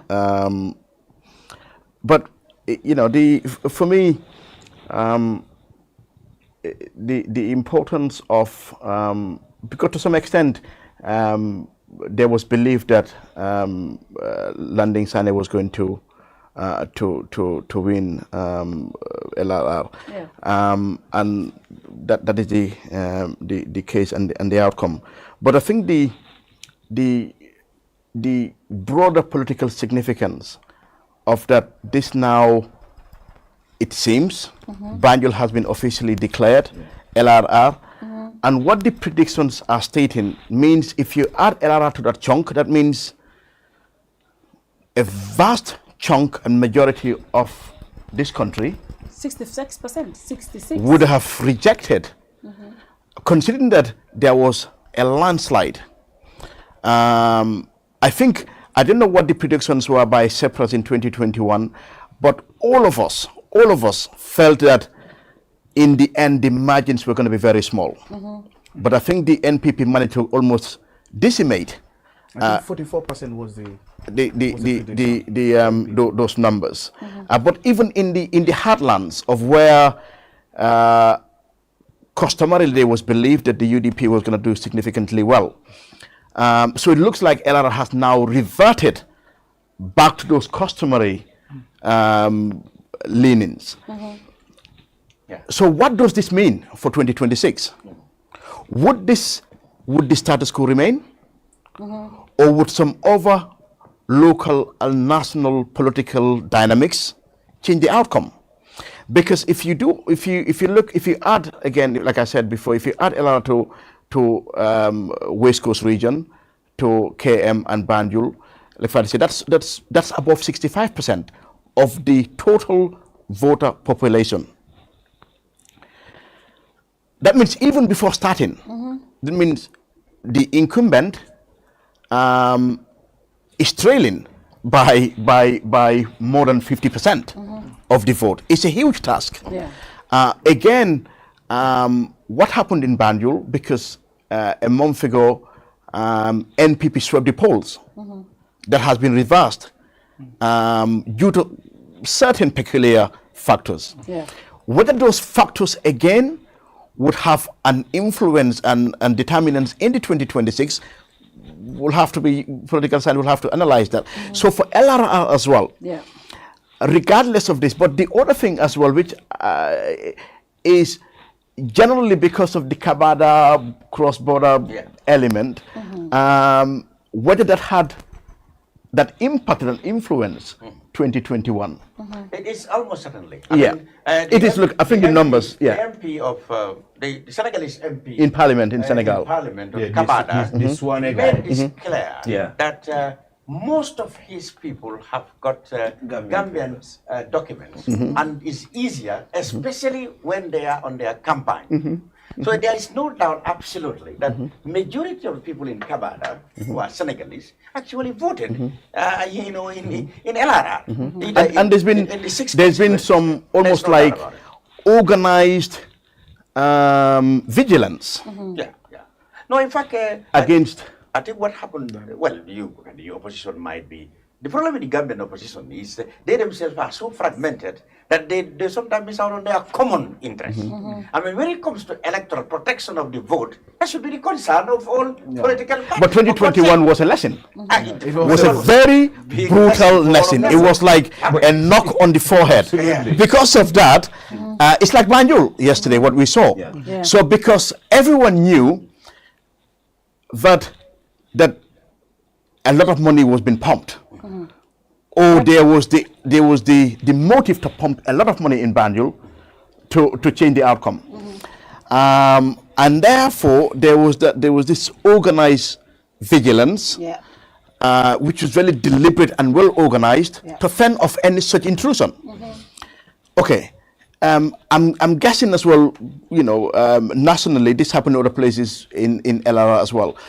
But another factor is Fatou was saying, is the mobilization. Because I saw on social media the other day, the NBR, I think either from the diaspora, they generated about 150,000 within a short period to transport people. I was talking to my friend in the US who told me his watchman left today to go and vote. And said, because there was free. I said, it's not free. Somebody's paying for it. But there are people in the diaspora or people here who are, but the purpose is this man now, who is a watchman, if he has to pay to go to, he wouldn't bother. So that's why some analysts were predicting that huge voter turnout, like it happened in 2021, worked in favor of the incumbent. That's what happens. And the lower, because UDP generally, whatever in Gambia, what we can agree that the UDP base generally remains the same. And UDP as a caucus is almost like a religious thing for UDP to vote. So you can always vote as a cult, like that would happen. So now, talking to people that like in this morning when the numbers were showing that this was going to be a relatively low turnout, that it was perhaps going to favor the UDP, because you knew that the UDP voters, come what may, sunshine or rain. Just less than a minute before you come. Let me just say this. Less than a minute. I said this to someone today. You see, if you look at our elections, mostly, if you start from Jame, mostly when there is high voter turnout, it favors the incumbent. And come to 2021 presidential election, high voter turnout, it favors the incumbent. Parliamentary elections 2022, low voter turnout, the opposition did well. I mean, councillors election, low voter turnout, the opposition did well. When I went out today, in the morning, 9 o'clock, after 9, I went to my polling station, tallying. I voted. There was nobody on the queue. The stream that I went to, at least there were 2 people that I found there. But the other, streams, there were nobody there. I drove going to Canifing, passed through Canifing South, the mosque there. The police station, the streams there. Nobody was there. And I talked to some people there like, oh, voter turnout is poor in West KM. I said, that is not a good sign for the incumbent, because mostly the opposition will come out and vote, especially the UDP, they will vote. And the undecideds, are normally the one who will vote for the incumbent. Exactly. If they are not, if they don't vote for the vote, that means that is one less for the incumbent. This morning, this morning, I live in Bukama, and LRR, most of their residents who are outside, LRR are residents in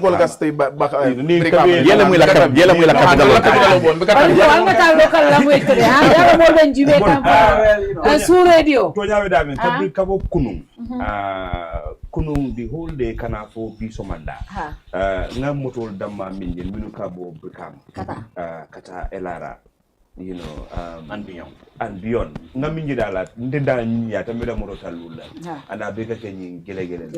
Ya. Ngam molje mi alon ko be telephone ta kam mol call ka be convince ka. Na pass jotije. E tala lay carte fay yemona. Ya. So like I have for nyame. Neo jube wo advantage more abe the opposition, especially the UDP. But kukine fanambije wolong landing na issue. I think landing is a very good communicator. Landing found ko abe preso sotola LRR this year. Unfortunately, kalamo a week before the elections. Nkanyin dulal mimfo mialonko maybe UDP te sembo sotola the Kabadas and all kinds. But then landing was able to point satel mialonko na bohol keje, satel mialonko na garden keje. So you see, one strategy that me alonko, and the strategy bete konna because at least evidence kejele ko yin kejele. So ala base I will maintain But within this period, from 2018, Dongondo Mangabe Mol Bondikang, Nying Fana Dolto. And again, the change of candidacy for NPP Womafang, Jan Kanyo Solele. Somebody can be with the SAR. I know to a point, they are marginalized, like what happened to GT in West Coast region. So while I will say not NPP because of him, but Samboya Bundle, it's a Nakate I rather Mbajako, Nymphanon lose than Bay for. Exactly, yeah. What can know exactly, what can put the man of Kakeja. You know, but I think for a champ, near Jube, incumbency counter.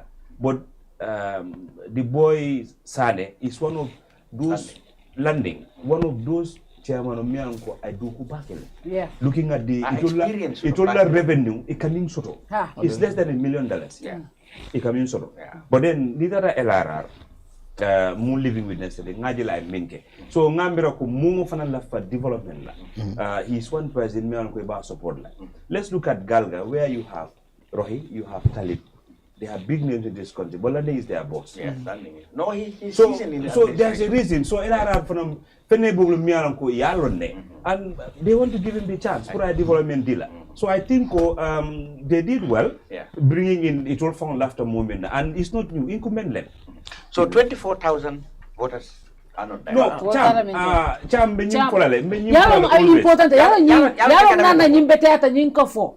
because this has been a taboo. No bukalafika for. Exactly. And the Niko near foreign kumo for a kafoko almalafitongola. But we have to dissect these things. Let me come to the it's point. important we discuss. Let me come to the point. From day one, when Jibo said Gambia's population is 2.3 million, all right? The IEC told us that they registered 1 million, nearly 1 million people. I said, look, it doesn't make sense. Yeah, half of the population. I used to live and visit United Kingdom. There are 60 million people. Only 25 million goes to the poll. Yeah.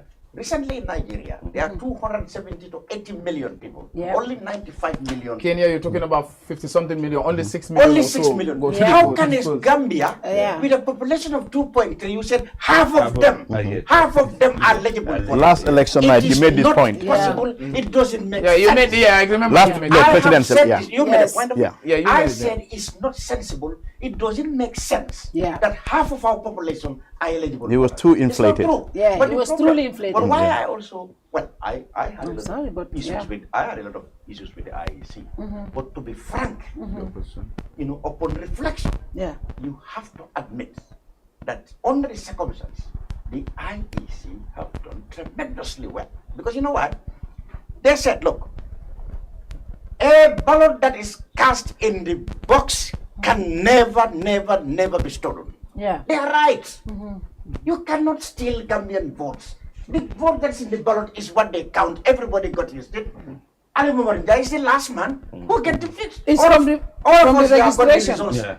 We have said the results here before he said it. So the problem is the IEC have been disarmed by an electoral amendment in 2015, which said the IEC now cannot decide who gets the vote. And the new electoral election bill that is coming, the law that is coming, is still disarming. It's still disarming. Parliamentarians are not willing to change. So you see, the problem there is you cannot expect IEC to do their job well when they are disarmed by a law which says they cannot decide who get the votes. Now, I told you in the previous arrangement, even if you turn up with a Gambian diplomatic passport, the IEC man has the powers to scrutinize you and decide that, look, you are not a Gambian.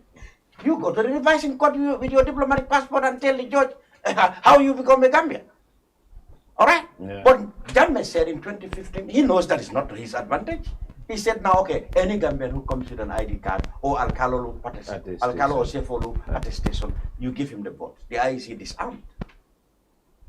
So somebody can come from Barbados, go up to the Gambia, one minister or one MP, pick him to the Alcalo. In fact, in most cases, the Alcalo doesn't even know them. They submit party support, submit them list, they stamp, and they take the list back. If the claimants does not even appear before the Alcalo, it happened. But Cham, and what happened? You don't blame the NPP alone for this, because or the ruling party. because I don't want to specifically target NPP. It happened on the Jawara PPP and it happened on Jammeh. So it's not just NPP, it's always the parties in power who really encourage it massively. But in the recent past, the opposition had a chance, to challenge it. They said no. They were overconfident. No, they said no. If you disqualify people from attestation, you are disenfranchising a lot of people. So it can be to the disadvantage of everybody. So they were naive, and that's how we have a lot of complacency in our vote scat. So as time goes on, we will see more and more absenteeism because they just don't live in the Gambia. Yeah. Unless you go, you who brought them, bring them, and they don't come. Yeah, and Chamnia presidential hype minkadi presidential election la. That's it. Abuka dining election dola. Yeah, because they do everything to get them. Abejerle ye kodoke ye mo sambanang. I don't know how true this is, but then presidential information also ko molka hostelol haya janne. You know, I told you an allegation that the UDP said, which the NPP denied. Okay.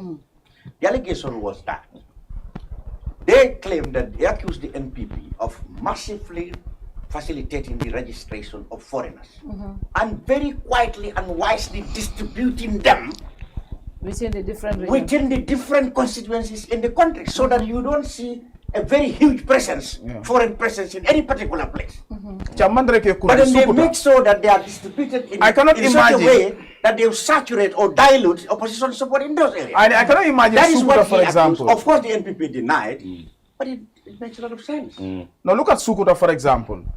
Presidential election 2021. You know, people were voting up to 9 p.m. 11 a.m. 11 p.m. I was there. I cannot just imagine how people can be voting up to 11 in the Gambia. I asked Makan, the PR of IEC recently. I told him, now the problem we had last time was, you said polling closed at 5, but those who are in the queue at 5 will be allowed to vote and nobody else. How did it come that people voted up to 11 p.m.? He said, no, that was then. Now that's not going to be.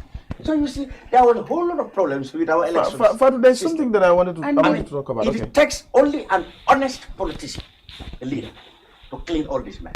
I mean, Halifa Saleh said, Halifa Saleh said recently, he said no government was ever serious in avoiding foreign work. He said it. But the charm, a lot of people came after Halifa and the Doi for that position.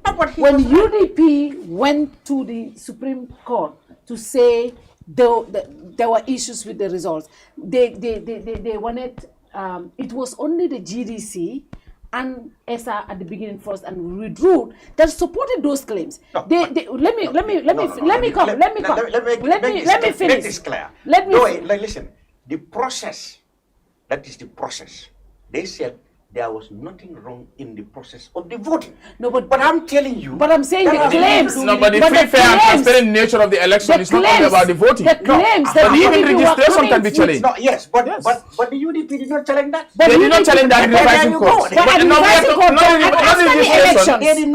the registration, but the inducement. The inducement, for example. No. The UDP claim was not only inducement. In fact, there were some areas, for example, there was this specific area in NBD where they claimed that the entire registration in that area was 800.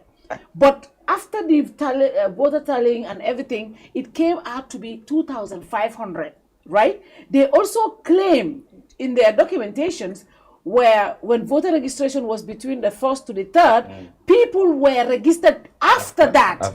These were claims that they made. And when they came with those things, right, the oppositions, other oppositions never joined them, and they made it a UDP business.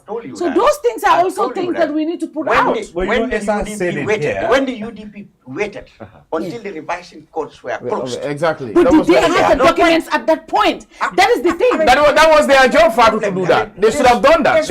I think the UDP was overconfident. The complacency on their part really contributed. I agree with you that in most cases, the opposition they fight each other more than they fight their common opponent.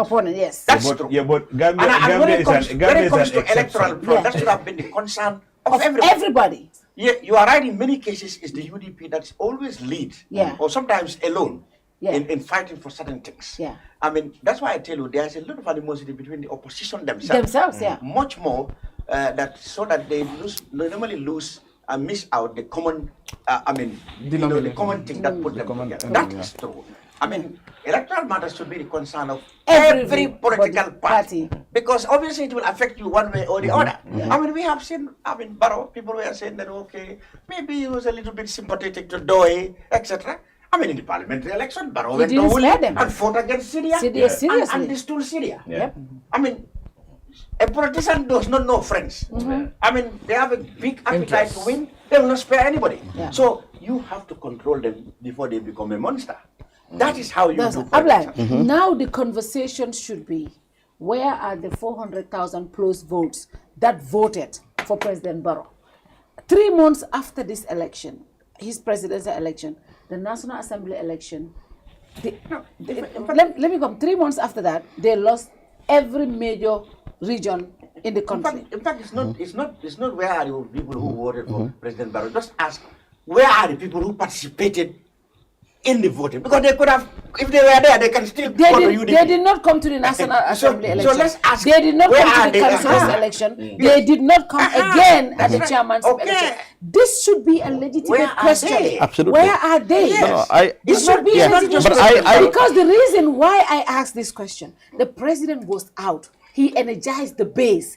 He brought so much fire to this campaign cycle. That would have been the reason for people to come out. He asked people to come out because if you vote for these people, you're voting for me. They never came. Where are they? But maybe separate or if you ask me, they don't maybe separate or social political scientists can look at those allegations compiled by the UDP and all the political parties. But also, not only that, if you look at the report by the EU observation team and the others, they were, they cited examples or incidences of certain irregularities that compromise the integrity and the fairness of the election process. So maybe that can happen.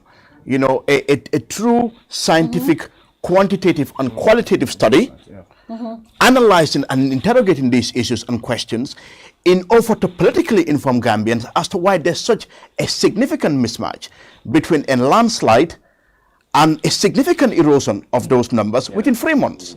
But apart from that, again, if legally, for example, the Supreme Court, the highest court in the country, decided or ruled that because of technicalities, filing out of time, so that matter never proceeded to substantive hearing.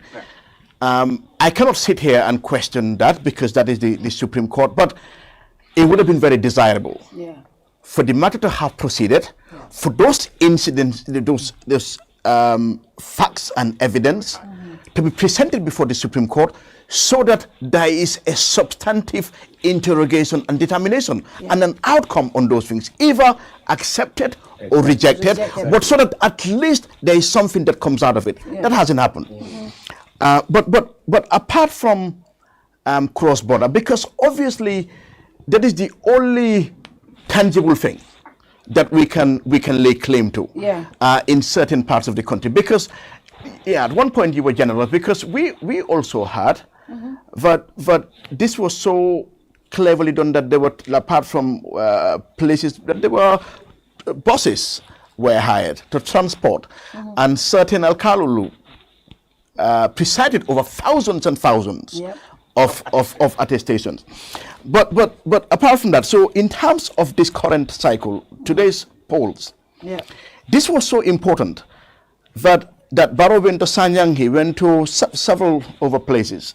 Hence, today in terms of polling stations, and there are 1,553 polling stations, if I'm not mistaken. NPP had 99% party agents representation, 99%. So that means there was probably only one insignificant place where they believe there are other ones as well.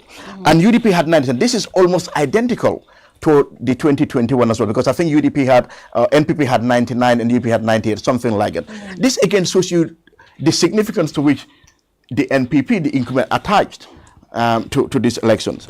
So but more seriously, since we're talking about practices or malpractices that undermine the fairness of the process, the Gambia participates today. Midday Situation Room statement stated that, and I will just read, an incident of vote buying involving agents for the NPP were reported at the July 22nd polling station in Banjul. The party agent was seen handing out money to voters. Wow. Observers also reported an incident of vote buying involving party agents for NPP in Bundukakunda polling unit in Kanifing. The agents were seen handing out cash to voters in exchange for votes. These are observers. They send their people on the ground, and this is what they saw and observed. This is a very, very serious claim and allegation.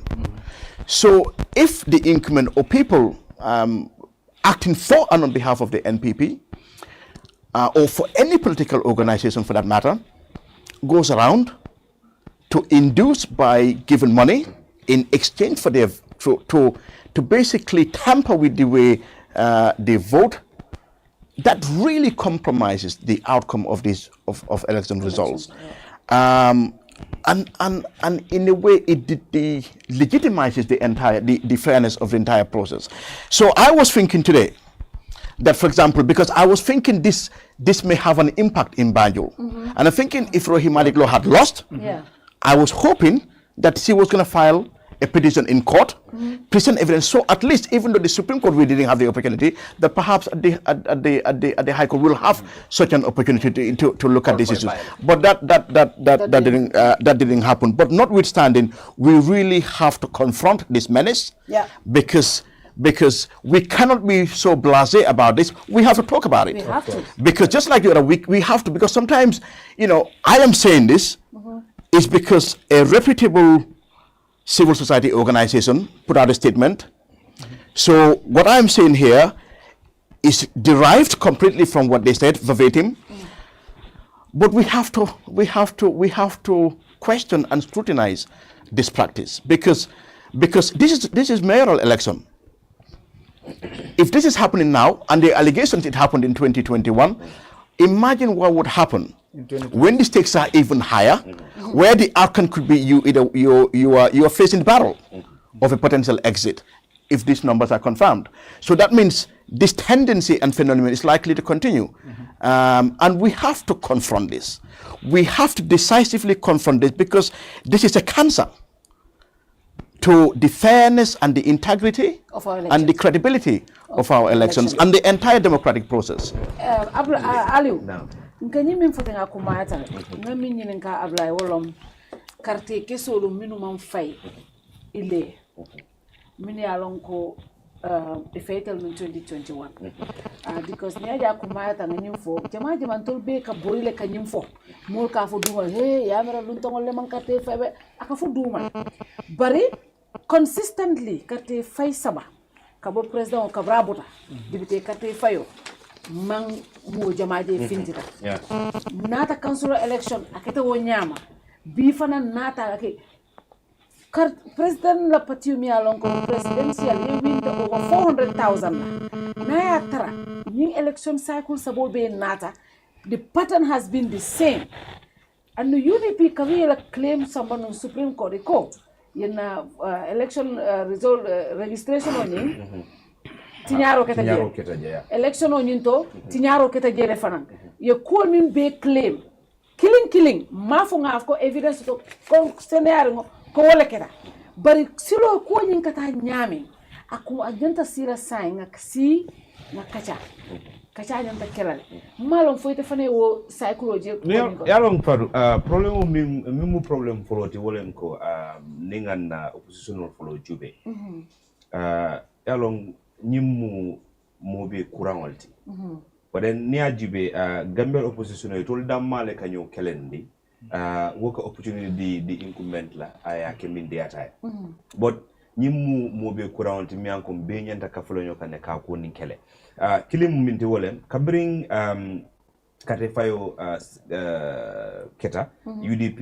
petition of 5 follow ngaje esafal GDC wolle kafuta kunyin kono ndara domandi esafal akumo bondi GDC koy mang evidence also sort of follow be wolle kafun ka but then Supreme Court jamaya bim fo wolem ko itol lesewo ku senandino wolem ko monebe kala wolem ko ya bay munelay ko technicalities man luwalon but ngalon ko common sense fanan sa dinole ko ye kite nyimbula ay tambi ya jube itele tumiroke yena yela sede ila evidence o landi yemin tumi woyna aya fa defend at the end of the day natara ko yete tumir kenson ka be senala you know natara fanan ko ye tumiro me ke wolom tonyante kasobi jele kasobi kura may ba but ni ajube 2021 kana 2023 sanji fula kondo rek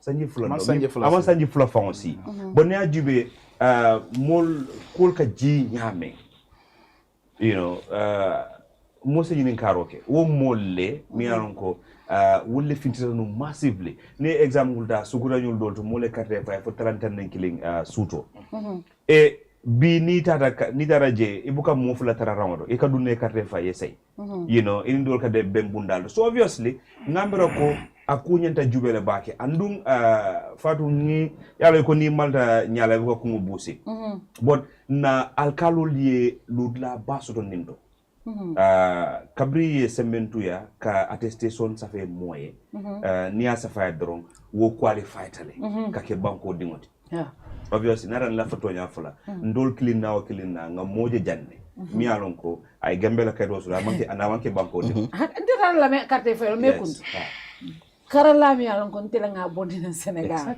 anata be bama no seriously I get to say this anata karalo bama masingo sotono when I was just mbotana UK nata abe karalo antole over 20 years wato ndoma dol fango be dindi ya abe karalo bama ndara carte fayo la me ngata lore rangoto nga konto ay juwe nga juwe carte ba wala rangoto ndundan carte fayo ko yeah, because ndenga example jele, but this was around Nimangina then Yajami was here. I remember Yajuma, but there is this boy.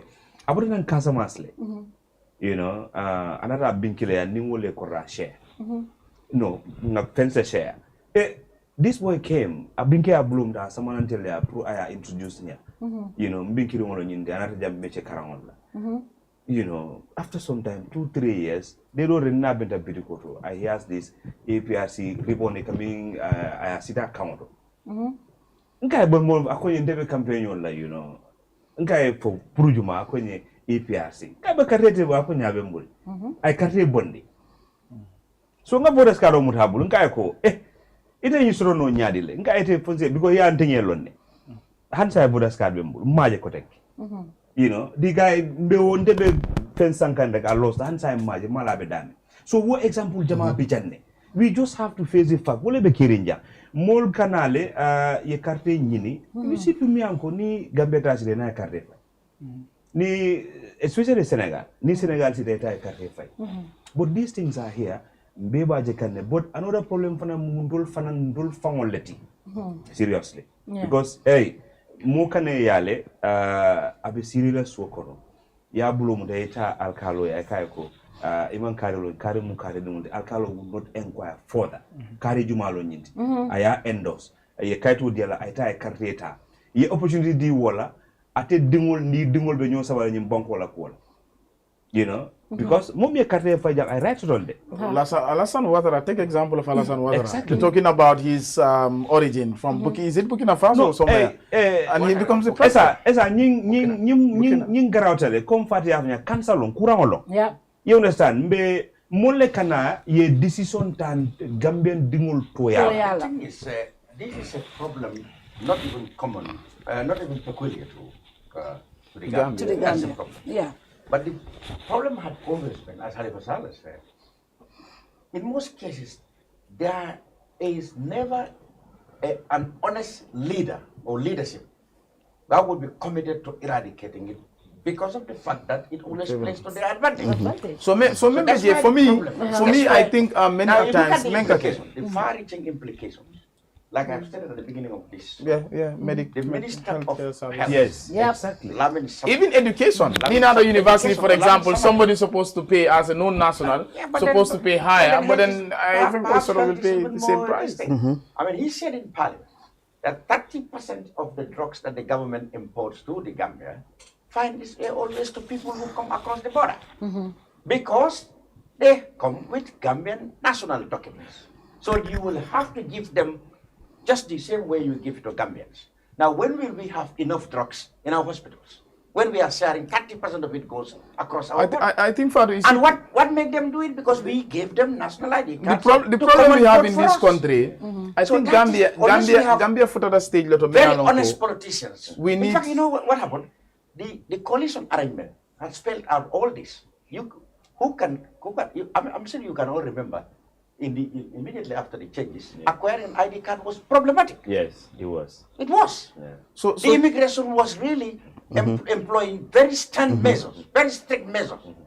But they abandoned all that. So, Cham, let's so you see, that's the problem. Unless we have just can you for like Gambia and told we have a problem in this country.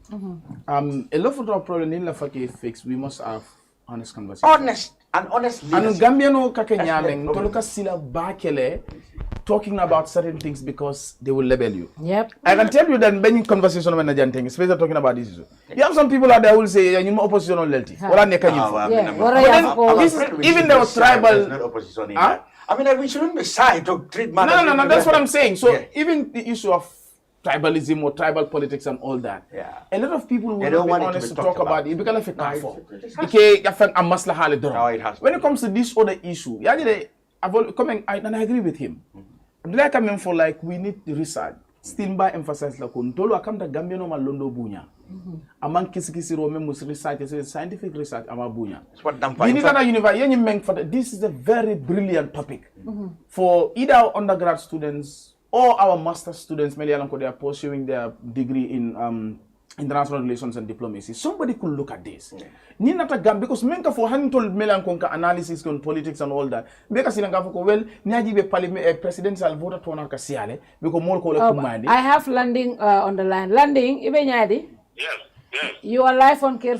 Congratulations. The IEC had declared you winner and congratulations. Thank you very much. Bijang kianka fulo bijang elaran ka fulo bijang ani badi bunga kile ani kombonko. How did you win the election, Landing first? Well, let me say thank you very much for giving me this platform and also thank the viewers and listeners. I won the election simply because I worked for it. In the first place, I have spared no time to serve my people during the period that I have served. That's 5 years term, and as far as I'm concerned, I was relentless. I did as much as possible and as much as I can to serve my people. So I work very closely with my people at the grassroots level. So that is one factor that actually sparked my campaign and eventual win to this position.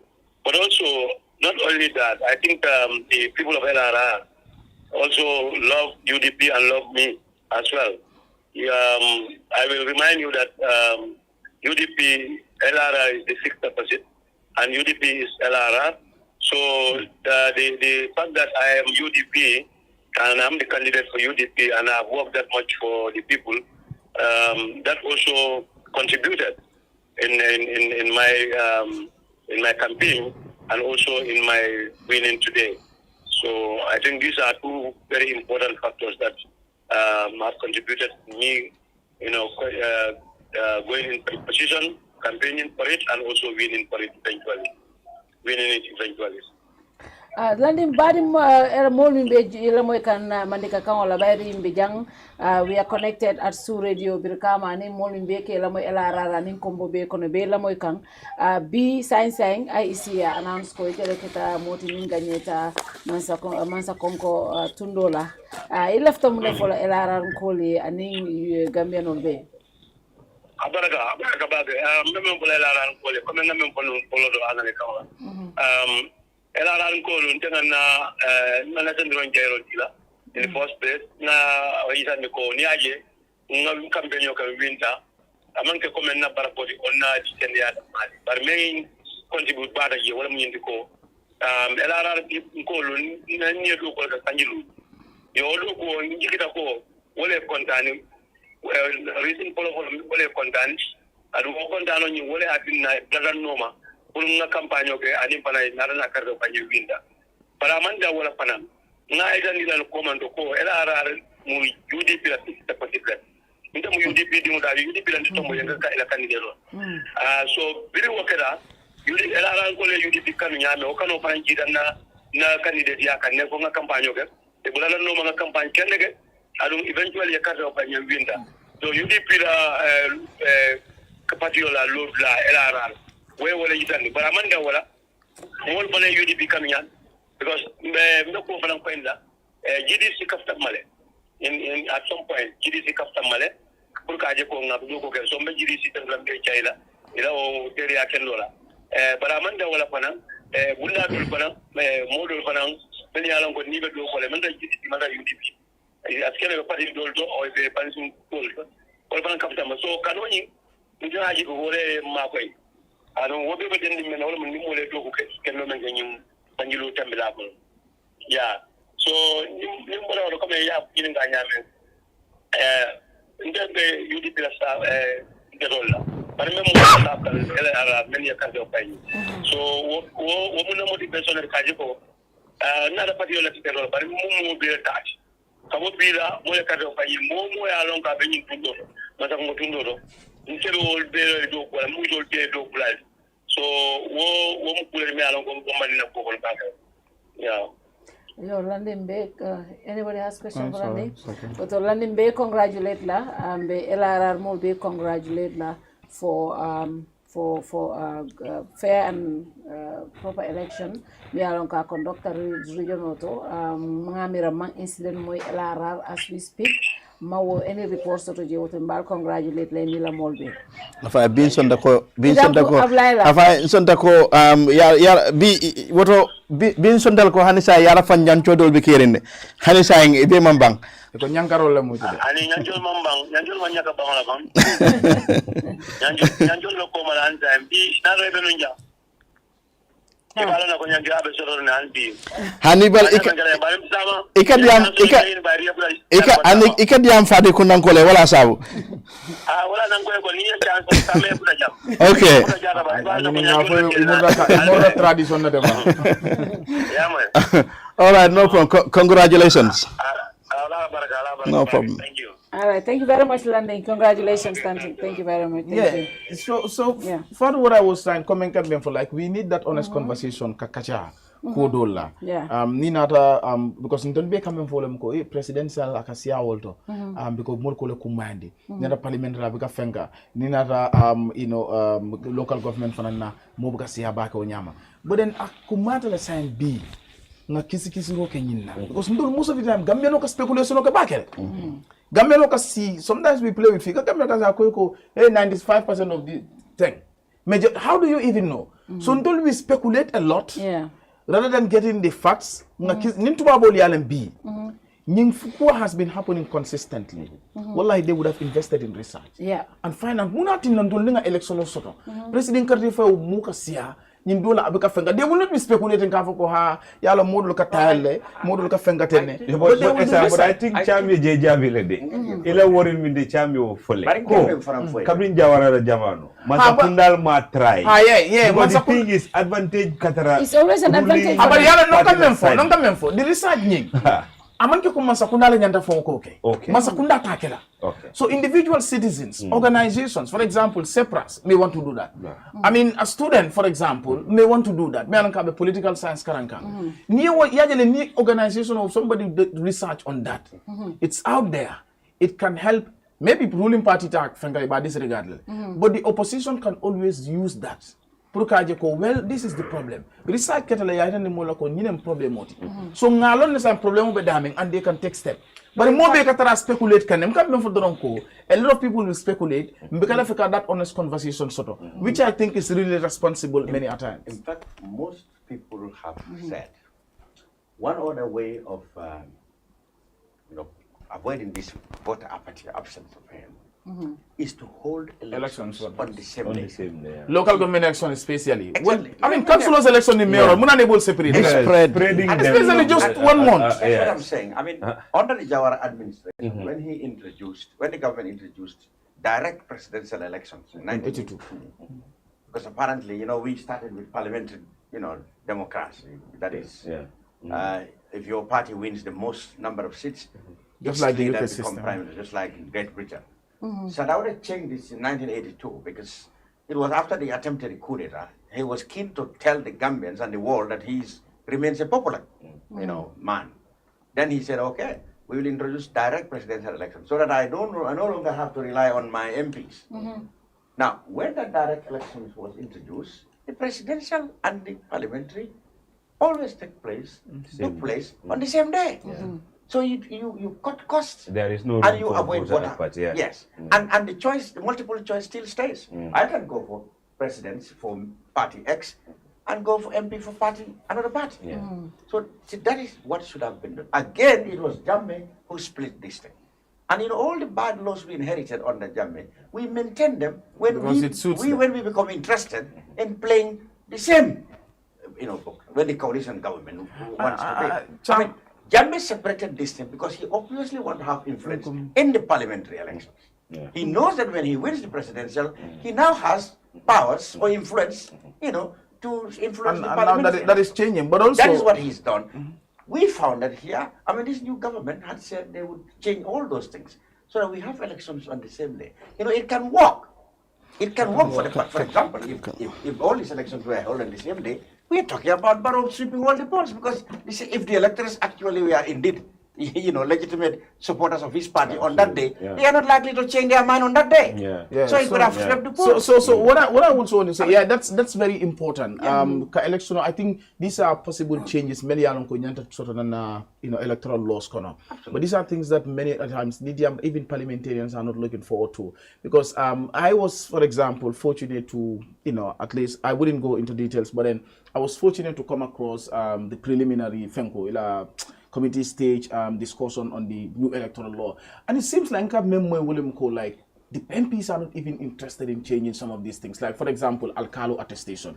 They still want to maintain it because it's a favor. And then election often are the same thing. And even favor time in the new complaint. Yeah, because in 2017, cabinet change of government cabinet change of government you follow age limit your bondi. The law of section 911D, you often bondi because I favor. The Public Order Act is still here. A lot of bad laws so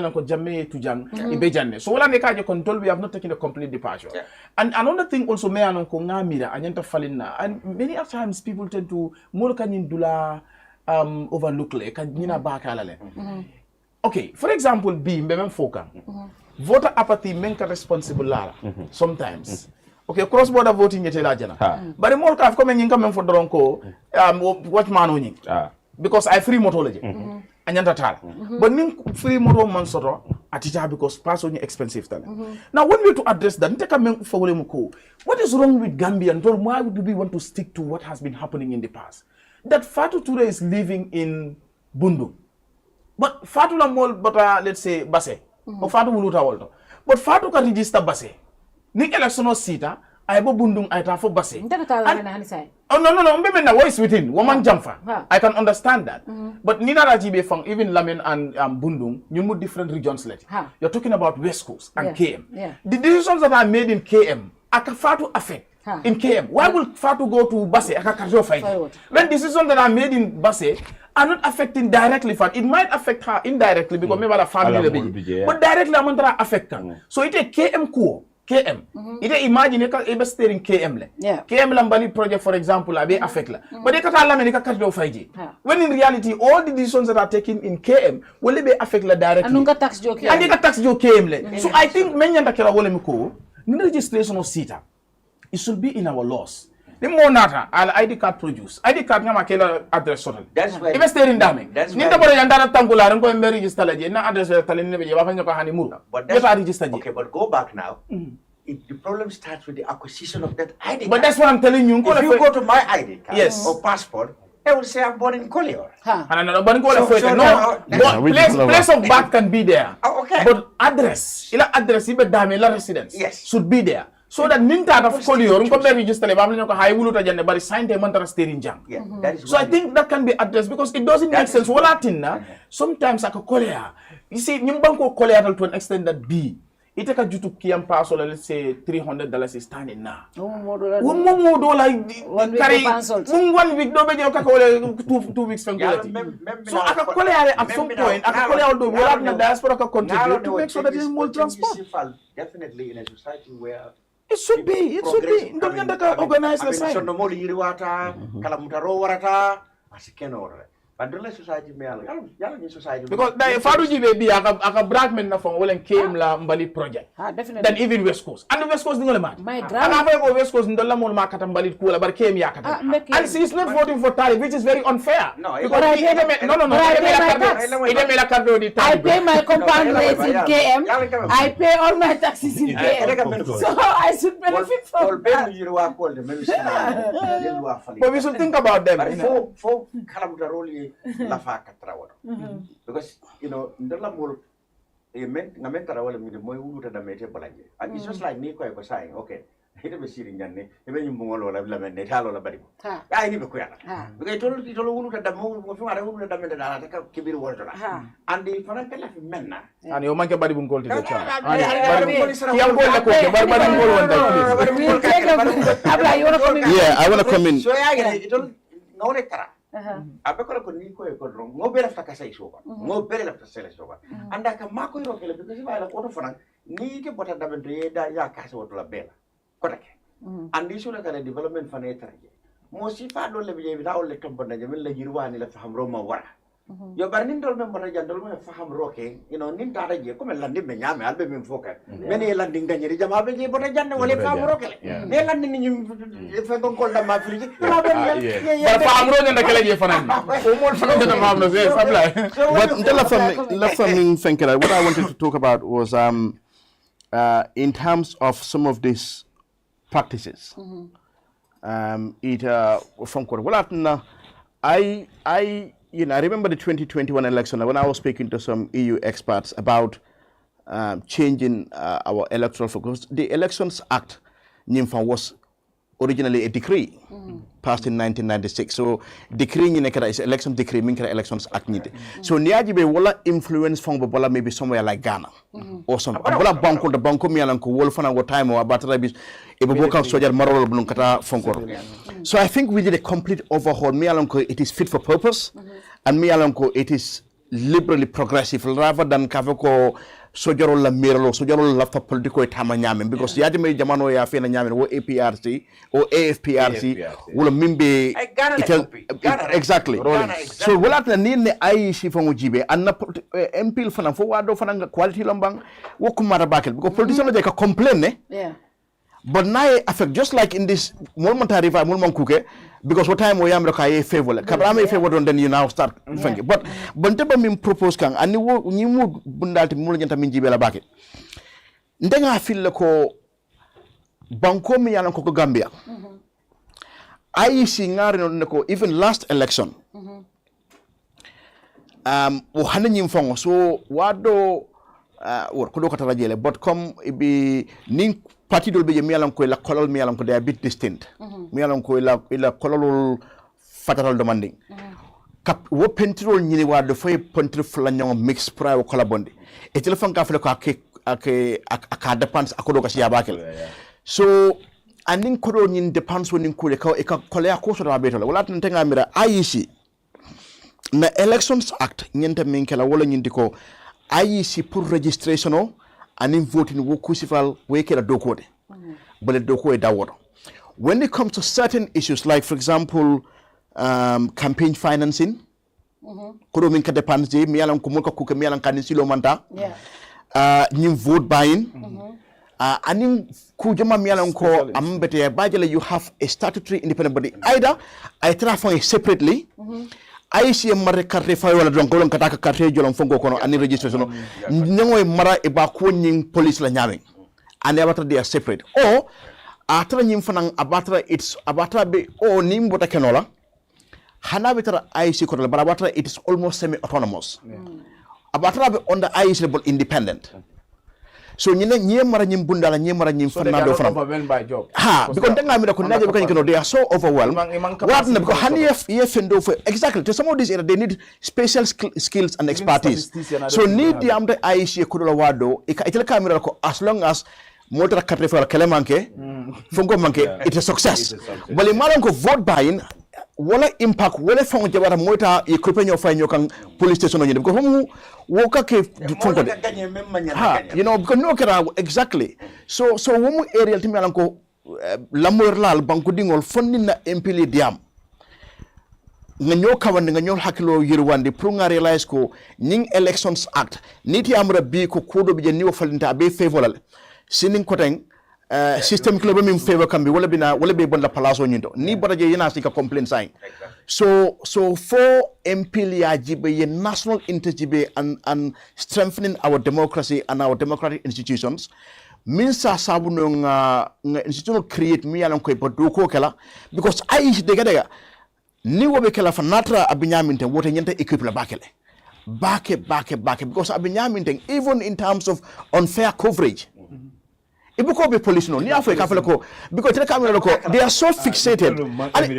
exactly in fact in this as recent as this pre-election just like Menka on the Jamme and maybe President Barrow's meetings were being broadcast live on GRTS live when all the other parties have been given and just be what happened incident happened in Banjul. It is reported that UDP la agent do ya bute jela sunkude new. Do you understand? IEC because could be fenkano. Because you have somebody who is 80 something years old.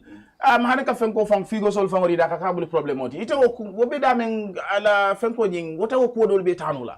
So you have these younger ones men aloko the Pamakans and others will for them become be kino. So a lot of things are happening. You can vote buying, inducement, canvassing for votes on election day. We saw city complaining today. GTL Molenata with the vehicle and all that. They were saying that UDP and NPP guys were also canvassing for votes. And then this lady in Yemembute, because Afamaya confirmed with the father that she was beaten by a PIU officer. So I see to cool be Fenkanola. At some point, until Gambia Gambia institutional overwhelmment. They don't respond. They don't respond. But we'll take a break. When we come back, it was a massacre in the URR for the NPP. Close to 20,000 margin. We'll look at that. We'll look at the CRR South and North and the North Bank, and of course the West Coast, the Kingmakers. We'll look at that as well. We'll take a break. Now let's watch. You're Prince Makers, not Kingmakers. We are the Kingmakers. Let's go. That's why I never change my vote. West Coast wrong. But Zita Talib Kabrai Katefai, Kachata Nungo, Zita Talib Jubeni Botajenga, Yankuba Dabo Jube, and Bakari, Ibera reaction, Kabri voter. When we come back, we'll look at these results. Also, IAC Fanan Jube, what is there. So Charles, if you are ready, let's watch.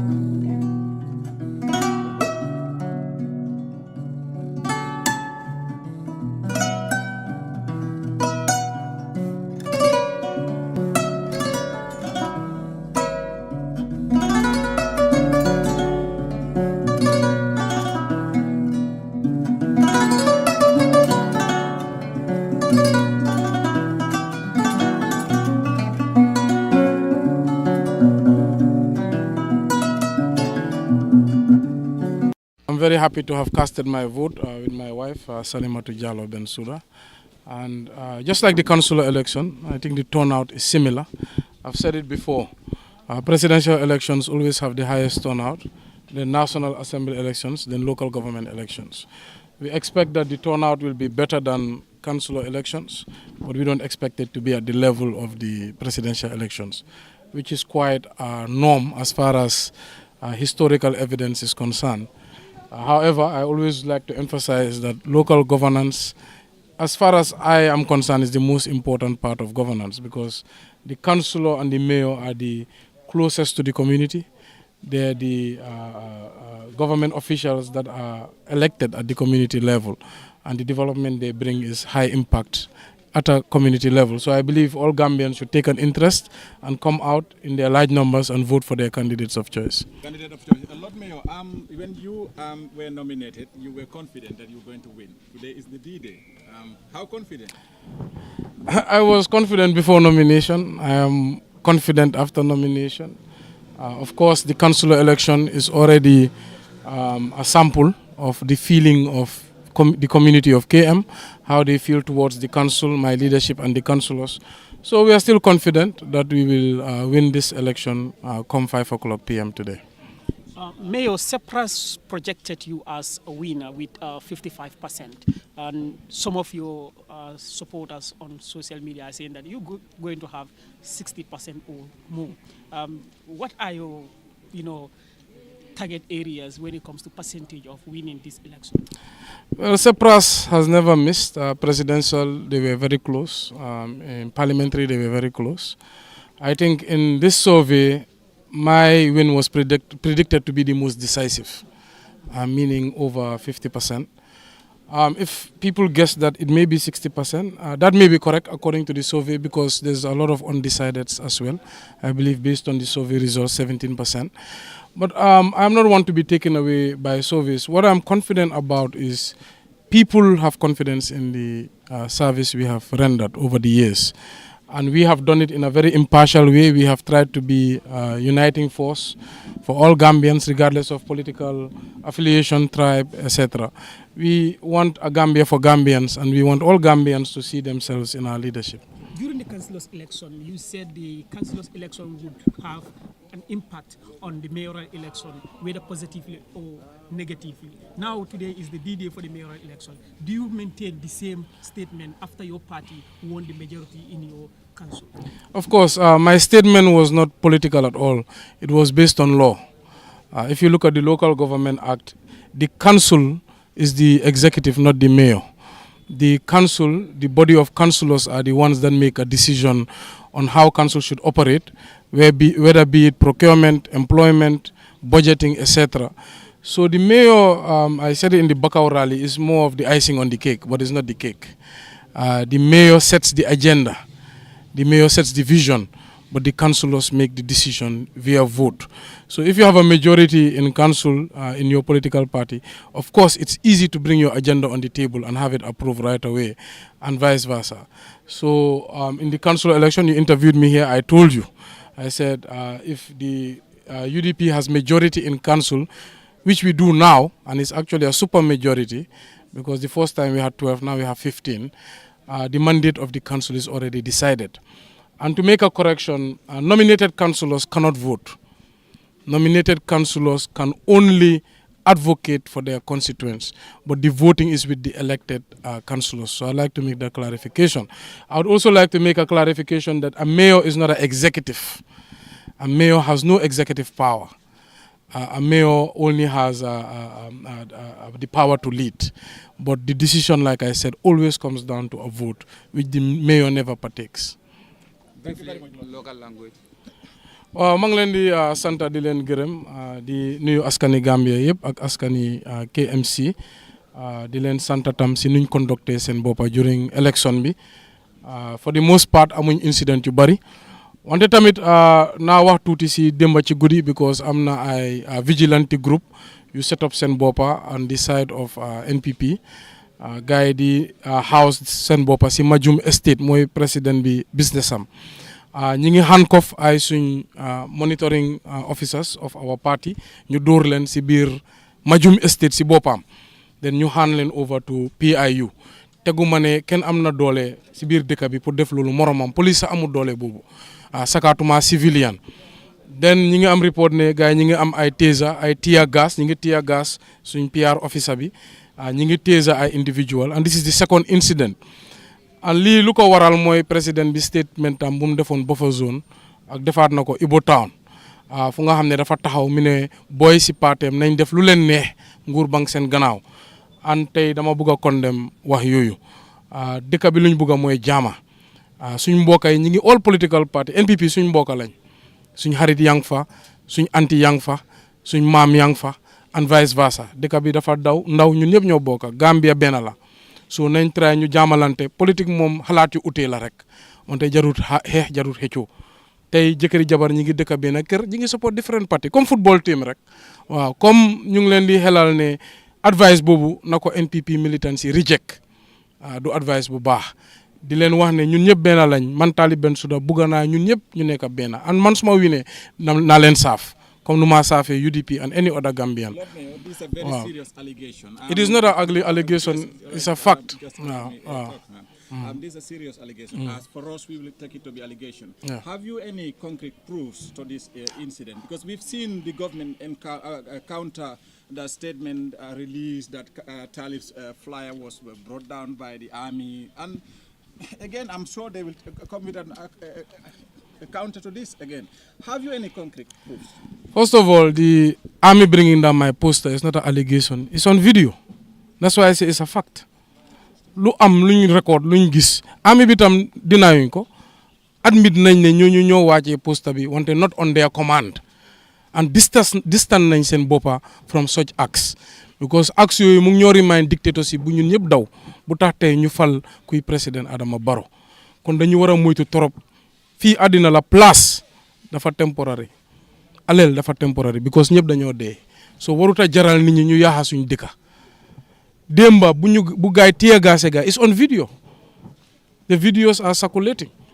When they are arrested at Majum Estate, ñu handcuff leen halaatal civilian political civilian di handcuff keneen sakatuma si business yi kuy suñ président loolu lu ñaaw la then police itam maa ngi leen di advice because Kerr bu président doon wax mi ne xawma IGP mu ngi si rally bi mu ngi ko advice mu support youth sami first of all su fekkee dafa demoon si rally bi IG warut a attend benn partisan programme IGP state event rek la war a attend IGP should not be a partisan person it's for everybody just like nu mu fa nekkalee NPP noonu la fa nekkalee UDP and all Gambians ku bokkut parti sax he should be there for them then lu gën a interesting is when they came to arrest the individuals they did not arrest members of both parties they only took our UDP youths 4 of them are right now at the PIU office.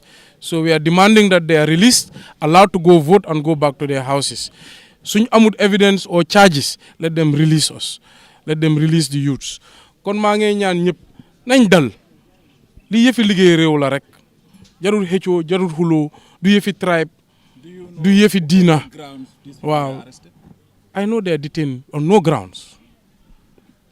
On no grounds suñ lawyer bi dem na fa there's no grounds and naka nga arresté nit as a civilian nga handcuff ko why would you have weapons we even have a feeling that maybe the police are part of that operation so lu ma ñaan rek nañ dal dëkk bi dafa tuuti ñëpp ñoo bokk and tey many people claiming to be NPP which is the newest party were once members of the opposition so bu ñu repeat mistakes of the past ndig dañu bëgg a am place rek su dëkk bi waree taakam kon man Talib bëggaatuma place yi meeyo ma nekk civilian dëkk bi am jaama I think ñun yëpp loolu la ñoo ñaan so maa ngi ñaan youths yu nga xam ne ñooy NPP di ñaan youths yu nga xam ne ñooy UDP di ñaan Gambien yëpp élection la rek yëfi taana njiit la pour agenda dëkk bi ñu make sure ne ñu limite ko to that suñ paree ñu dellu suñ communities ñu jaamalante ñu beenoo lii laay ñaan ñëpp. Mayor, one of your opponents accused the National Ruling Party. Information. The day the head of state went to Dipakunda, there was no campaign itinerary for NPP at Dipakunda. They were supposed to be at Serakunda Central. And they had a rally and program at Dipakunda. It is a blatant disregard of IEC rules. There was another incident on video where they set up in Serakunda when they were not supposed to be in Serakunda. So what we are asking is the government or the party that is in power should actually lead when it comes to rule of law and governance. So all of us can also follow. But if the party in power is advocating for disregard of these rules or advocating for civilians to take the law in their own hands. How about the opposition? And imagine what our children are learning from all of this. The saddest thing about this political back and forth is the lesson we are teaching our children, that if you have a different idea from somebody, you have to fight them. This is a sad case for our country. So I am discouraging everybody from such acts. And if the president is to listen to me, I'm advising that let him lead us based on unity, peace, and progress, and not on disunity. When this happened, Lord Mayor, did you blow the whistle to the regulatory body, which is the IEC? If yes, what was their response? Yes, the officers that are responsible to represent our party have reported all matters to the IEC, etc. And they always say they will work on it, although we don't see any results. I myself have tried to reach the IGP, I could not. I tried to reach the commissioner of PIU, I could not. Definitely, we want a government for all. We don't want a government that tries to serve one party or one section of society. We want the president to lead all of us on fairness and equity. When elections come, let people sell their agendas. We also have so much video evidence of their militants giving money to people, sitting on with bags of money in corners, trying to corrupt people's vote. These are all terrible things that are happening in the Gambia, and we would love for this to stop. Thank you so much. Thank you so much.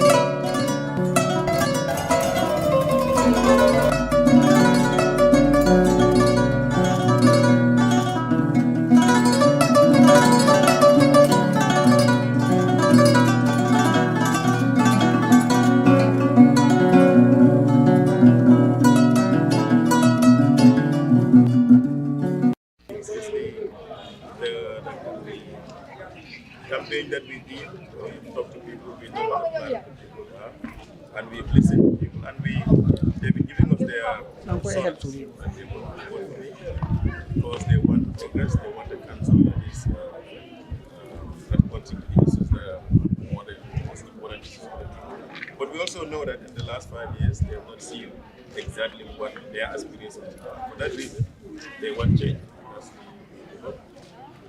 The campaign, it's been a pretty much good campaign in the last 2 weeks.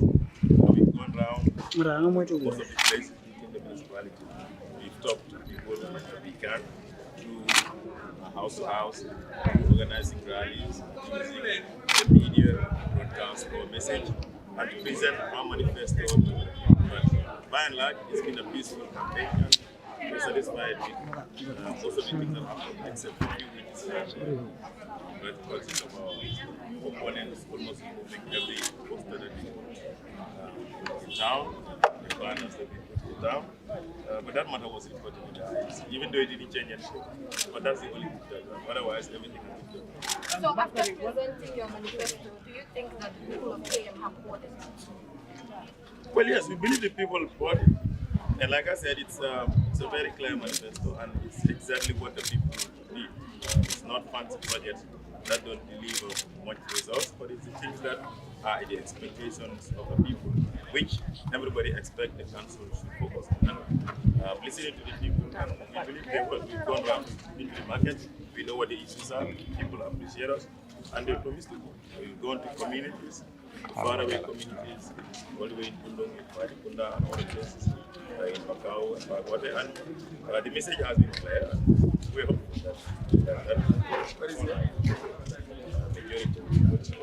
So, what do you think stands out of your plans? Well, I'm not anticipating defeat. I'm anticipating a win. Well, that's what I'm saying. I said I'm not anticipating defeat. I'm expecting a win based on what we know. That people of these municipalities are in for the NPP and alliance members, and for that reason, we are not looking forward to anything less than a win.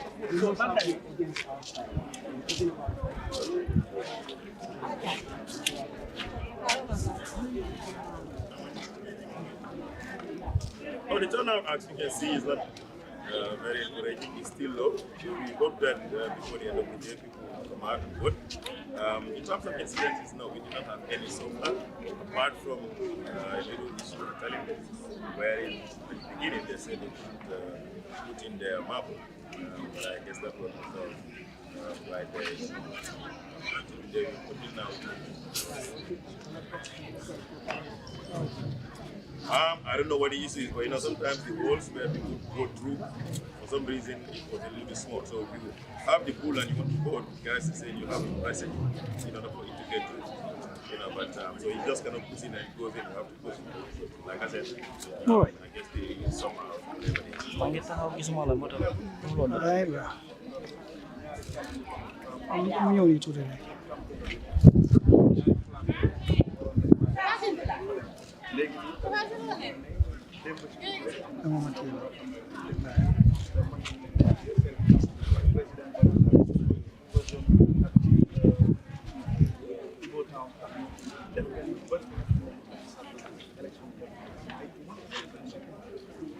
Well, as far as I know, you know, anywhere apart from President Mofada.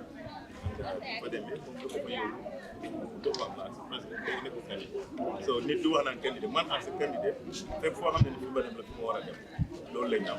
Then you need to take on that. Now let's how them. I'm going to you defeated.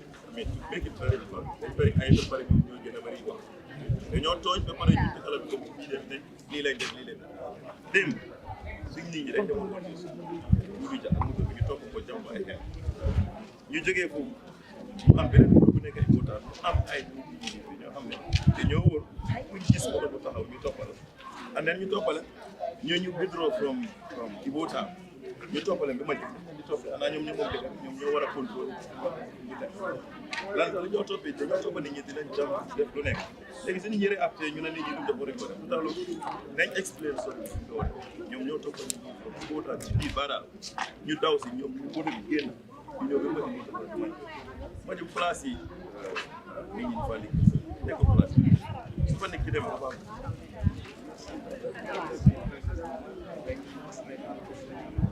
li ma mooy nit ñi ñu la ñun téye dem fuñ toppee ñooñu fa votant bi ma lan doo tax ñu leen di topp loolu moo jar la nit ku nekk ma ji loo yow yu nit yaa ngi soog a topp nit ki dafa kenn muy wóor di monitor situation pour moo monitor yow nga topp ko ñu ko ma ati gisaare waaye nag comme ni ma waxee rek jarul ñu sori ci loolu suñu amee kees ñun am nañ kees yóbbu nañ ko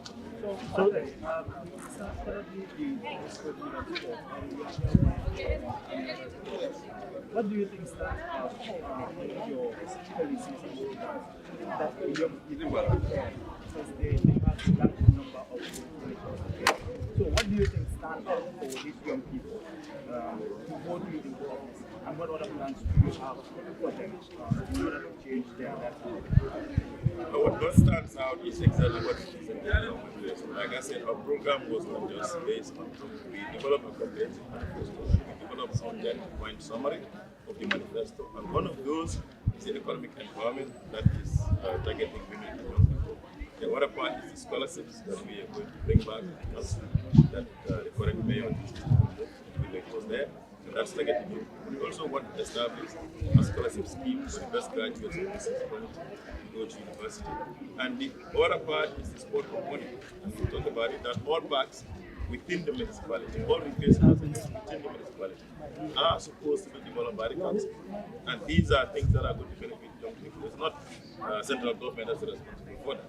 Unfortunately, it has not happened, and we want to ensure that we develop these recreational centers, develop resources, and others that young people have. But again, the idea of scholarships help in terms of building the skills at the educational level.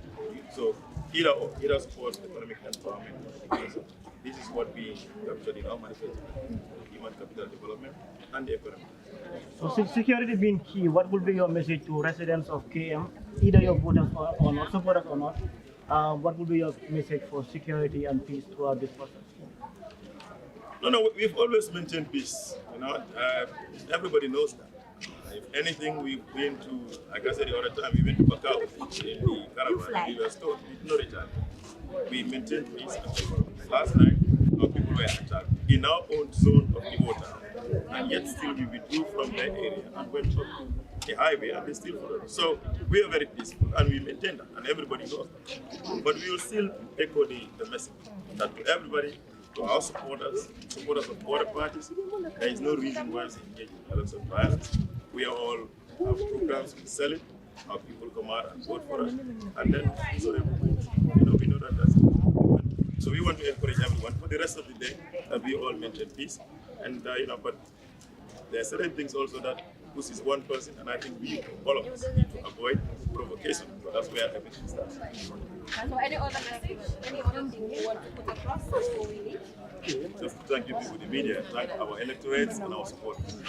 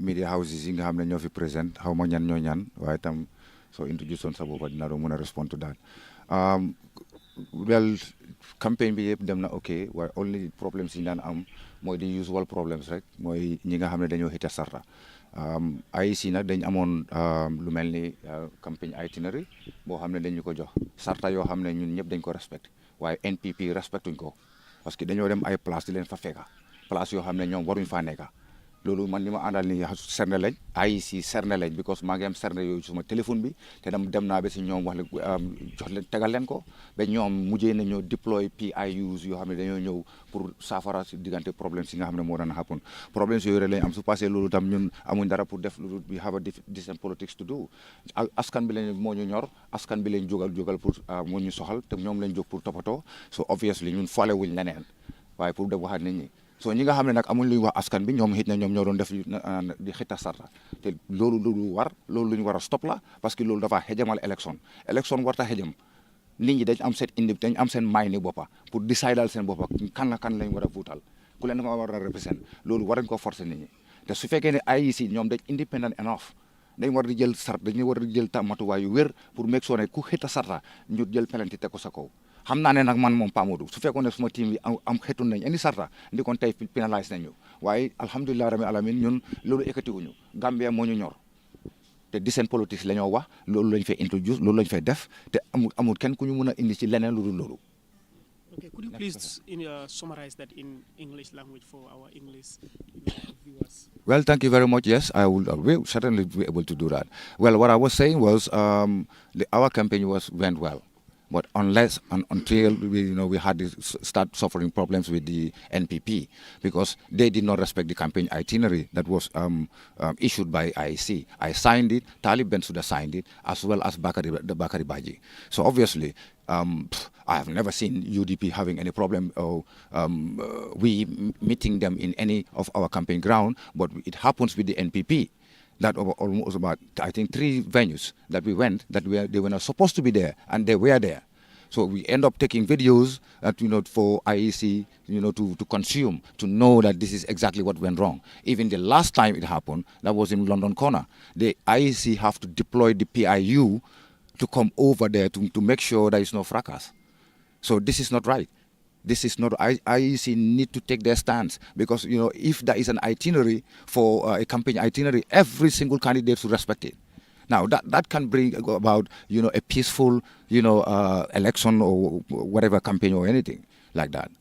So people have to respect laws. We don't have to break laws.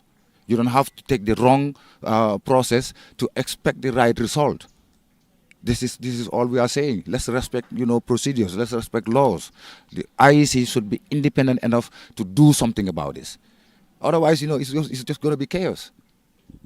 You've just cast your vote. Could you please tell us how optimistic you are of winning this mayoral seat, going against an incumbent and then candidate of a ruling national people?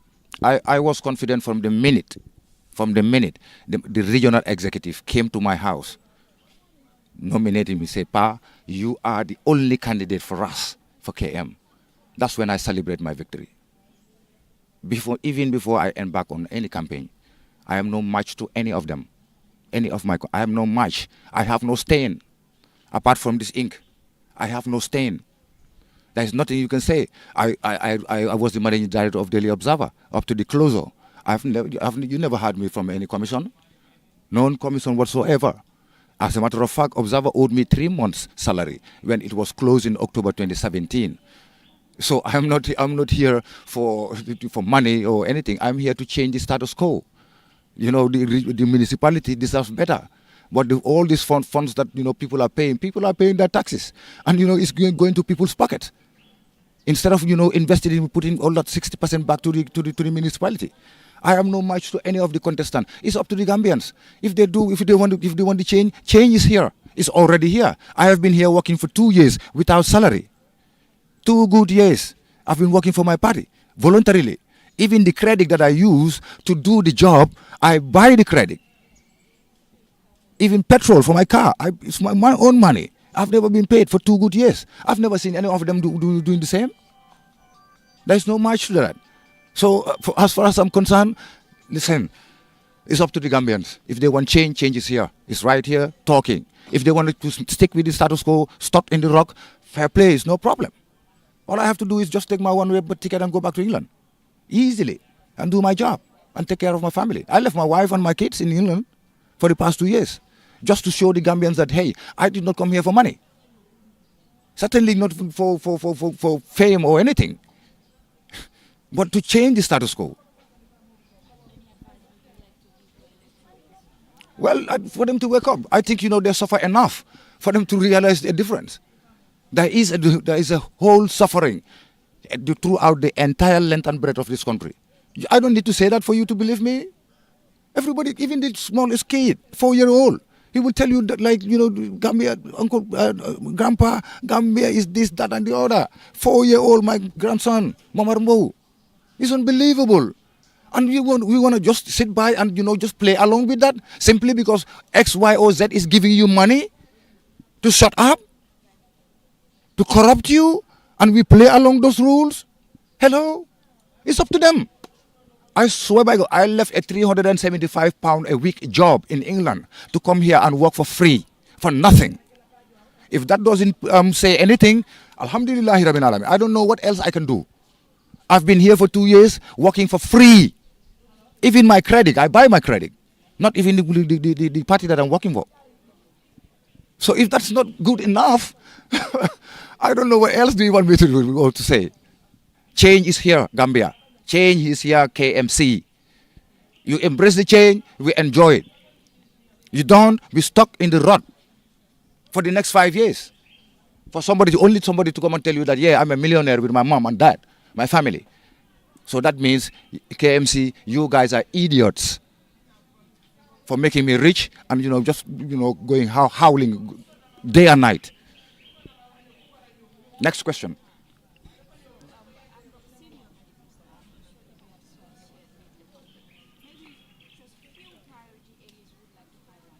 Well, yeah, my manifesto couldn't be seen because all the media houses, they don't want to interview me. Well,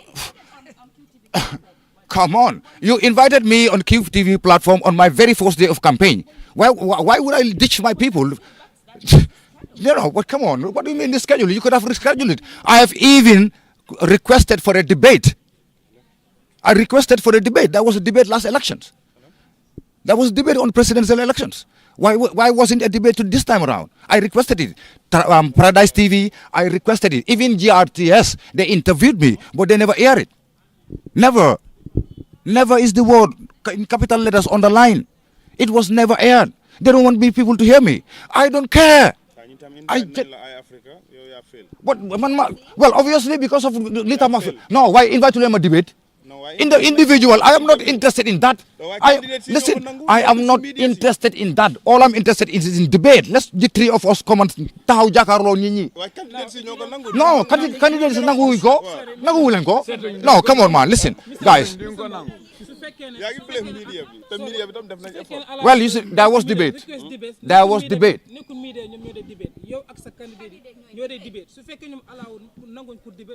Okay, fine. So obviously, sunko allow it, fine. Ngeen xam rek ne kon man suma manifesto bi yeen mu leen ko gis for the simple reason rek ne, listen.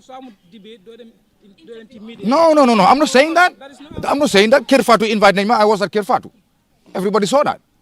Duma bàyyi suma campaign pour war a dem meet suma electorate yi nga xam ne xamuñ ma in person. ñu ngi ma request pour ma war a ñëw taxaw pour war a nangu benn television interview. I will go to my people. I reach out to them. No, is that my fault? It's not my fault either. I need to satisfy my electorate because this is the first time my taxaw si campaign trail. They don't know me. Mr. Mbo, we've seen candidates, who have released their manifestos, even without going to the media for debate. Yes. I don't think that's an excuse to say the media did not invite you for debate. That's why I did not.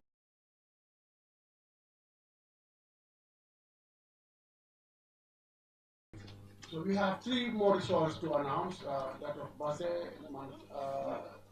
Jajamburi and Kuntawu. Welcome, sir.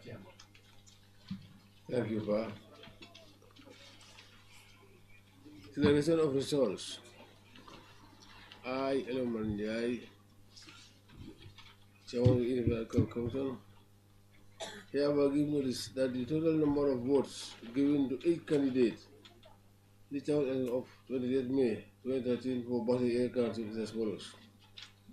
Mamadou Cisse, NPP, 28,902 votes, 28902.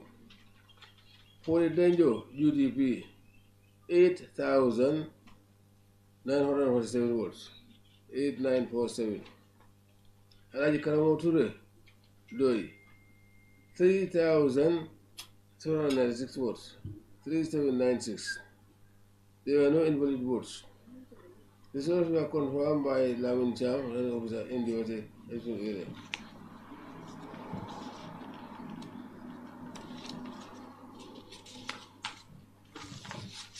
These results were witnessed and endorsed by Mamadou Esar, agent for UDP,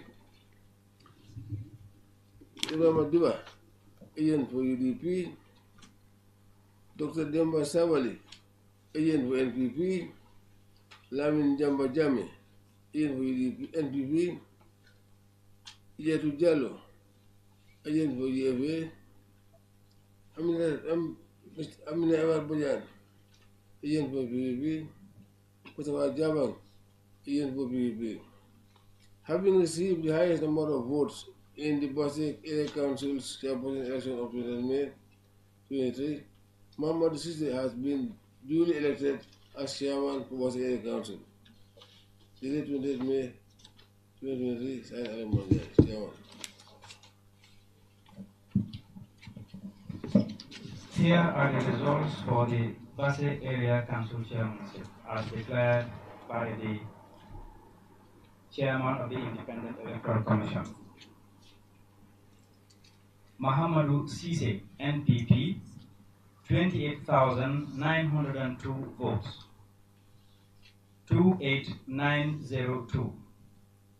Fode Danjo, UDP, 8,947 votes, 8947. Alhaji Karamo Ture, PDOIS, 3,796 votes, 3796. There were no invalid votes. The results were certified by Lamin Cham, returning officer in the Basse administrative area. These results were witnessed and endorsed by Momodu A. Sar, agent for UDP, Ibrahima Diba, agent for UDP, Dr. Demba Sabali, agent for NPP, Lamin Jamba Jamme, agent for NPP, Ijatu Jallo, agent for GFA, Aminata M.R. Bajan, agent for PPP, Mustafa Jabang, agent for PPP. Having received the highest number of votes in the Basse Area Council's chairperson's election of 20th May 2023, Mahamadou Cisse has been duly elected as chairman for Basse Area Council, dated 20th May 2023, and signed by the chairman of the Independent Electoral Commission.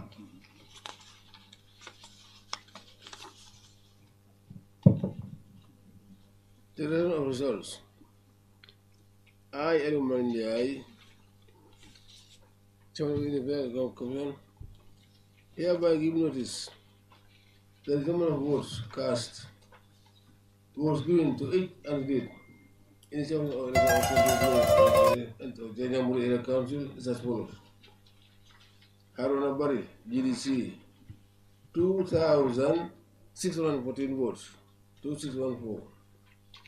Alaji H. Boy, Independent, 1,458 votes, 1458.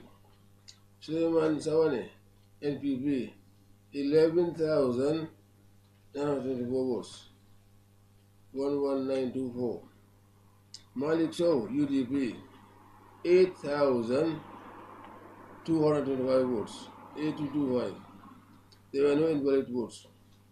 This was certified by Amadou Tal, ruling officer in the administrative area. This is witnessed and endorsed by Modu Asar, agent for UDP, Ibrahim Diba, agent for UDP, Dr. Demba Sabali, agent for NPP, Lamin Jamba Jame, agent for NPP, Ijatu Jallo, agent for GFA, Aminata Sar, Aminata M.R. Bayan, agent for PPP, Mustafa Jaban, agent for PPP. Having received the highest number of votes in the Employee Councils, chairperson election of 20th May 2023, Suleiman Sawane has been duly elected as chairman of the Mayoral Council. Dated 20th May, signed Monday. Chairman.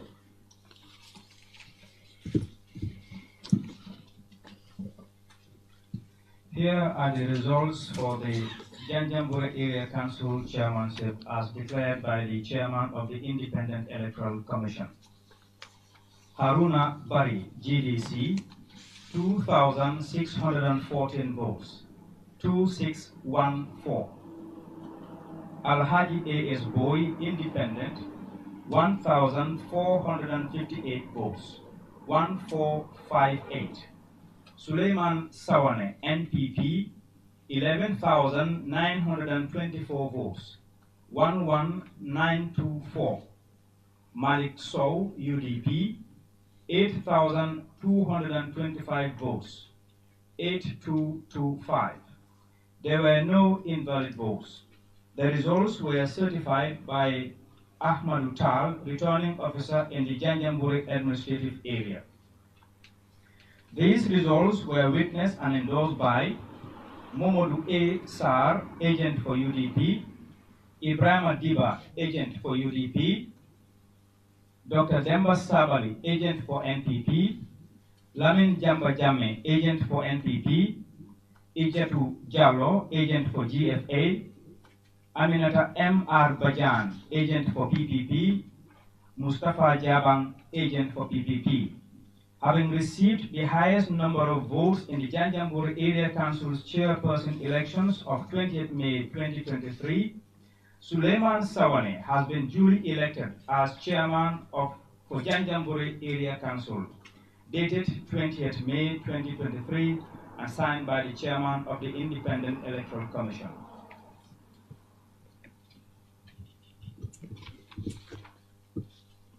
Declaration of results. I, Eleman Jai, Chairman of the Independent Electoral Commission, hereby give notice that the total number of votes given to each candidate in the chairman election of 20th May 2023 for Kuntawur Area Council is as follows. Siahu Jawara, NPP, 13,681 votes, 13681. Abdullah Keta, DFA, 1,227 votes, 1227. Alaj SB Sila, UDP, 10,365 votes, 10365. There was one invalid vote. The results were certified by Ahmadu Tal, in the Janjanbureh administrative area. These results were witnessed and endorsed by Modu Esar, agent for UDP, Ibrahim Adiba, agent for UDP, Dr. Demba Sabali, agent for NPP, Lamin Jambajame, agent for NPP, Ijatu Diallo, agent for UFA, Aminata M.R. Bayan, agent for PPP, Mustafa Jabang, agent for PPP. Having received the highest number of votes in the Kuntawur Area Council's chairperson election of 20th May 2023, Siahu Jawara has been duly elected as chairman for Kuntawur Area Council. This is 20th May 2023, signed Aliman Jai Chairman. Here are the results for the Kuntawur Area Council chairmanship as declared by the chairman of the Independent Electoral Commission. Sehu Jawara, NPP, 13,681 votes, 13681. Abdullah Keta, GFA, 1,227 votes, 1227. Alhaji SB Silla, UDP, 10,365 votes, 10365. There was one invalid vote. The results were certified by Ahmadu Tal, returning officer in the Janjanbureh administrative area. These results were witnessed and endorsed by Modu A. Sar, agent for UDP, Ibrahim Adiba, agent for UDP, Dr. Demba Sabali, agent for NPP, Lamin Jamba Jamme, agent for NPP, Ijatu Jallo, agent for GFA, Aminata M.R. Bajan, agent for PPP, Mustafa Jabang, agent for PPP. Having received the highest number of votes in the Kuntawur Area Council's chairperson's elections of 20th May 2023, Sehu Jawara has been duly elected as chairman for Kuntawur Area Council, dated the 20th May 2023, and signed by the chairman of the Independent Electoral Commission. Okay, thank you very much, Chairman. Thank you very much, sir. So that's it for now, and we'll keep you posted as results take again. Thank you very much. I have the originals.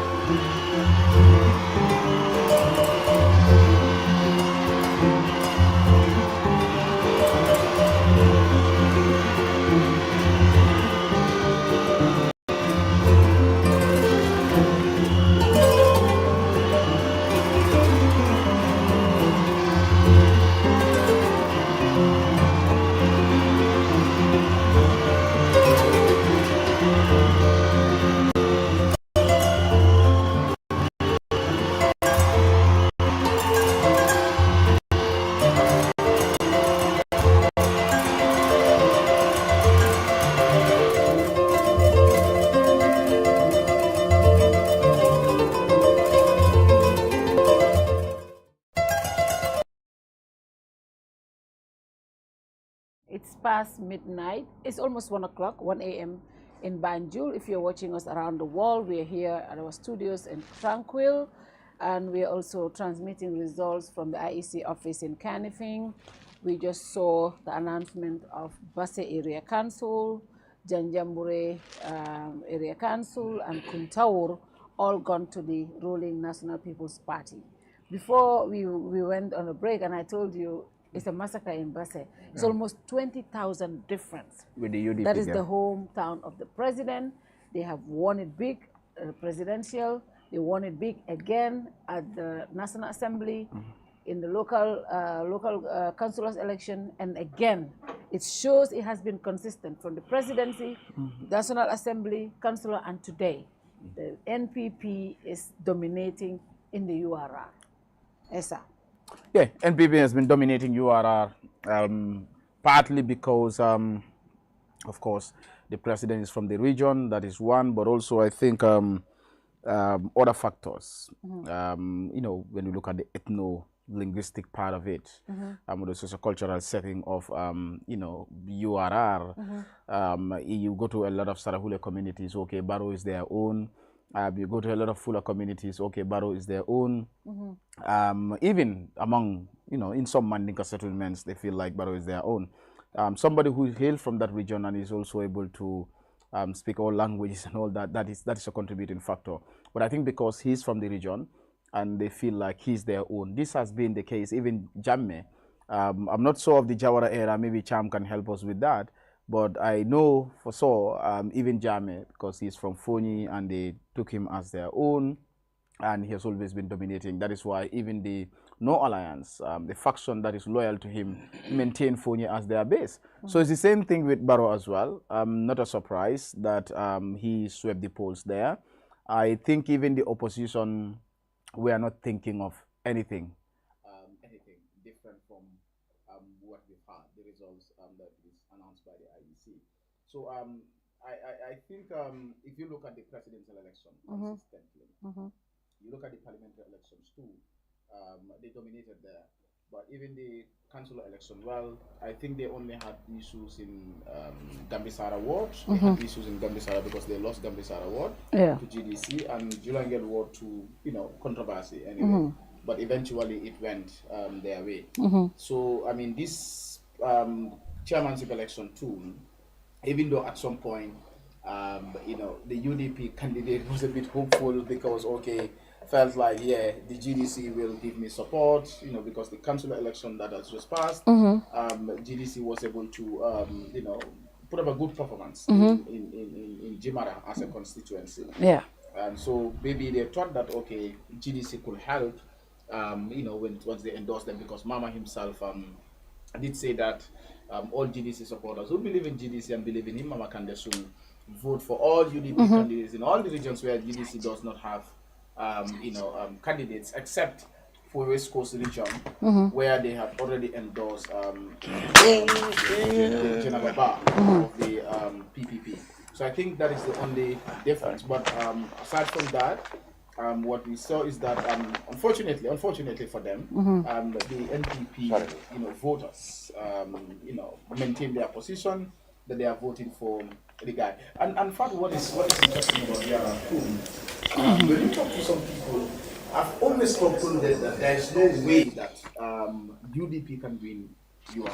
Yeah. I've said that. But some UDP diehards that you talk to will tell you that no, don't. We can pull it. Yeah, we can pull it. Things can change. I said, you see, I don't know how that will happen. It's just like if you tell me that you will contest with your Jame in Kanilai and win him, they'll defeat him there.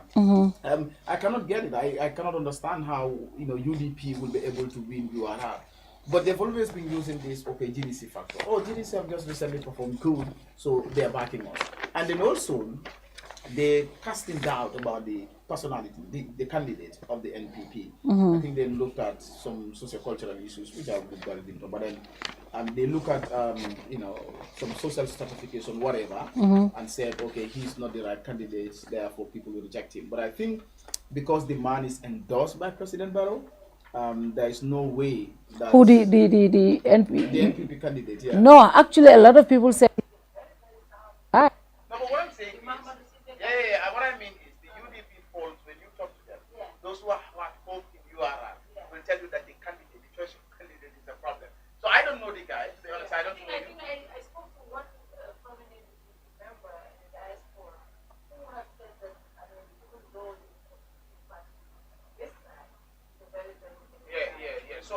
also, if you look at Ode as well, Ode Danjoli himself, I think relationship between all these mayors and chairpersons, between them and Barrow, the relationship between them and Barrow has not been good. Especially for football. Remember, there was one time when Barrow went to URR and he pointed him out, mentioned his name, and in fact was pointing fingers at him that he did not do this and whatever. So the relationship has not been that smooth. Now, in KM and Banjul, it has not been good, and the voters punished President Barrow for that. Okay, but the URR is completely different. This is where he comes from. This is where they feel like this is where they feel like he has brought a lot of developments in terms of road infrastructure, the bridges and all that. And at some point, the UDP, what gave them hope also, has to do with his charges. When the fees were levied. Some people were like, yeah, the people there are angry, and also because of the choice of candidate, and also the PDC, they thought maybe, things could work out. But then, what we are saying is, of course, NPP is consistent there. It shows that if this trend continues, even in 2026, NPP will most likely. Yeah. Of course, I mean, apart from the president from we have seen a lot of development that was also brought to water. There are bridges, there are roads, and all of those things were brought to water. Yes, I think there are several factors that make the URR fixed deposit for NPP. Mm-hmm. Not just because President Barrow,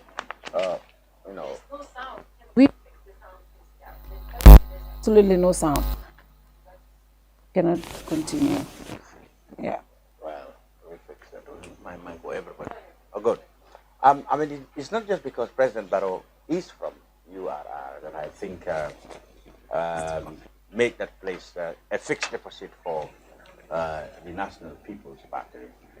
I also think the first ever project implemented by the coalition government actually went to the URR, and that is the bridges and the roads that have been built there from Chinese grant, I guess, back then. Now, you see, President Barrow was keen to show to the people of URR that he was from there and he would be the first president, and proudly so, a son of their area, to bring in much needed but absent development in that place. Remember at the time it was said that URR and Kiang are the only places neglected by successive regimes. Example, the Sadao, the Jawara regime and Jamna regime. He's made sure that those projects, and the coalition, his coalition colleagues actually did not disagree. At the time, of course, they were all on the same page. He makes sure that those projects really go to the URR because it's very much needed there. The place has been neglected for 30 something or 50 years or so. And those projects have really made him very much accepted by the people of the area. They felt that for the first time that they have now tasted that they are really part of the Gambia. And the other thing you talk about is the ethnic factor in our politics. I mean, people don't like to talk about it, but it is very much clear that there are a lot of considerations to ethnic factor in our politics. We have seen that in most areas where the Mandinka people are, they are mostly behind the UDP, and the Fulani and other in URR are behind the NPP. I mean, it is very clear that that also played a big part in the whole dimension. Because URR, when Barrow was in the UDP, it was when Barrow was in the UDP that they won, that the URR won the seat for the Danjo. Yeah. So you could see that the dynamics changed when Barrow went to form the National People's Party. And those considerations, I'm not surprised that the only thing also is I've seen a consistency of a huge absenteeism. There are 118,210 voters in that place. 118,000 voters, only 41,672 voted in URR. In URR. So close to 70,000 people did not vote at that place. Where are they? Where are they? That's where are they, question? 70,000. And I remember When the registration was on and the IEC was updating people on the register of voters, even before it closed, the opposition, then Mama Candace GDC, raised the question. Mama Candace said, look, I am becoming increasingly suspicious. Why is it that we are told by demography that there are more people in the urban areas here than in the rural areas? But why do we have a large number of voters in the rural areas? He said this, he raised this question. He said, I am beginning to suspect that something is wrong. We've been told by all sorts of surveys and demographics that there are more people living in the urban areas than in the rural areas. Why is it that the rural areas have quite considerable number of voters? He said that 118,000 in Basik area, administrative area, only 41,000 of them have voted. Where are the 70,000? Where are they? Interesting. So how many voted? 41,000. Yeah, but let's not. Yeah, I agree with you on that. Where is the? I agree with you on that question of where are the rest. But then the issue of demography here, I think, just like I was saying, it's funny, quite interesting in the sense that you can have some people registered in URR who are actually living in Congo. Yes, when it comes to demography, they will consider them to be in urban Gambia. Yes. So this is why I'm saying that when people reside wherever they it makes sense for them to register where they live. Exactly, because otherwise it will bring this unnecessary suspicion. Okay, it could be unnecessary, yeah, it could be necessary, but it will bring the suspicion that, like, why do we have majority of Gambians living in urban Gambia? If you combine URR with LRR, CRR, NBR, I think they will probably outnumber, or even if they don't outnumber, but they will be half of the voter population. So it doesn't make sense, yes. But you also have LRR, for example. How many voters, okay, LRR voters live in Congo, for example? Yeah. So it creates a problem, But the question is valid. In fact, the voter party seems to be even larger there. Nearly 70,000 people. 70,000 voters. Because 118,000 are there, only 41,000. Out of it, so that means did not vote in Basel. So,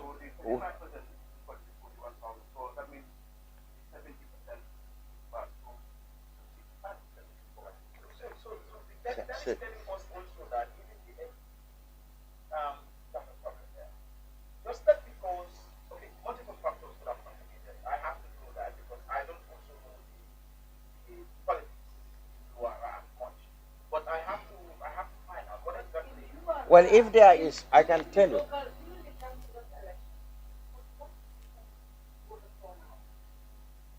So now we're talking about 5%. So what has gone wrong? Something must because gone wrong somewhere. 758. But even the NPP, 48,700 voted during the council election in URR. Yeah, so so Fatou, you see the issue of the candidate, choice of candidate could play a factor here. Because I can tell you that voters of that vote. Okay? But when it comes to the NPP, so we're talking about 41 to 31 and 35%. That's like a 6% drop. So it's possible that the people might not be happy with even the NPP candidate. NPP had 29,554. That is a slight drop to 28,000 now. Exactly. That's what they got. UDP had 7,113. Now they had a little increase, 8,000 something. I'm saying, the candidate factor could be an explanation here. Because I cannot understand this. It's just a month. Can't tell me that. I mean, it's more than a month because it's 15 April. It's about a month and 40 days. So yeah. I cannot just understand the 1,000 plus because you're talking about 29,000 there. The 1,000 plus, where exactly have they gone to? You can't tell me that less than a month. In a month, maybe some of them have traveled or some of them have died. I'm not sure that you'll have a combination of those who travel and those who died and those who decide not to vote will go up to 1,000 or so. So I'm thinking that maybe the candidate, the NPP candidate himself, the choice, could have been a contributing factor why we had a little bit of drop. In NPP support, you mean? Logistics, but you didn't still answer the question what happened to the 70,000 voters? Where have they gone? Yeah. Well, we have to ask this question. how 70,000 people will not vote. If you ask me, I would say the majority. I can understand maybe if 20,000 do not vote. 50,000. I'll stick to my conviction that the majority of them don't live in the Gambia, and they did not come this time to vote. And again, yes, looking at URR being the stronghold for NPP, that is without a doubt.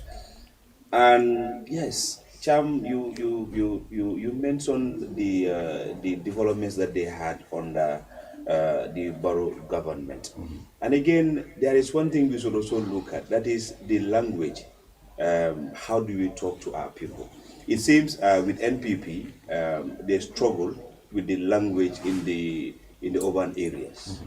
The language in the urban areas. In the rural, they succeed. They know the language, how to talk to them. One of these things will be, you vote for us, we give you development. You understand? So these are things that are also contributing to NPP's success in the hinterland. Because out here, you don't come tell people, vote for me and I give you development. Because people know, obviously, that with voting for you or not, it is a right to have development. Let's look at we'll always use Talib as an example. He has been an opposition mayor. But then, the development that he's able to achieve, is non-comparable to any in this country, as far as mayors and chairpersons are concerned. So, people differentiate between the two, around here. But out there, I remember I spoke to some people. I have some relatives who are from the URR in the Sandus and all whatnot. But what they tell me is we were cut out from the Gambia back in the days. Sometimes when you want to travel outside Sandu to come to Basse, it takes you days. To come to Combo, talk less of that. But now, we are connected. We go to Basse, run our errands and back. So, and again, now they have buses going from Basse, going right inside the Sandus, which they never had. So for them, it is Barrow who gave them these things. So it is without a doubt, when it comes to voting, they will definitely vote for him. But the thing is, I am concerned like how Cham is concerned. The high drop in the numbers is definitely very high. If we're talking about 70% voting and the 30% not voting, we can understand. But then the number is very high that did not turn out. So something is wrong somewhere. And I think it will always be a talking point where actually the problem lies. Where do we have the problem? Why do we have such big numbers? I remember when Yaja says, where are the 300,000 voters? I think it's the same trend coming. He knows where the 300,000 voters are. Now, what went wrong? Is it that the incentives that we've been provided, for people to cross over and come and vote is no more available? Yeah, it has to be that either the people who were involved in mobilizing them are no longer enthusiastic or interested, or the voters themselves didn't bother to come. Those two can. Cham, I think the some factors can also be responsible. Looking at, we talked about the infight in NPP and also the different camps emanating from that camp. Most of those people who were, the UDP guys who moved to NPP, most of them are from that end, But recently, you've seen that they've dropped, from the front line when it comes to issues pertaining to NPP. So that could be that they've not done enough work as how they've been doing in the past. Could it be also that? I don't want to really belittle or demean anybody from URR, that the voters in this area are more sophisticated, more informed, about pertinent issues, and not just look at infrastructure and think that that's all what the government needs to do Could it be that the voters in this area are more sophisticated than the rural areas? That is why. But our people also tend to think, to take ownership of their people. For example, during Jammeh's time up to now, even though Jammeh is not here, but we have seen people from his region always President Barrow, voted in fact, him. made this point. So the URR people, especially through So, the Jimara people. there is a language. He told There is a language. President He knows how to communicate President to Barrow them. expect nothing else. Nothing Yes. less. But this is what I'm telling you. He reminded them. Yahya is in equatorial Guinea. Exactly, he's supported by his still people. behind him. So let me see. When you look at this urban rural, disparity when it comes to being informed, who is more informed and all that, I think I will agree to the explanation that it's more about Barrow being from that area than development. I give you example of Kiang today. My own village, Silo Nying na Silo, Saika Samale Fonna Bakono, Sado Kono, Turuk Adundale. Okay? From Sankandi, right Kanafu Manduar, Ikofta. From Manduar, right inside Tankular. NPP lost big time in Tankular today. NPP lost big time in Kiang West. So, and these are also in the urban Gambia. So it's not that,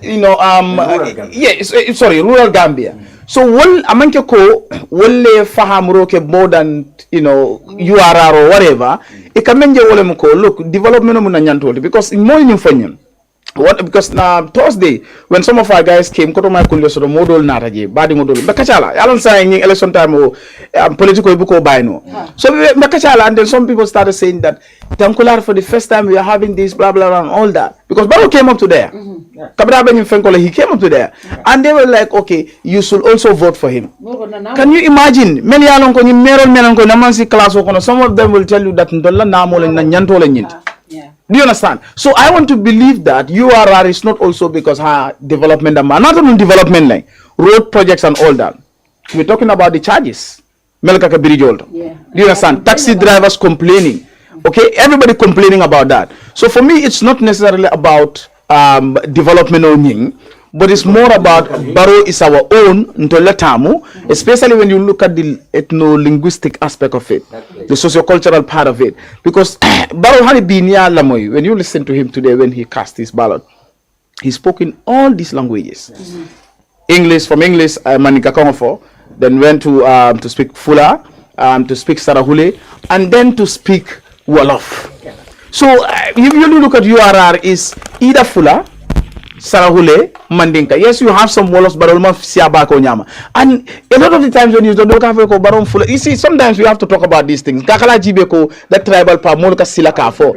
But but so he is our own, he is part of us, and Nunghania Jibe even ani Mama Candela Rifning of recent. Akamere no loko nteni mama be bota janne. Instead of finding party makoi, instead of finding government mako, no government tinyakane. So the people out there will can you message Sifa letter that look, this is what Aniana Menke. What he did was he waited till after the councillors election. When Mama won, GDC won Gambisara Award, and Julangel was controversial. So what he did was after the 4 Jimara constituency fongoto. Now, in order to mol fund mamala, kaitan dila kondana be bota jene bara benna mansa kunda kelekane because electional tamita. So now that alone will message nyim fongo damma could have contributed because model bajila ko ha nyul be boranto la janne munana nyimbe nyin kelela. Do you understand? So that ownership nying basen kol ka feel ko ntoleta embaroti nyanta nganya lalale. Akandale bi nin cham kada president.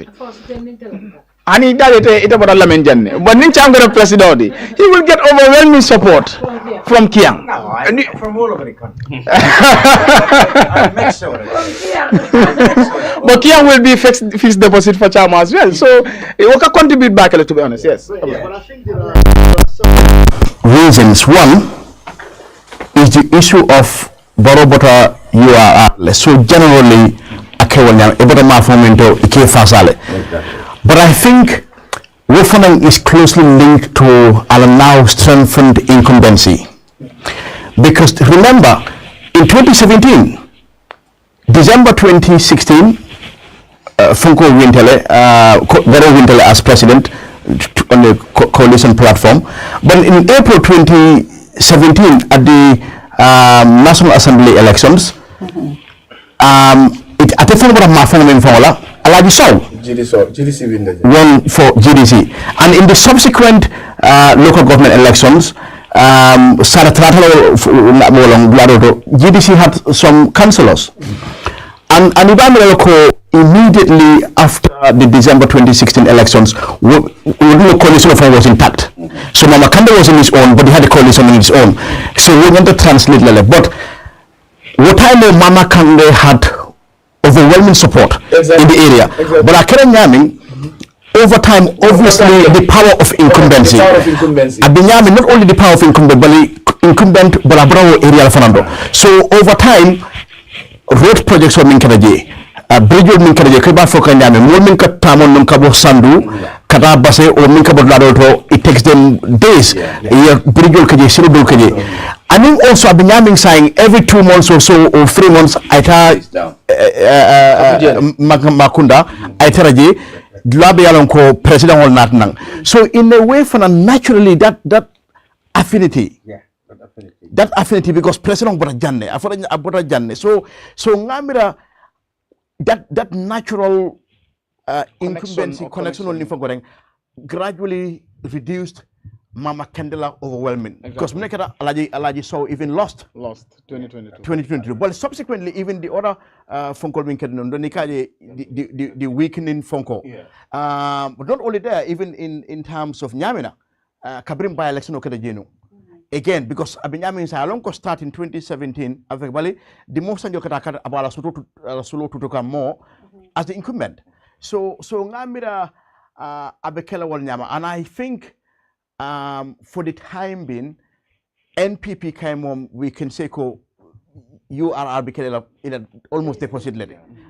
Because Nintulal Bay, it often like the distinction with Kiam Binyaming, it's often Kiamu Soko area will be like certain areas in Kiang and certain areas in Jara and certain areas in Badibu. Kabrin Jawara Jaman, they've always been opposition. Kombakao Binyaming. So area Binyambi Hanata Airport Loje B. It's almost in their DNA to remain where they are, regardless. So the more the more they feel like so we will even now rebel against you. Whereas ne URRGB, Mamira, it's a local based on per se over Naman Kekafoko, they have predominantly supported the incumbent. But especially now that the incumbent is actually from amongst them. So Ngamira will naturally has its benefits. But in terms of numbers, in terms of 2026, it's a huge Fonko, but the incumbent also pulled 9,000 or close to that. 28,000. So 20,000, even though it's a significant number, but still, in terms of near Kombo in terms of the popular vote, it may not be plain sailing. Yes, it's far to Doi there. And it's the only place Doi candidates Doi the whole there, country. and they got I think 3,000 or so. Yeah. I think that's Which will be from Sidiala area. But it's not sorry, but why? Because of all these political parties, Gambian saying, apart from PPP, well, PPP for Namanke candidate, but it's happening Doi is the only ever present throughout in terms of Ninol Bay. And it's looking like there has been a decline in their participation in these elections. And I think this will probably be, 1986 Kabia start, or from this will probably be the first time that they've only one candidate in the entire 8 region. So again, does that mean that what does this mean in 2026? For parties like Doi. For parties like Doi. Yeah, it's not only Doi. Okay, Nyajibe, URR again, back to there, especially Wuli N. 2016 presidential election. I said this like I think one of the probably reasons why coalition was able to do at least better in that area, just in coming for the ownership part. Because Sidia is from there, my Fatou is from there, Barrow is from there. All these are key members, or were key members of the coalition 2016, and they hail from URR. Of course, Sidia and Mai from the same area. Wuli Nyajibe Sidia is from which village again? But I know Mai is from Nyakoi. So yeah, Sutukoba. So they are from the same area, and because of the CDR factor, Doi had always been Wuli had always been their stronghold, both Wuli West and Wuli East. The two Wulis. Yeah. If you come to Serekunda too, because of the Halifa Saleh factor, Serekunda had been, Halifa Saleh had been winning there, even the past parliamentary election. I think that is one of the seats because they also secured one of the Wulis, and of course they secured Serekunda. So I mean, I think the ownership in Gambian ownership the Bakele. Nyajibe, even Mama Kande, that's why he was able to win Jimara constituency in the 2017 election. I think when I Ningobe Jibe, people from that area, it seems like Usainu Dabo is the only one that is not lucky about that. I think at some point, Nyani, about a damning, Nyani, and it's always, mostly APRC like a JV, obviously. And then even saying Sakara NPP, right? Yeah. So imagine that is something that at a disadvantage. But then when you look at also the whole issue of molka ownership nyaming of the politicians, at the end of the day, I think akala disadvantage sort of bakele disadvantage in the sense that most of the times molbeka jibe, even the candidates that they are putting up, the quality of candidates that are being put up by these parties, because they're just taking ownership of the land. And this talks about how political parties evolve around individuals, personalities in this country. I think it's true that, like what we said, each area has its local hero or local Exactly. champion. If you go to Senegalese politics, for example, it's even more pronounced. Ziganzor, for example, Casamance. If you went to Chess, they will tell you Idris Seck. If you went to Ziganzor, Fatigue will be Macky Sall. Fatigue, Macky Sall, you go to Ofuta, somewhere like that.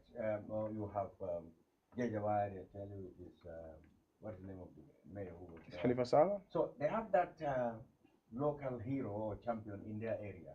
And normally, everybody, the difference is that everybody goes for that man. So even if you win anything at the central level, you need to deal with that man if you want the supporters of that area. That's how it works in Senegal. And it is true that, it's not just because of development projects, but because of the fact that he comes from URR. And interestingly, still about those politicians. I mean, part of the coalition. But I think we can move to Janjambure now. Yes. Okay, Janjambure. Yes, let's go to Janjambure. Yeah. In Janjambure, Aruna Bari for GDC, I think he has 2,000 and what? 614. 614. Suleiman Sawane of NPP, 11,942. 942. Malik So of UDP, 8,225. 8,225. Alagi S Boy, that is the APRC independent. Yeah. 1,458. For the Janibe Muflaji, I just want to say this quickly, just a minute or less than that. That is near URRGB, the factor there, the ownership. It seems like people like Sidia, Mai are losing that. Because Muneketa, interestingly, all of them contested this past parliamentary election, and they lost. Okay, because Muneketa, the the NPP factoring, Barola Abeji control Kanyaming, dominate Kanyaming, that Mai had to contest and he lost as party leader of GMC. Sidia also had to contest and he lost because Muneketa, NPP candidates all put up against them. And funnily, we saw Mai, for example, campaigning for the NPP candidate in URR. But then we want to know, I mean, my among influencers had that also contributed? I'm not sure whether that has also contributed to the outcome there. Yeah, but we can go to CRR South Janjambure. Now in Janjambure, I think that is where we were talking about voter apathy, and we said URR was the worst. But I'm afraid Janjambure is worse. Janjambure, 24,239 people voted there. Just over 24,000. And there are 119,000 voters there. So CRR South. Yes, basically nearly 100,000, a little less than 100,000 people did not vote there. Wow. 90-something thousand people absent in place. That is quite huge. Close to 19, Close to 89, 89, 80 something thousand. 119,000 $24,000. So you have up to 90-something. 90-something thousand, that 95,000 plus. 95,000 people did not participate there in the elections. Where are they? So that means only 20% voted. I mean, 80% did not. Where are how can you 119,000 voters for $100,000? Yeah. No, Benjamin, is that not both? No. You know Janjambure. Is it We are both? not talking about Janjambure. No. We know CRR South. Sierra South. That is Sierra South. Janjambure administrative area. It's called Janjambure area. You know what he's saying? Is it both CRR North and South? No. It's only Sierra. Yeah, because only Because the Sierra North is 24,000 registered voters. Where? Sierra North. No, I'm not at Sierra North. I know you are talking about South. Yes. Can you check those numbers again? Exactly. Janjambure administrative area. Yeah. Unless, of course, one thing, it is added. Yeah. Because what we have first here is we don't have I think it's both one, of them two, together. three, Yeah, four, both of five, them. six, I want to seven. believe Yeah, both. both of them No, it together. was both Yeah, of both them. of them Yes, both of them 190. together. Because the registered voters for Kuntaur Yes, it's how much? is 24,550. Yeah, this is both of them together, yes. Yes. Because that time they were not split, yeah, you are right. Yeah. 24,000. For Kundao. That's not Kundao, that's not. That's Kuntaur, yeah. North, yeah. That's 24,000. 556. 556. And then Janjambure, that is south. This, South, I don't know, unless you want to minus that, but I don't know. Yeah, if you minus that, then you still have about close to 80,000. And if these people come out with 20, so again 60,000 have not voted in that area. About 60,000. I don't know where these people are. Like, okay, I wouldn't say Nyul Tamatale. Government elections fanang, the turnout better. No, but Fatou, Fatou kelo nyama fanang. You see, let me give example B. B ni nada B ndol fangol jang damal jang tol mel sita jang. Ndola carte of file presidential. Nga carte of file parliamentary. Nga carte of file council election. Nga carte of file this mayoral chairperson election. Mel bedo ko wala jang. Most of the people ni nyinin kay bafule the same. Ite la korda kono. Mele carte of file presidential murta ya file kotenke wala siata. So it's like the I want to believe this. The Cham can explain. We just have to be, frankly, I'll just be blunt. That many alonko registered the eligible Gambian voters. Wala ka findile ka carte of file. Someday yeka model sonal melano ko ka carte of file. Borol bika sia. Binite la korda kono jibe ka je ko. Nado non ko mo tanne carte of soto. Ibe carte of file presidential. Aketa nyawnyang mo woro wala ka carte of file. So the remaining three wala bika carte of file. So ikaje ko at some point the legible, legally registered Gambian voters, wala ka findile carte of file. So nyimol mel yalon ko mome kalangolong fo jinol lembang fo jumal lembang because sain do la mansal ka falo ko nal man carte odina jinol be carte odila nale jinol bembulani fenko boal bembulani fenkol. So I don't know whether they are just in the air like that or cham come kata maborin dulalto and they cannot come here because maybe dulani jamfatale fanang and all that. And if you look at CRR again, nka cross border memfo. There's a possibility there. Now near CRRGB, I think it should be not around Firdaus Mafangola. Charming and Firdaus Mafangola. Those villages, I went to Firdaus specifically. There was a year that we went there and I was talking to one of the teachers there who was my colleague at the university. Akafanyako, a student odol sort from Senegal. Many along kabonang, for some of these villages in Senegal there kana karamu. So nkam for the issue that Cham raised here, that not only healthcare but even education. When you give those privilege or national documents to some of these people, it can expect wolem ko. It nyanta privilege men enjoy la. It dingol nyanta men enjoy la. You'll find enjoy and you cannot do anything about it because maybe documents will be able. So you can have a karango be a Gambia janne. At the end of the day, Gambia long, Gambia kola long back. So they just easily get integrated. So even it's easy for their parents to also acquire.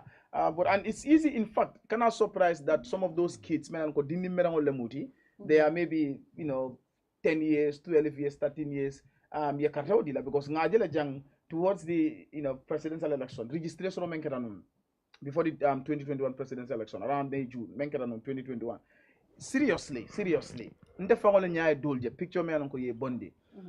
Ika dinni ngoje siri fon kanko tonya. nyimman sanje tandin say soto. That was very plain out there, Mobe Nyabala. So I think these are contributing factors. Janjambu CRR Fanang is also an affected area when it comes to the possibility of cross-border voting. Well, in the problem of minors, that's a completely different kettle of fish because minors would still be Gambian and No. What I mean is, those kids that are coming from Senegal, for example, yes, right. and going to school in Gambia, attending schools in Gambia, it's possible because what your privilege sort of, they can get their parents and they can even get those kids. That's right. Yeah, you can never tell. So Kuntawur, that is CRR North. Shehu Jawara is the incumbent. Shehu Jawara is the incumbent. He was GDC 13,681. Yeah. And not far behind was Alaji S.B. Schiller, 10,365. And a distant third, Ablai Keta of Gambia for All. This is important. This is the only place they contested. 1,000. Bakari Davos party. And you talk about local heroes. Why didn't Bakari put up a candidate in Kiang West? But that's why they wanted to put up they put up a candidate in Kiang West anyway in the parliamentary elections and lost. That's Maron. But before you go to so Sierra, 25,275 turnover, and you're telling me that how many thousand were there? No, it should be more than Sierra North should be more than 24,000 voters. 25. It's 24,500. The registered voters. The registered should be more than that. It should be more than that. Yeah, I mean, combined, it is 100 and something thousand. Now it makes sense. Janjambure, before they have Caravan administrative area, they used to call them, all of them, Janjambure. Okay. Yeah, but combined they got 116,000. Yeah. So in Kuntawur, 25,000 turned up today. Yesterday. Fatou, let's get this. And you can talk CRR not Balali, just briefly. CRR South, the UDP candidate there, Malik Sow. Malik. Interestingly, this guy contested 2017 on the NRP, if I'm not mistaken. Stand to be corrected, but I think NRP. Yes, I think. For mayor or for? No, parliamentary. Parliamentary, he lost. And the by-election that took place there, because I was there on observation, short-term observation, and we had our long-term observers there. That is under the Center for Research and Policy Development. Malik went for primaries on the GDC. And he lost that primaries to, I think it's Yoro Sow or So who contested there. Yoro Jalo or So who contested against Birom there. So Malik lost at the primaries and he was disgruntled and dissatisfied. So at some point, because he is someone who is very eloquent. If you listen to him, very good he is very eloquent. And I was surprised how, and you understand issues. Really, he understands issues. Because I sat with him and had a conversation with him, you get to understand that this guy understands issues. And people were surprised how the GDC even chose that guy over him. And now what he did was the GDC and the NPP guys, because that was the first parliamentary seat for NPP. You remember the Sidin Jais, the Hamad Baz, and everybody went there, just like the way they use the state machinery in. Exactly. So he won there. So Munek Natake, what happened was the GDC and the NPP were scrambling for him. And then he was now the darling of everyone. Now, at some point, sorry to say, but Balbina. So finally, he decided to endorse the NPP candidate. So, at some point, when I had UDP at Lundi, and I was like, okay, this guy's never been UDP. So, Olatina, you see, at some point, UDP, Malam for this will be the right word, but I think at some point they get so desperate that they want to put up. Malik was very, I joined Tale right after that, and Malik has put up a big fight. But what I'm saying is, Fatou, you see, it's important sometimes we look at the history and all that of some of these people, because UDP, problem also in 2017, 2018. I can tell you that Bilaje Tunkara had never been UDP. I had meetings with this guy when he wanted to come as a candidate together with Papanjai. I had private meetings with them. Do you understand? And I knew that Papanjai was never UDP. Do you understand? Bilaje took. No, he was never. He wanted to come on the UDP. You remember? For the mayor. He wanted to do that. But when we had meetings with them, he was telling us that, okay, I have to go and consult my family. Went and said Doi and came and said, no, I'm independent, and came and said UDP. We told him that, well, if you want chances, it's UDP. So he wanted to go for, but then he was never UDP. Bilaje Tunkara also was never, G Tunkara rather, was never UDP. So UDP had this problem. I'm not saying this is not personal towards Malik or whatever, but then they have to be very cautious because sometimes it can be more because you look at the guy who was NRP. All of a sudden, okay, GDC, endorse an NPP candidate there, and all of a sudden, he's now the UDP candidate. And I'm like, what happened? How so are they? Even if this guy wins, they will not lose their seat to the NPP. But what? But the guy was in the party more than a year now before all of this. Well, I'm not. No, I'm saying it. I think it's also for us to be fair to him. He joined the party almost 2 years now. So far, I think those things are also. Malik is Maybe he's a better candidate there, and in fact he tried by pulling 10,000, 8,000. Sorry, yeah. So I think that is so far we have 3 confirmed for the NPP, 2 confirmed for UDP, and I guess 3 more to go. 3 more to go. Yes. I the think projections are saying that the projections is UDP got West Coast and KM. Yeah. Now, What where about, the issue is the NBD. What is happening? UDP are calling it that they want it, and I have not seen any officials from NPP calling it. But I'm still getting our source on the UDP are saying NPP. They even calling out Lyman Queen Jame and Njogoba saying they are right now they are his office in Kerawan. You know, so the results for NBD have not been official yet. There have been some issues for now, but as we speak, UDP is calling it out for them. But up to now, we cannot call it out because But I can comfortably say West Coast is going UDP. Okay. And so is KM. And KM. Now, one thing, let's go to KM. But we haven't got confirmed results. Let's wait for the confirmed results. That will be more. It will be nicer to do an analysis. We have to wait for confirmed results before we can put together. But we started speaking about the other. Well, projections, yes. But see, KM is so special, Fatou. I think we just allow the official results to come because it has to be an extensive one. The projections are that the UDP won there, as well as Brikama, KM and Brikama. Of course. Brikama West Coast is a very huge area, and my issue was since yesterday, I was telling people that Brikama is a candidate soul. The disadvantage I've said is that okay, Nyulumbe incumbent, none of them is an incumbent. So I come to and Brikama about West Coast or about you're talking about from Kalaji, Kanafa Sanchabaja. So I'm just thinking maybe that Kersering. Wale fura bijilo wale fura sanchabe ko modo ko yankuba daba skino ba fale ko hey ndemo long Ahmed Jita malong CDC is a malong but then main advantage dolbe men sotala and of course somebody like Yankuba is the party because come Yankuba jininka if you look at Yankuba okay partly he has not been living here okay but then ganyininka wala ila how is your relationship with the community West Coast what about it Yankuba fanga skeno nyanyininka ba fale ko dula dolbe jenta manda but then this is the advantage of contesting on party ticket. Sometimes it's the party that will win you that vote. Okay, even this Frankala. So near GB of course UDP had that base, but also West Coast is interesting that you had a lot of candidates there. Even in the primaries for near NPP GB, NPP got like I think 9 or 10 who went for the primaries, something like that. And UDP 18 people showed interest when they opened applications for chairmanship. So 18 people showed interest, and now we've seen I think 9 candidates contested, 9 boxes were there, right? 9 of them. Do you understand? So I don't know how well our candidate is performing. Amadou Mutar Cham, the hereafter. I'm interested to. Hereafter, if you have 111, it's me. That's my candidate. And by the way, What's on Gambia posted you today and say, let people predict who you voted for. So some are saying that you must have voted for Mr. Cham. Yeah, that's my candidate. Definitely. West Coast, like they said, is the powerhouse. Yes, and the seat was really hot. But one problem with the Wolemco, I always say this Wolemco, the bar that is set for qualification to be a chairman is very low. Now you we'll sit down like I said, Imoli Ayable. You know, yeah, because the kind of candidates Minna quick become you will not say all of them.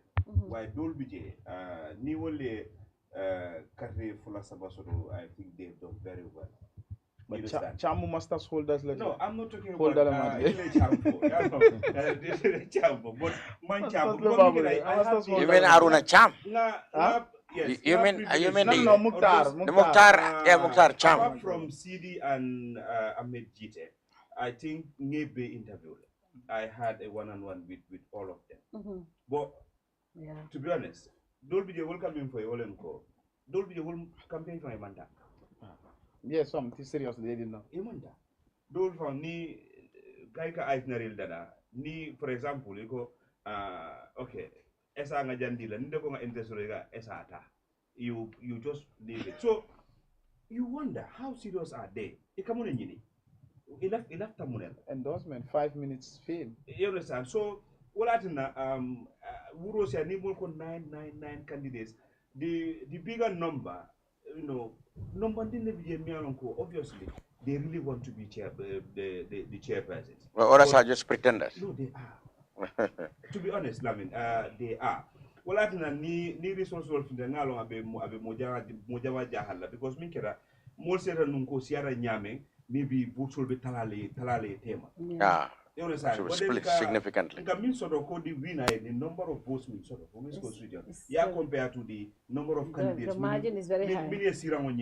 You will don't be a secure man. So it's really interesting. But min fananka ke wolem ko ni ajibe the Mimpota jail, the outgoing chairman, often contributor back for Mujama Fana won that seat. Because the belief is if he can. It's just like his Barrow can. If he why can, wouldn't you have somebody like Sambu Barrow wanted to contest? Why not me? So Wofana factuality, and I want to think of these are very important things. At least a bar race demanding. That you at least need to have this qualification to vie for this position. But then you have your 2005 IEC format. And surprisingly, at West Coast region, 11 candidates lay format. 11. Yeah. They all pass the nomination. Is that not funny? You understand? Full back out. The 9K. Box will on the some of the economy not Franco from sort of la Franco sign. But you also you can your presidential candidates are scrutinized. I want to believe that these people have not been serious with these ones. I think so too. If they're properly scrutinized, no, I can't. So let's look at. I know we haven't still got the results from West Coast. How can you come to nomination without even a single person? A standout in this election is how like you said, other parties hold. For example, let's look at CA and Dr. Cisse. CA and Dr. Cisse, they had endorsed CDCC. And Dr. was very, very prominent in campaigning for CD. And Dr. is from Brikama as well. We would expect to see influence with CD's results. What effect do you think Dr. La campaign will have in CDA? Fatou, I think when you said we expect influence, maybe you expected, but more political understand, you wouldn't expect Ismaila to bring any influence for CD because Ismaila has never been tested. Hani Councilor and his party has never ever contested. In West Coast. I don't think even parliamentary they contest because I know Law and Yomimal and Minto Lembang the contest. So even the entire West Coast, they've never tried. So endorsing CDCC, and if CDCC expected that maybe the CA factor could contribute, I think he was just having a very very big dream about I think CD just inherited or joined the coalition. The grand coalition. Yes. CD had no, because, okay, if you look at CA as a political party, I mean, I don't even want to sometimes call them political. Legally, yes, they have to be called political parties, but I think some Osusu groups are more organized than some of these parties, or groups that call themselves political parties. Because I cannot just understand, well, on the IEC, I'm saying still, we need a conversation, because one, some of these people, election of gonna expensive ni more. You cannot be a political party. You said you are a Premier League team. Ita baka participate Premier League oro. Na wetan team o birikama box ba ita baka participate. Okay, GFF ko be first division ne baka participate. At the end of the day, in GFF ngare ba fele na ko ite bondi yeta manda player. But you cannot have political parties in this country who are just occupying the space as in 19 registered political parties. Hani election will become contest no. If you look at the relationship between CA, for example, I wouldn't even call it a relationship between CA and NPP, because when they came out and said, yeah, partnership Lesotho, I mean, there was no truth in this, because there was no document to prove that partnership Lesotho and Ultima number one. APRC and NPP were at least ngajelo ko itata le ko FNCO sign and all that. But CA Mawake, and they wanted to make people believe that it will indeed they have partnership. What they told us is that we are partnering, especially in the context of the local government election. But local government election nata. Wala na hani yetol fonjibe within the party, they had that problem. I damal be sonka kang, ila WhatsApp page solto, jinin karo kake, hani sa intol be deirin tola partnership with NPP. I'm benefit la samanang. Because we are yet to even put up a candidate. Hani councilor mendo at a councilor fonti, man candidate put up no. And they've just been silent about that. And that is why I said, where are the journalists? When these people said we had a partnership, why can't you make follow-ups to ask the relevant question? I mean, CA and NPP. Like you said, you had a partnership. When you say where are the journalists, what is journalists supposed to do? Follow up, Fatou. No, but we asked those questions. No. How many times have we asked those questions? No. How many journalists, for example, I don't think put that question? No. What I'm saying is, how many journalists put that question to the CA leadership? Because we have seen Dr. Caesar been active in this campaign. Mojella fonga yakomanika fa yako ita ko ni partner tale. Alla partnership le. Nobody have not seen that anywhere. But how many people is journalists, Dr. Caesar giving interviews? You also have of course. These people have chosen who to speak to. But this is what I'm saying. Ninko journalists so it all bondi knowledge Fatou. They are part of it. No. It all bondi knowledge. You say how many journalists, then you. But they are part of it. So what I'm trying to say is that this cannot be a journalist problem. No. Fatou, these are follow-ups. Democracy is beyond just because Amol Kanado Kumul Kumule and then we stop there. What I'm trying to say is that these people have no political relevance. At some point, especially CA side, near GB, and some of these political parties that have just been rushing, endorsing. Look at the Lamin Bojang party. Wale, ANRD. You are not even hearing anything about them. You understand? Yena CA, for example, they are not even saying anything. At the end of the day, leadership, okay, because they don't even have proper structures. So you can make it that an individual leader will jump and say, I've endorsed, thinking that you have any influence, when in reality, they have no influence. When I look at them jumping everywhere, thinking that, okay, they know politics and all that, they are very irrelevant in this country, and these elections have proven that. And that is why they have got it wrong both in West Coast and KM. So it shows that they are novice in politics. They have no idea how politics is run. It only miracle, political community, angale kumabafu, and all that note, when Gambian politics is far beyond that. Well, so you have an idea of Gambian politics and all that.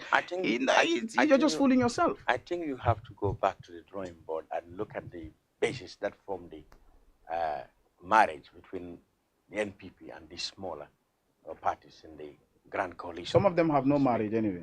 The issue is, I told you from the beginning that in 2021, President Barrow, when he left his base in the UDP, he was desperate to have support elsewhere, and he was so desperate that he was ready to go to bed with anybody, so to speak, including, of course, the APRC.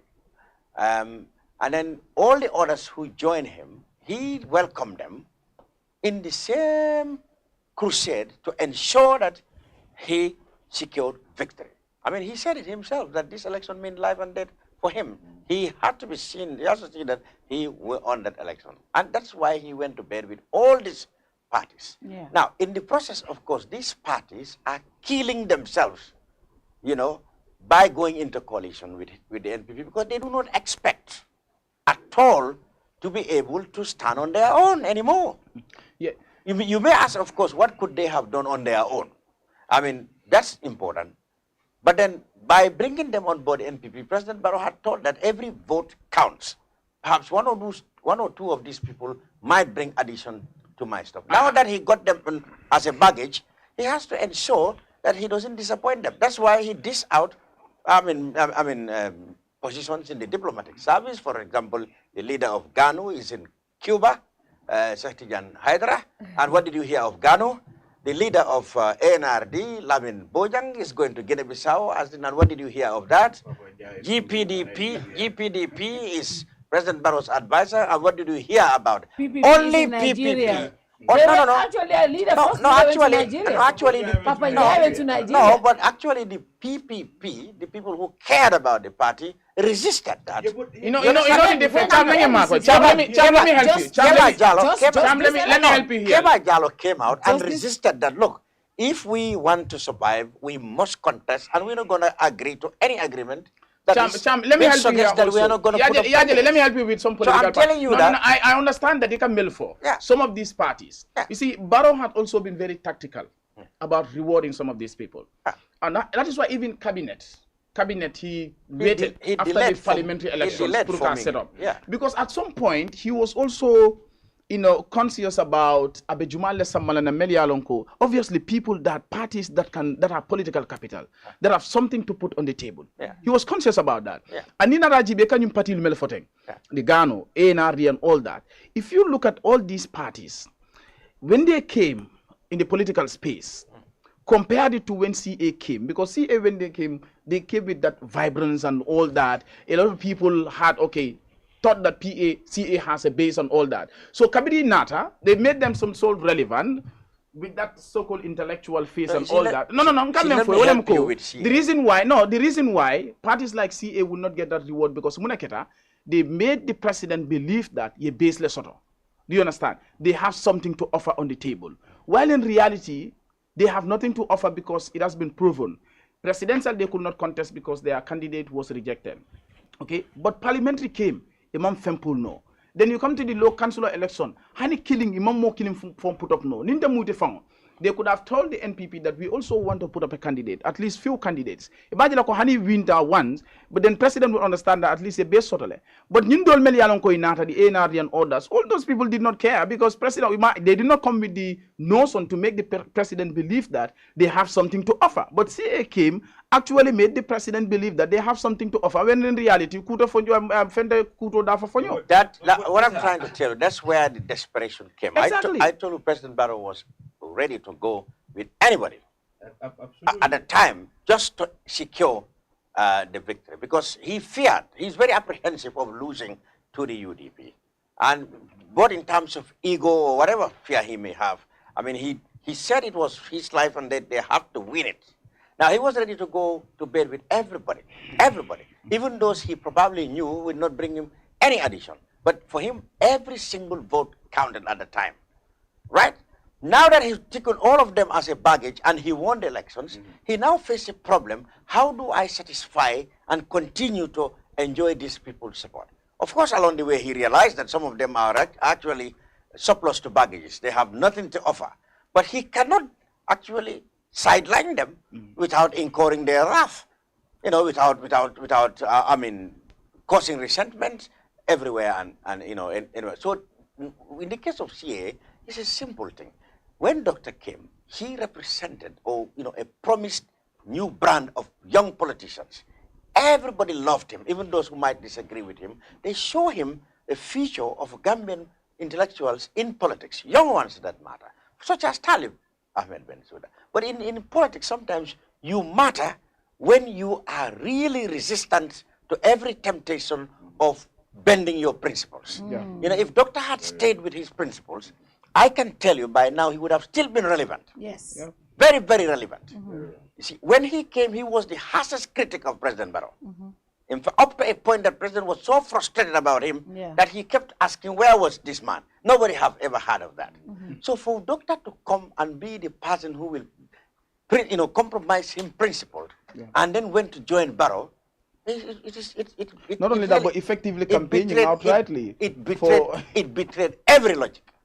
And I don't mind telling you, in the process, he has damaged his credibility. He cannot afford to put up candidates in the last parliamentary election because nobody ever now listened to him since December 2021. So you don't expect CA to put up a candidate. Where will he go? He doesn't have the credibility anymore. I think the party is in hibernation. So I'm telling you that the NPP is going to absorb these parties gradually and push them to death. Absolutely. Because from there, they will not be relevant anymore. So they better stick with the NPP, where perhaps they can get the cake. They can get ambassadors or deputy ambassadors or whatever you mean. That's where they can belong.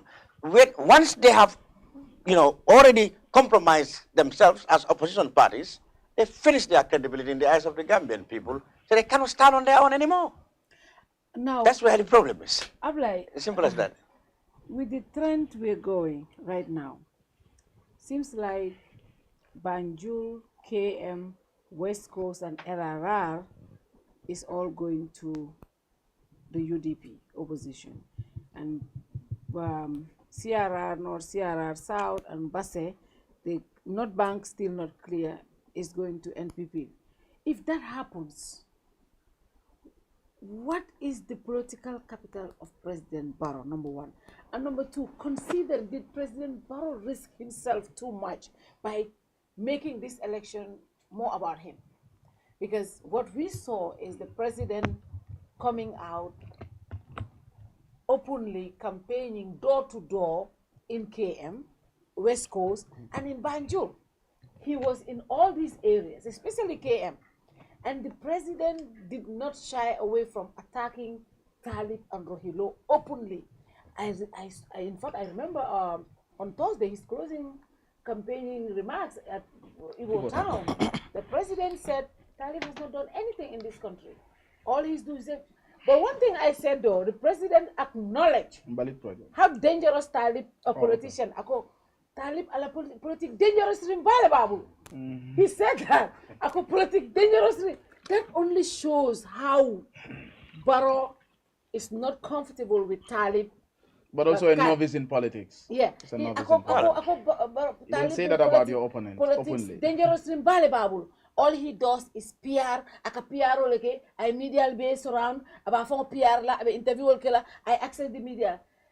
It seems like, the NPP candidates are underestimating the power of the media. Look at all of them. They were running away from the media. They will only go to where they will ask them the comfortable questions. They were running away from certain media. And today, it is openly manifested in their results. The people listen to these radios. The people listen to these online TV. They listen to the television.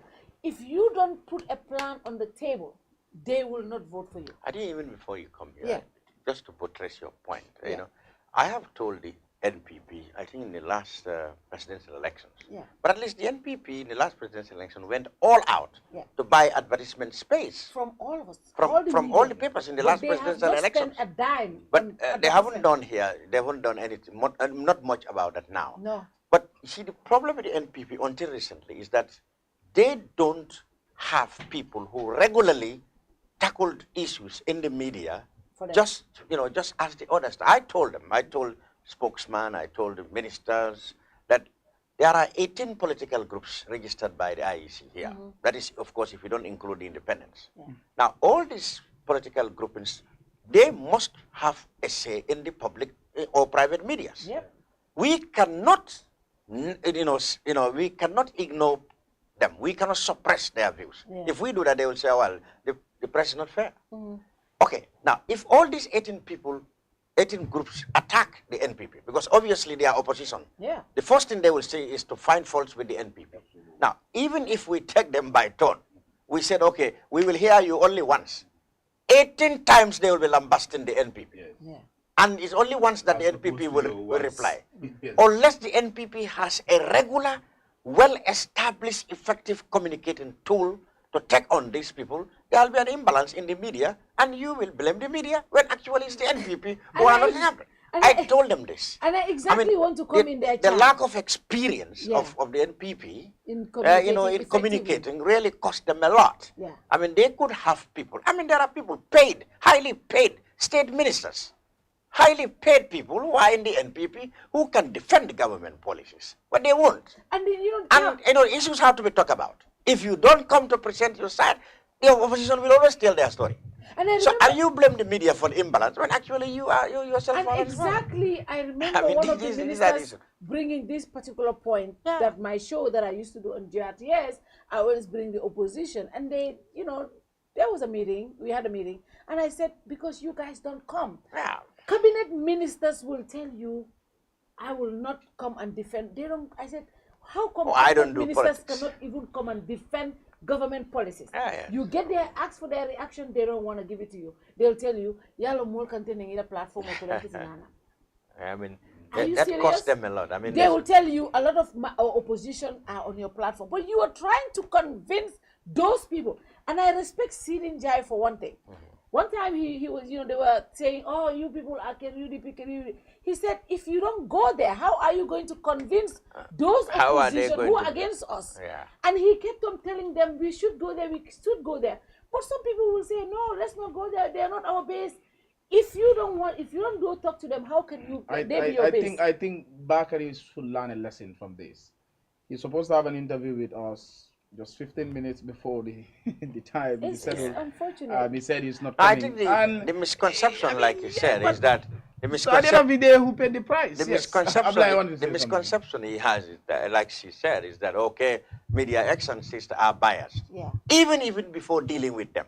Yeah. Even when they don't even deny you access, you have a preconceived mind that they are biased. So I wouldn't go there. You are doing it at your own loss. Yeah. I mean that's what happened to most of the politicians who avoid certain platforms because they think that platform is when it is open for everybody.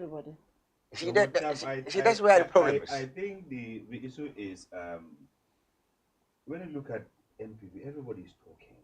It's not that organized party, whereby the experience is the problem. Whereby the message will be from one person. Yeah. But maybe before it comes out, it's discussed in house. You know actually what to say. Yeah. But with NPP, everybody is talking. Because the deal is everybody wants to be seen to be doing something. It's like they are competing among themselves. To be seen to be doing something. So in the end, on the same issue, you'll get 2, 3, 4, 5 different translations on the same issue. So that is an impact. Another thing is when you select media houses, okay, fine. Which is not wise at all. 10 views or 15 views. You think you've done a good job. Yeah. I remember we once hosted Sehu Mbalo. I have respect for it. I do. I respect him so much. He goes always to any platform. Yeah.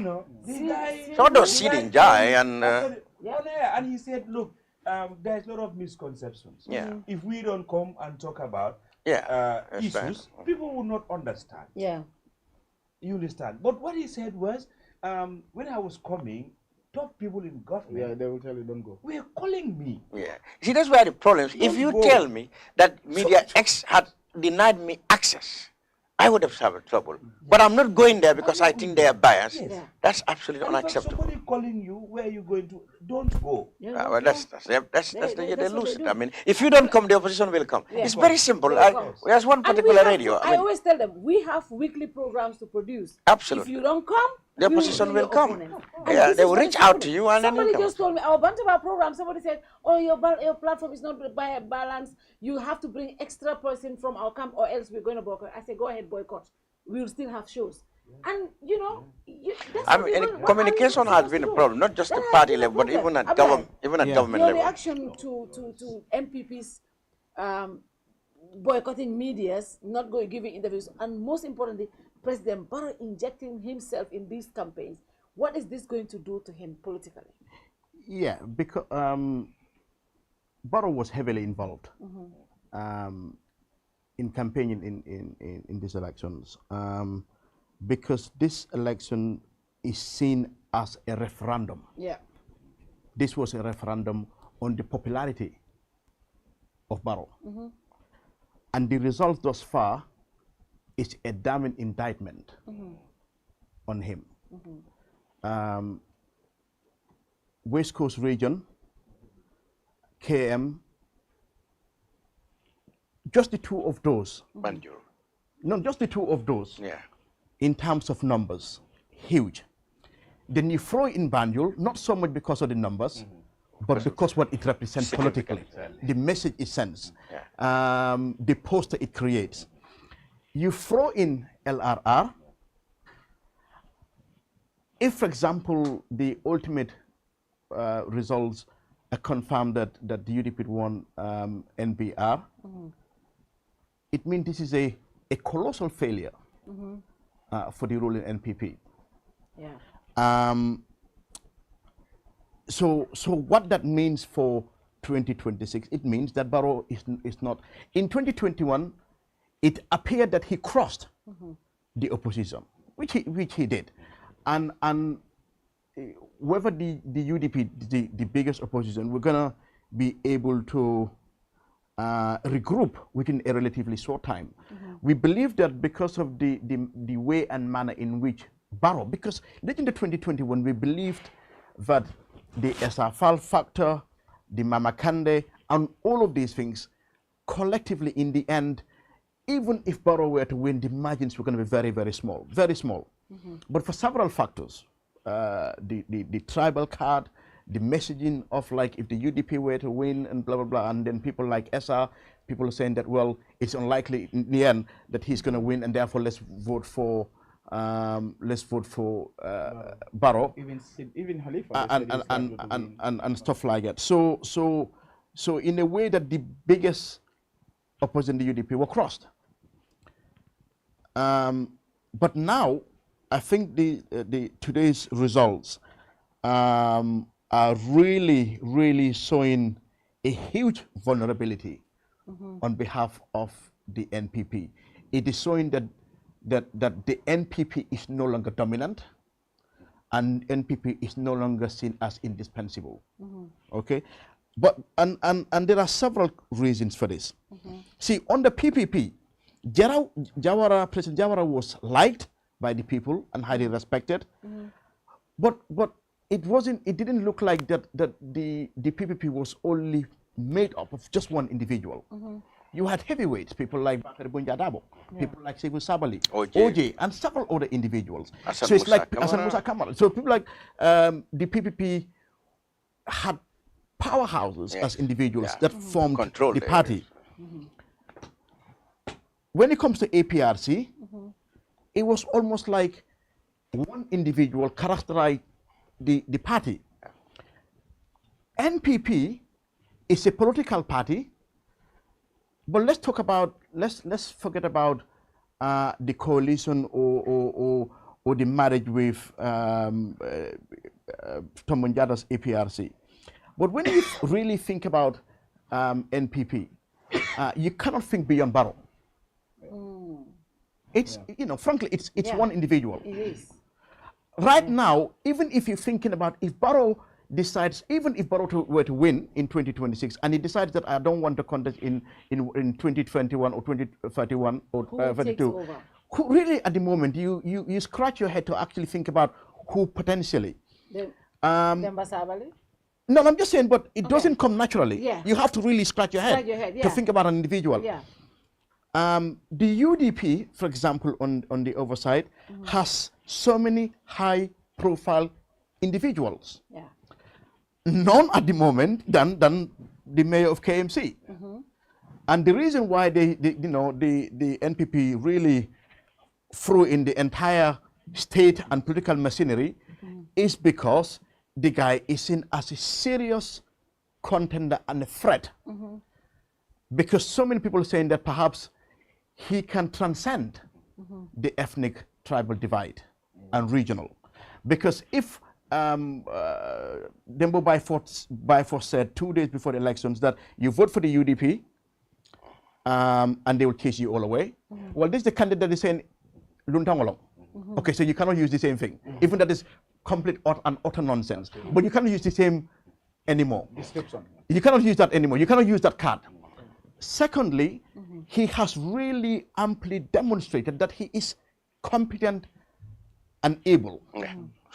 And transformed his municipality, and these results speak for themselves. He is young, he is likable, charismatic, and he ticks all the boxes. See, sometimes you have certain politicians, like President Obama and the others, sometimes they don't even have to open their mouth, you just have to look at them and like them. We discuss charisma. So Talib has that benefit. And so if his party, for example, endorsed him and supported him, the others who will traditionally or typically accuse the UDP of being a Mandinka party or a tribalist party could no longer use that argument. Yeah. But there are lots of people I see on social media, people who can perhaps be described as those who would never ordinarily endorse any UDP candidate. I've seen some people like it on social media who are endorsing and writing that you should vote for Talib Bensouda. That is what happened. In fact, I think in what we're talking about today, we've seen people who are naturally not UDP who will never cast their vote for UDP, but for Talib they will. You know, because it has to do with I the think character. Quite apart from his personality, which is important, like in politics, you need to have charm. It's an advantage to be charismatic, to be likable. That's all. But I think he has also proven in his dealings that he actually was a different breed of politician, both in fact within the UDP and outside. Because what he said was, in fact, he himself is aware of this. He said, Bakari Baji is being used as a tool to unseat him by President Barrow and his people. He said, to quote him, they are ganging up against him because in the mind of right-thinking people, he has demonstrated quality leadership that has made him endeared to the people with right thinking. So he believed that because of what he has achieved, many people in the KMC have come to like him. And because of that, the NPP felt threatened. And they used, they gang up against him. He said, but I believe that same spirit is what is going to salvage me. Because people will defend me, when it comes between them. He said these things. And he's aware also of the fact that he is potentially seen as a future rival in terms of national elections like presidential elections. Talib is very much aware of it. He wouldn't go there. He has always been modest when you ask him that question. Because I know, people have been predicting that even within his own UDP, that may pose a problem in future. He is now been seen as a very hot material for presidential candidates for UDP in the next election. So he has refused to go there, but already it's a topic that is very rife and been talked about. Yeah. So it is natural that President Barrow and the NPP felt him as a potential rival that they need to disarm as soon as possible. Yeah. But apparently, did that bring him sympathy vote also? It may well be. And all the attack and all the all of these things on him, did that bring him sympathy vote also? Yes, I don't know to what extent. Yeah. But again, because he doesn't return fire with fire, people come and insult him. I have never seen him during this campaign where he's responded to those rhetoric. Yeah. It looks like he's always focused on message, on the message, on the ball. So. His eye is on the ball, on the substance, on policies. Yeah. And like Lamin Cham said, he is a different breed in contemporary or even general historical and current Gambian politics. Because I listened to him when he was on the Grand Bantaba, and when he was talking about when they came in 2018, the deficit, and how over time periodically how they managed to enhance revenue, and how that revenue was utilized for development purposes. Even some of the roads that were constructed, he remembered about 7 or they were just coming off head, and the figures and everything. And I was saying to myself, this guy is speaking about development and everything and what they intend to do in a language that everyone can understand. And I remember contrasting that with Halifa Saleh, for example, and I was saying to myself, well, some of the things he's talking about, Halifa Saleh comes around and say, we will do this and that and that and that. But when he starts talking about the consolidated fund, the sovereign wealth and blah, blah, blah, and stuff like that, even intellectuals sometimes are lost in the middle of those words. But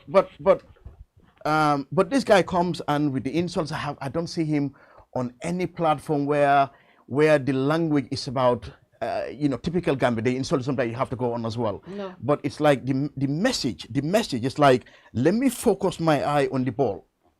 Okay, so in terms of, tonight's results,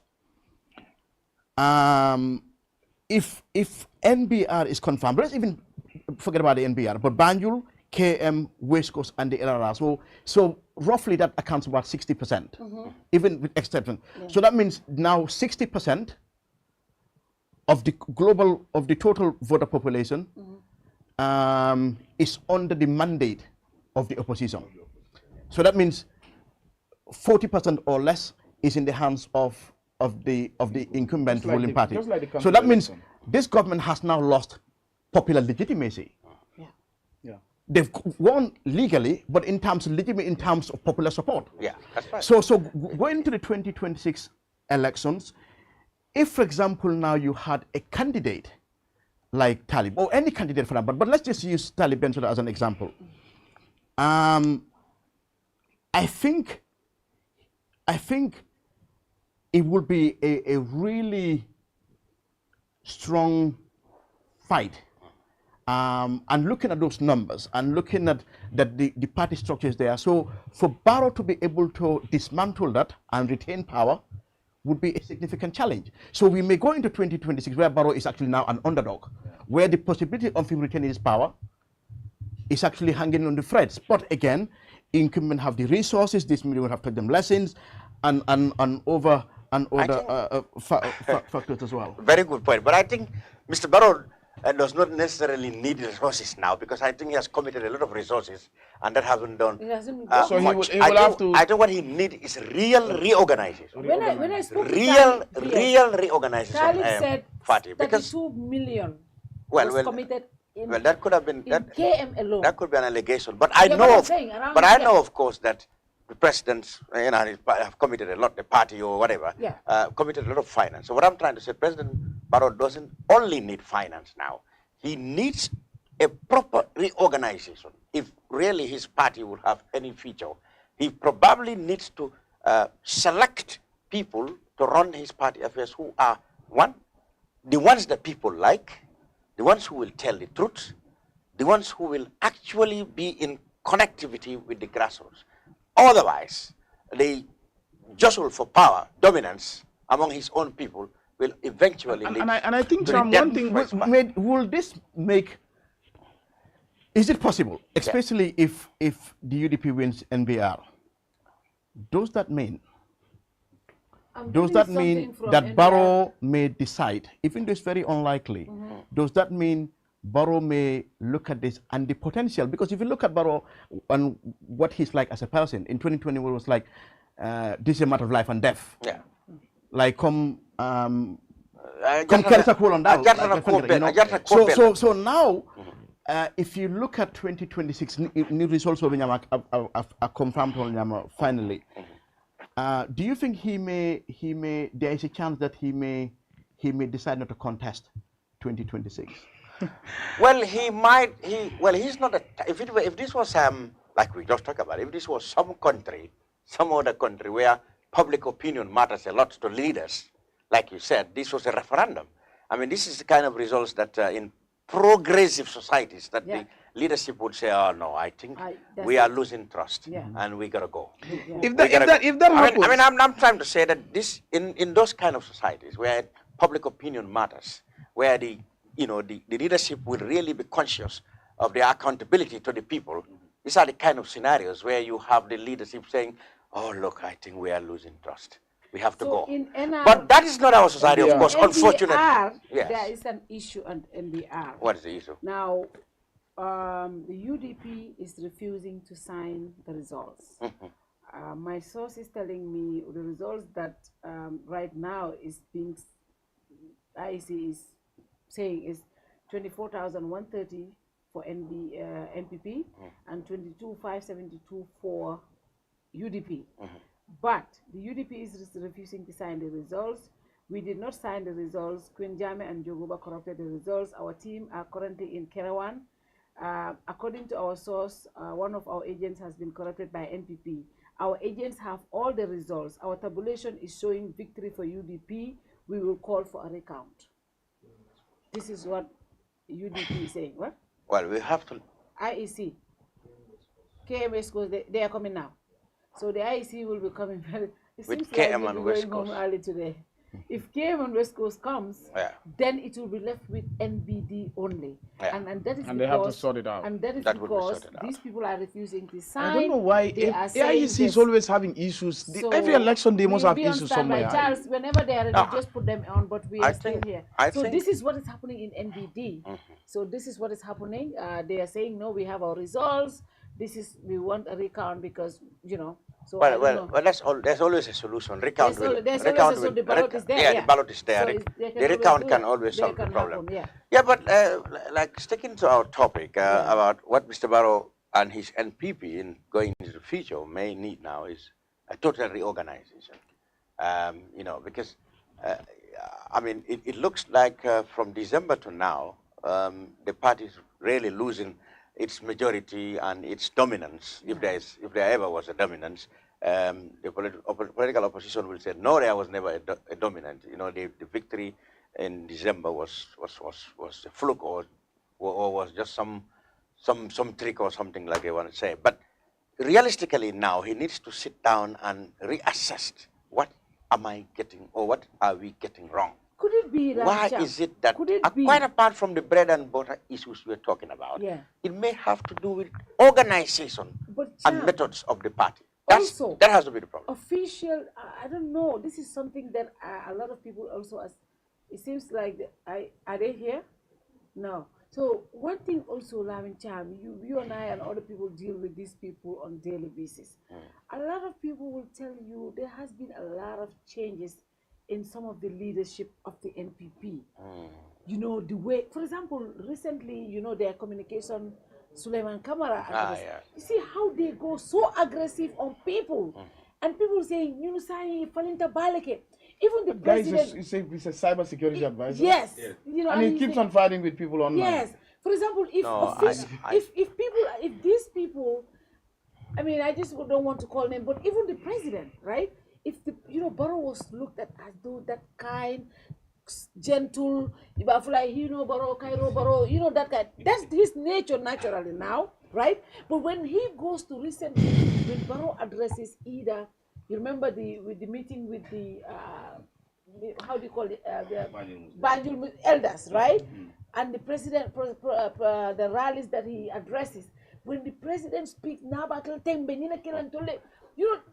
that scares us as Gambians. I don't know when people... I think it's only manifests his incompetence. It only manifests how petty he is. People are also it's not about those kind of... He has a point. The thing is... what we have gone through... The thing is... But I think it's a combination of factors. It's a combination of both people being scared, but also people concluding that he's incompetent. The areas he wants to talk about, I think it's important. You see, President Barrow's best quality, indisputable quality, is his tolerance. Was when he don't... Listen, you can say that for him. His tolerance is the best quality that anybody can sell. Everybody agreed.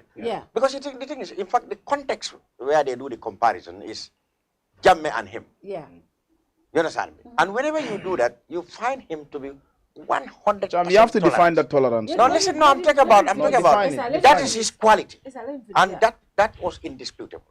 However, many analysts have feared that in the recent past, whether it's his advisors or situations around him, he is actually trying to change and losing his cool over issues, and gradually losing his tolerance. And that is definitely not good for him. And of course, in terms of expertise in what I've said, the lack of experience is a problem. Now, the communications that come from the presidency, I have always said that what comes from the presidency, whether it's on his behalf or himself, should be civil, even if you are provoked. The language from the presidency should be always civil.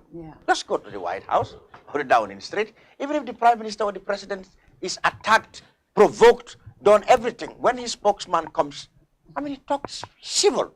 But look at government statements. These things are utterly fallacious, outlandishly apologist, you know, this is fatally false. This is not, I mean, President doesn't talk alike. I'm not naming anybody. But those languages does not reflect the presidency. It doesn't. You know, the presidency, the language of the president always comes with civility, even if you are provoked. Yeah.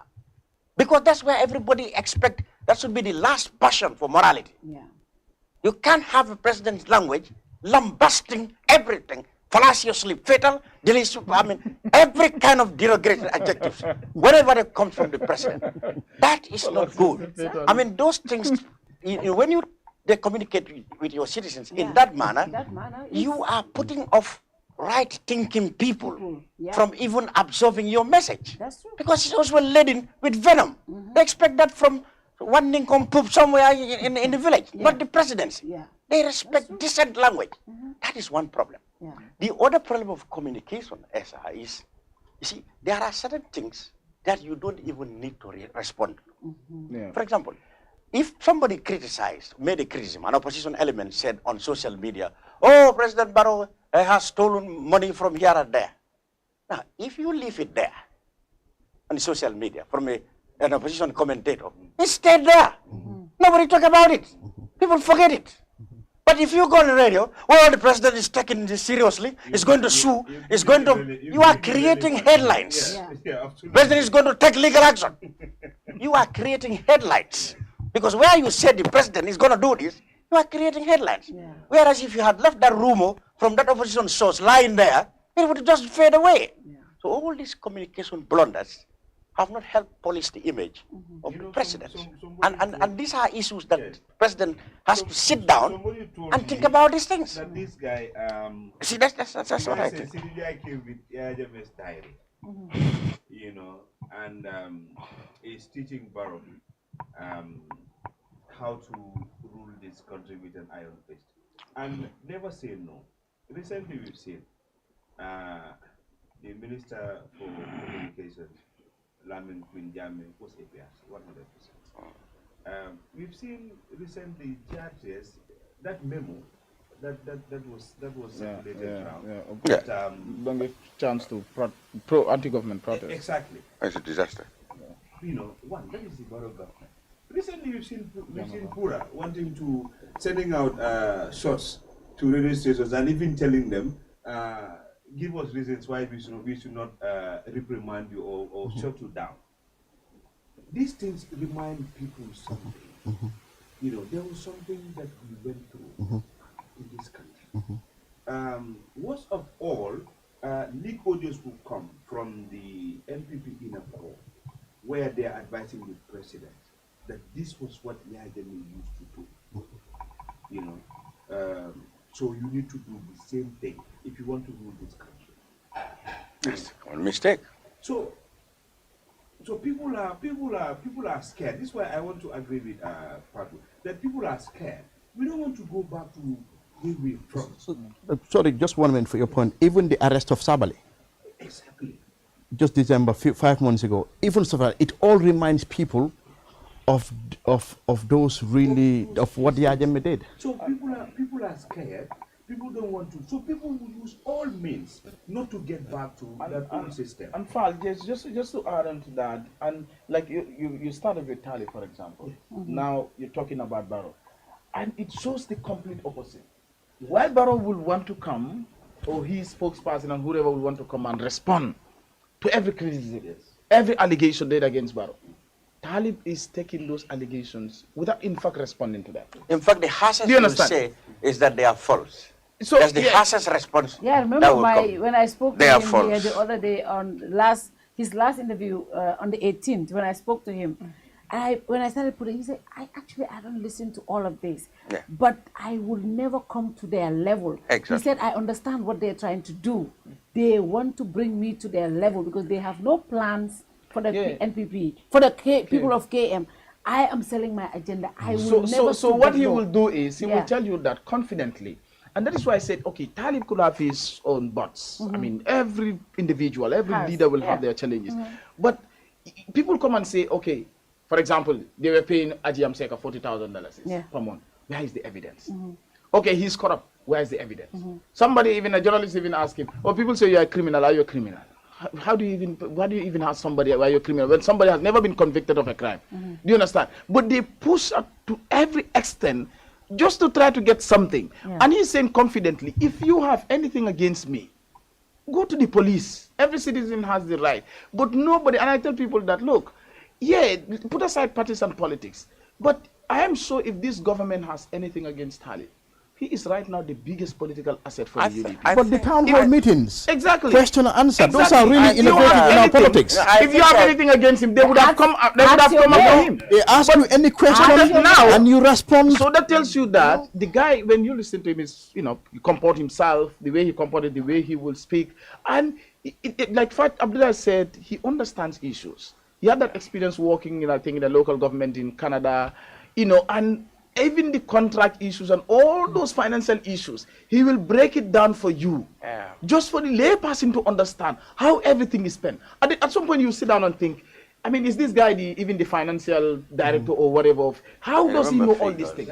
Ordinarily, exactly. Ordinarily, a mayor wouldn't understand these things. So he might have his bots say all those things, but you will not at any point dispute that leadership quality that he has. And this is the advantage he has over his opponent. Bakari will come and stand on the platform. And all those people, those politicians who claim that, they are endorsing Bakari and all that, all of them will come. Sometimes you really look at them and know that these people are dishonest to themselves, they're dishonest to the country. You get so annoyed at some point, upset that how can people of such high standing come very low and make very serious allegations, against somebody who people consider to be very hardworking. That you come and so Talib is not responding to all this, and I think Barrow should be able to learn from this. You don't respond to every criticism. And the funny thing is, he keeps telling Barrow, if I'm advising you, I want to advise Barrow. He keeps telling him, I want to advise you this and this and this. The NPP rally, the last rally in Iwo Town, I was amazed. From all the speakers, I've not had any single plan or policy that they are telling the voters, vote for Bakari because of this. Ahmad Ba said, Talib mung fi rek di compete Barrow. Su Barrow deme si Jumaay Julli, Talib tam fi dem si Jumaay Julli. I'm like, are you for real? And President also came. I think IEC here. Let's go to IEC.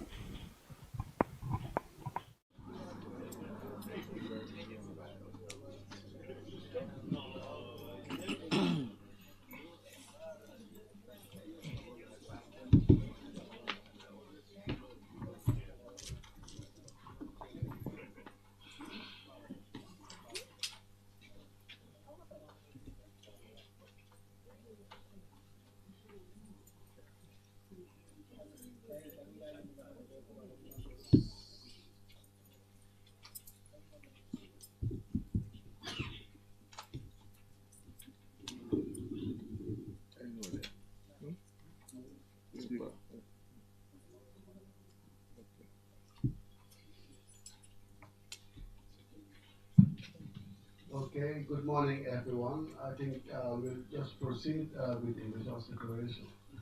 On that note, welcome, Chairman. Thank you, sir. Once again, good morning to you all. Declaration of results.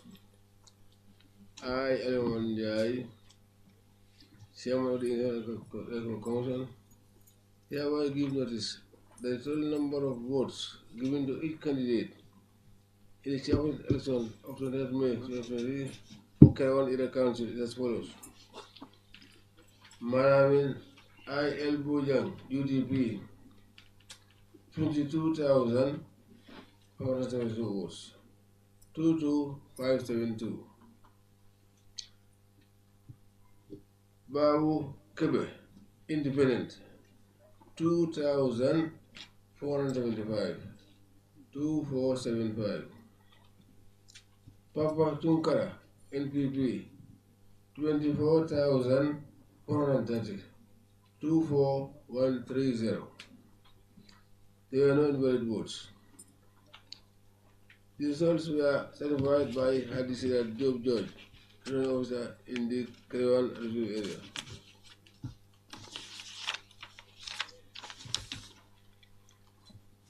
This is witnessed and endorsed by Mamoru Isar, agent for UDP, Ibrahim Diba, agent for UDP, Dr. Demba Sabali, agent for NP, Dr.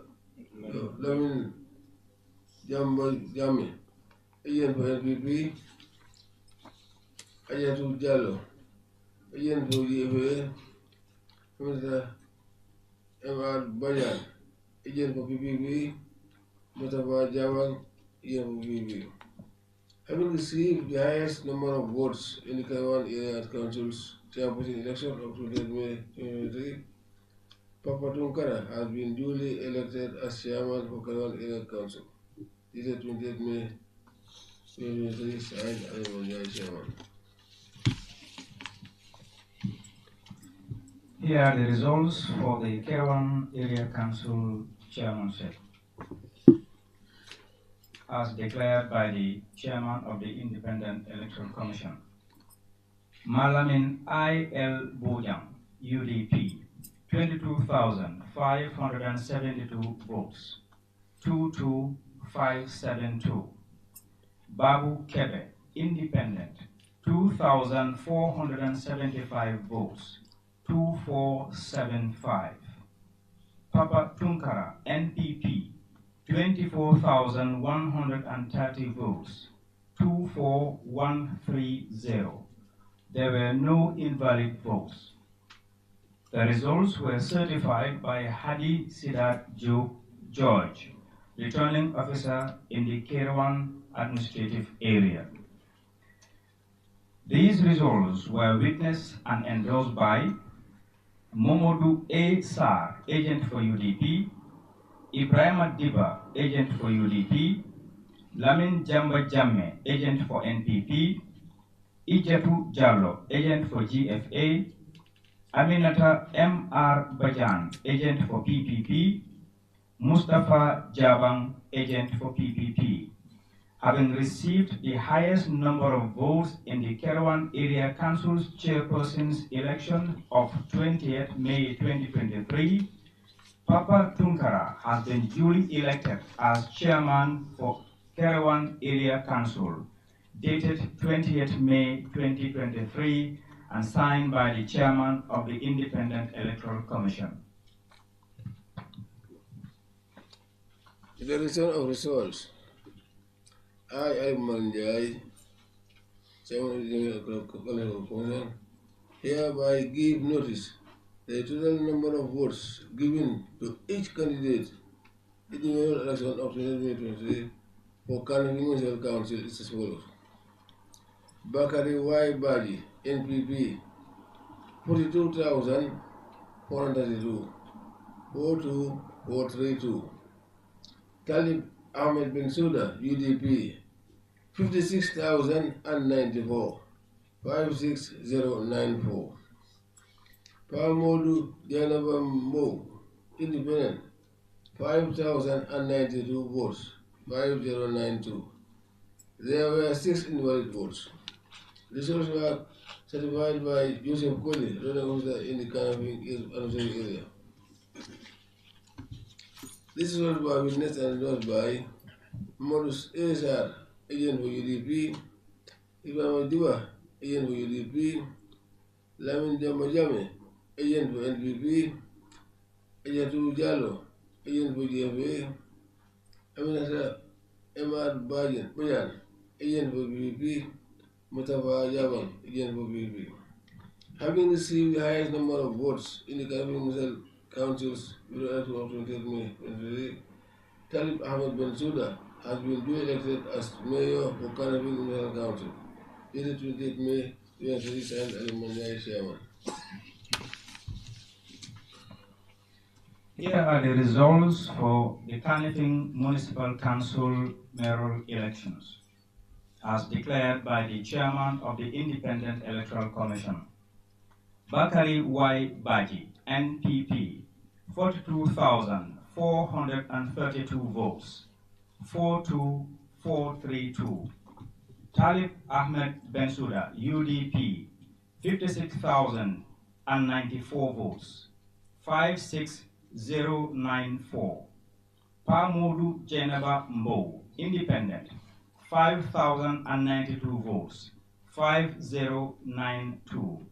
There were 6 invalid votes. The results were certified by Joseph Coley, returning officer in the Kanifing administrative area. These results were witnessed and endorsed by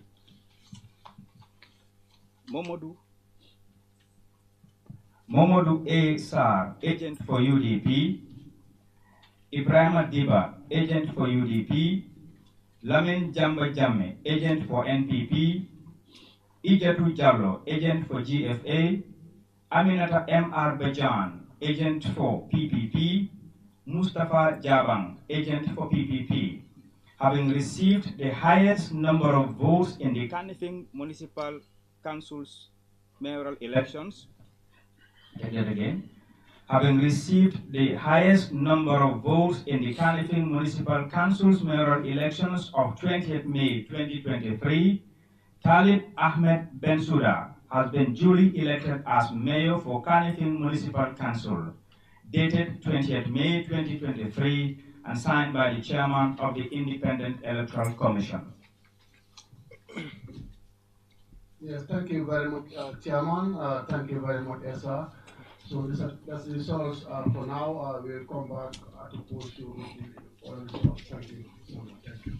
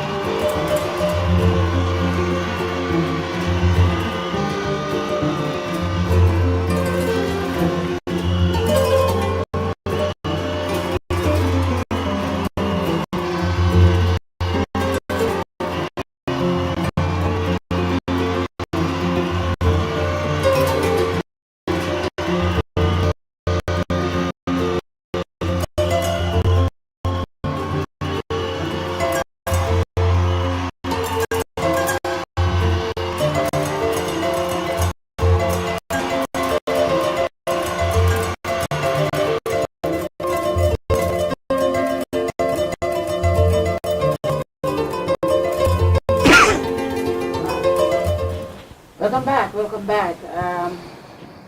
It seems like we'll be going home early today. 2 more results came in, North Bank region and Kanifing Municipal Council, Kanifing Municipality. And in the North Bank, what I read earlier, the 24,000 for Papa Tunkara is what the IAC announced. Papa Tunkara of the NPP has been declared winner, and the incumbent Lamin Bojang, 22,000 something. And of course, the independent also got some votes out there.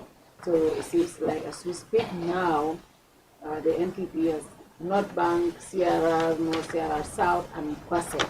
And the Kanifing Municipal Council has been also declared, as we announced earlier. Mayor Bensouda, 56,000 and some votes, and Bakari, 42,000, and Pamudu Mbo, 5,000 votes.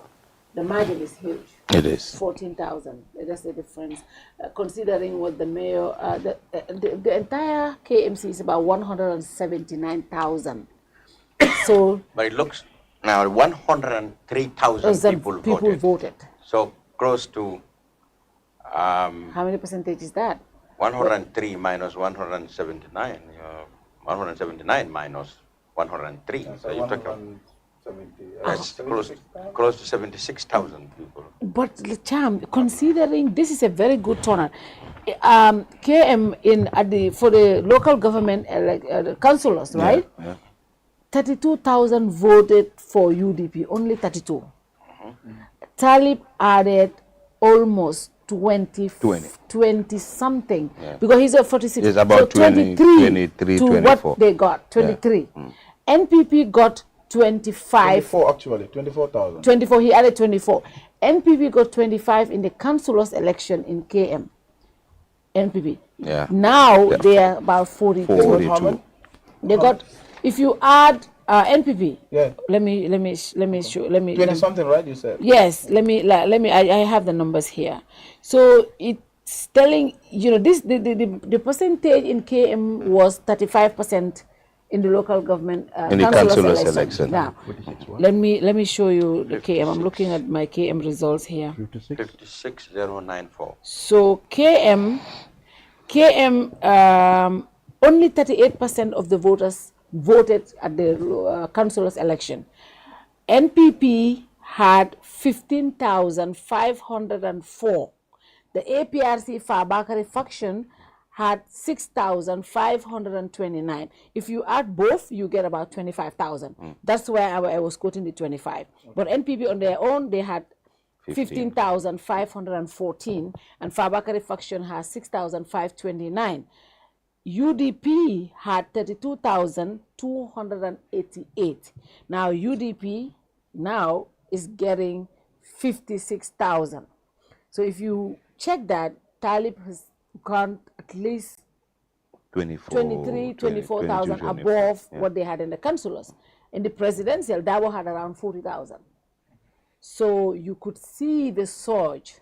And if during the councillors election, 68,980 people voted. It's about 40,000 more that voted in this election. In the councillors election, it was 38%. Now, if we check that, I don't know what the percentage is, but 103,000 people voted. Yes. Yeah, out of 179. Out of 179. That's close to 70,000. That's 58%. 58%. But that okay. So that's 58%. But in terms of the 56,094 votes that Talib got, that represents 54% of those that voted. Yeah. Was cast.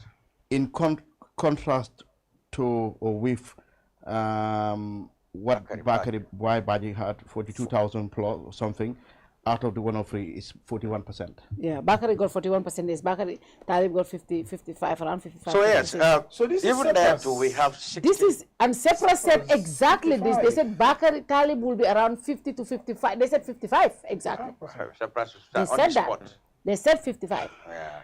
And the margin. So all the predictions so far that Safran made. We're 100%. Yeah. They're almost 100%. I think no, 100%. It's not almost 100% because West Coast is the only one left. And it's gone to UDP. We can confirm. Yeah, it's no, not that been is. officially announced, but it's not yet official, but then we know it's. Surprise is 100%. 100% correct. Yeah. And then one thing, you remember when we interviewed Yankuba here, and we talked to him about the Cyprus results, what he said was, Cyprus was right. The reason why we are not doing very well, he said, we're taking their results seriously. The reason why we are not doing well in Commonwealth is because we have not even been there. West Coast is large, and we don't have a lot of resources. This is a small campaign. We are just, trying to reach to everywhere. Yeah. So because the West Commonwealth people have not seen us, they have not felt us, that is why you could see during the Cyprus report is saying that they are not doing well in Commonwealth. And they said, we are going there now and we're doing well. So this only shows what Esa was saying. We should take note of this research. When people do research and bring results out, the Talib Bensouda campaign had been always telling us they are pulling between 55 to 59%. They kept telling us this from 1 month ago. We are pulling between 55 to 59. Wow. And see, the results is around that. So it's crazy what happened at KM. No, I think they have a very good turnout. Yeah.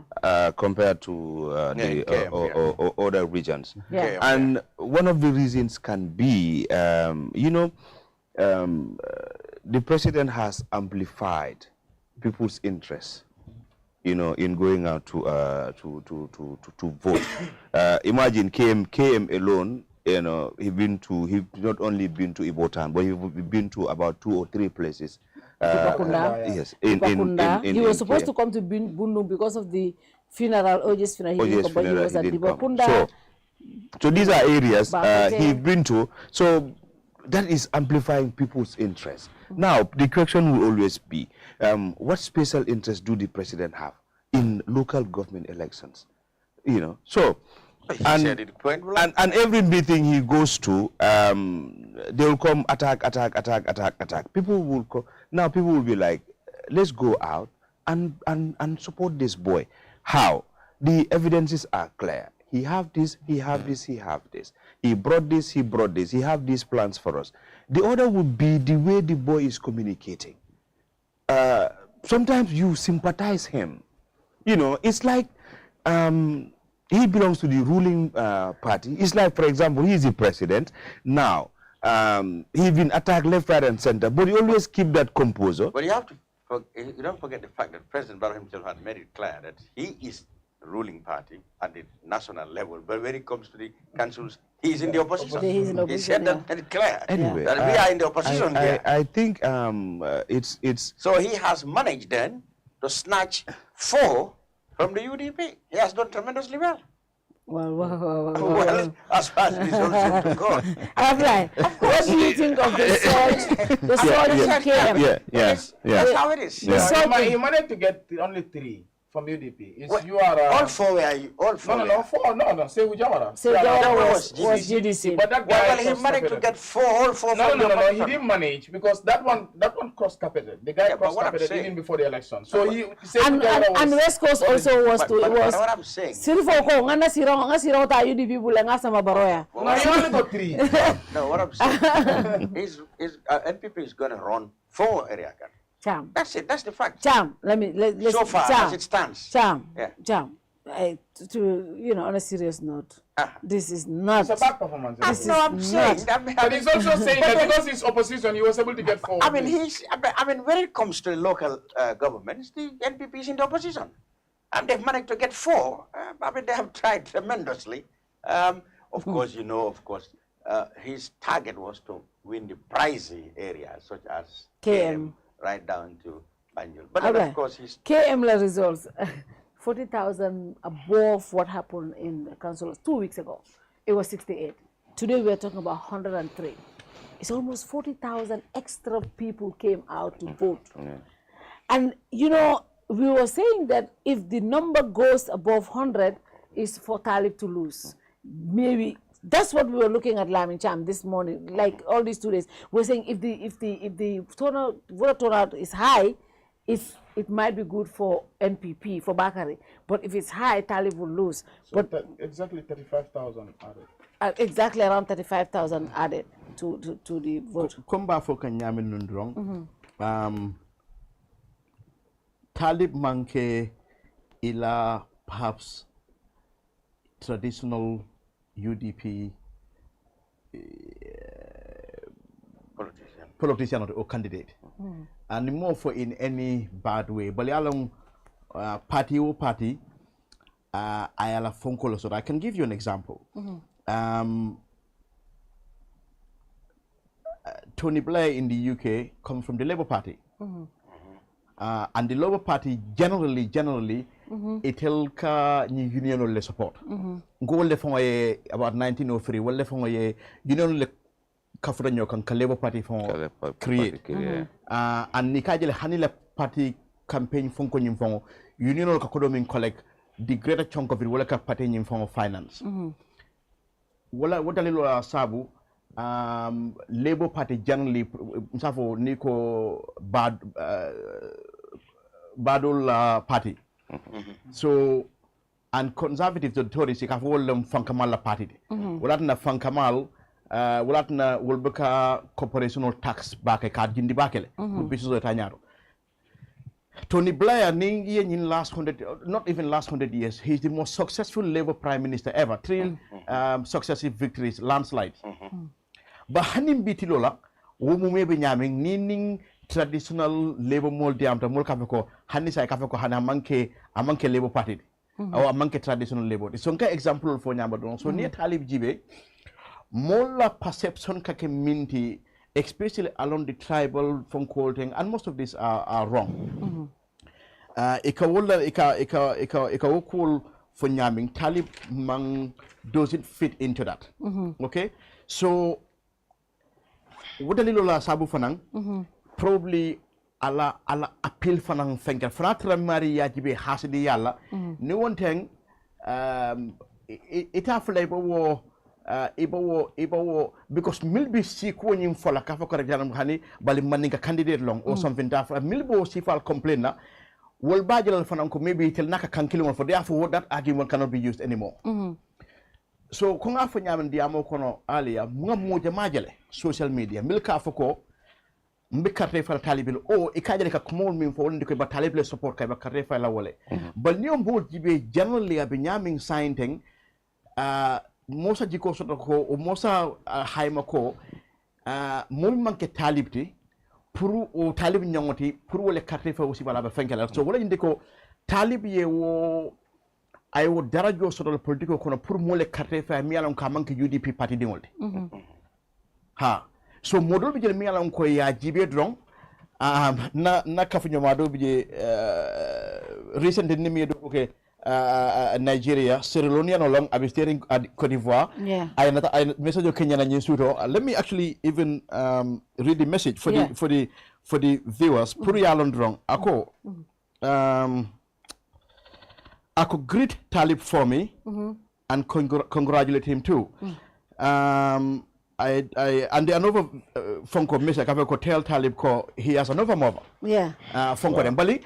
Mi Nigeria drong a different kata YouTube ka Gambia fonko sulun kala kunya ko jumala nyinte ngala fonko jela Mayoral ba kunya la ko dia ranyele amma mo fengala ala Kenya do kala ko dia so ala fanan ko propriété non to do bije sakata nyaawo nya aka kole ala pour appeal molye do bije bu kata ba ke fango bal hanwe ka appeal molye so talibi was in abundance because maybe aka fang maybe yala hormone mbunya ka kulta nyabe ngol fanan ka jele ko nyimmanke mutum yalla ka sangarta aning akadiam ning kulwo ning hormone mbunya la kono an woka fenkela anaka akadiam nyami na ba fula ka fumole ko mbanyine kala nganyine ke nganiom nyinde kanyen continue ko ravadan ka ko nyinen ndiro kala mbadum fanan nganden ndiro so waya sabule mo jama bijele min yalon ko generally woldol manke UDP la parti dingolti e manke mutmi yalan ko sa UDP parti dingol fenke woldol always bomolota against UDP bomari le vote la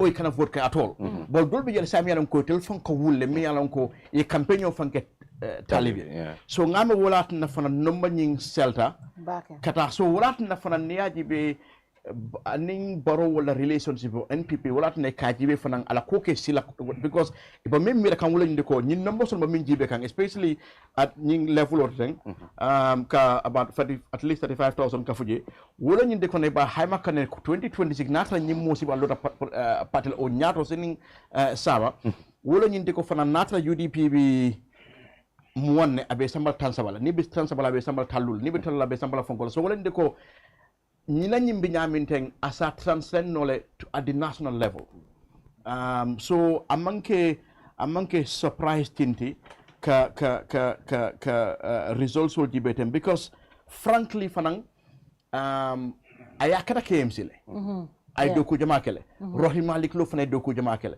and would la flo be ila moli irritene so wala ndiko fransa jibe no ko wado mol fanan kala fi yiruwa la ni mol jëm yalla ko fanan kay yiruwa kele an la fa ka ko mol bi kafule fi la ka make so kela tam absolutely just to say that if you look at Talib for example, I've always been struggling to find the third generation of Gambian politicians. The first generation was sort of known. You get the likes of the Per Sarjais, the Sadaudas, the Asan Musa Kamaras. These were the first generation of Gambian politicians. And of course, the Halifa Salas, the Usainu Dabos, the Yahya Jammeh, second generation of Gambian politicians, Melnara, the Hamad Baz and others. And I want to believe that even Barrow belongs to that group because he's been in the UDP. He came to the leadership of the UDP, he took over the leadership of the UDP because the entire leadership was in change.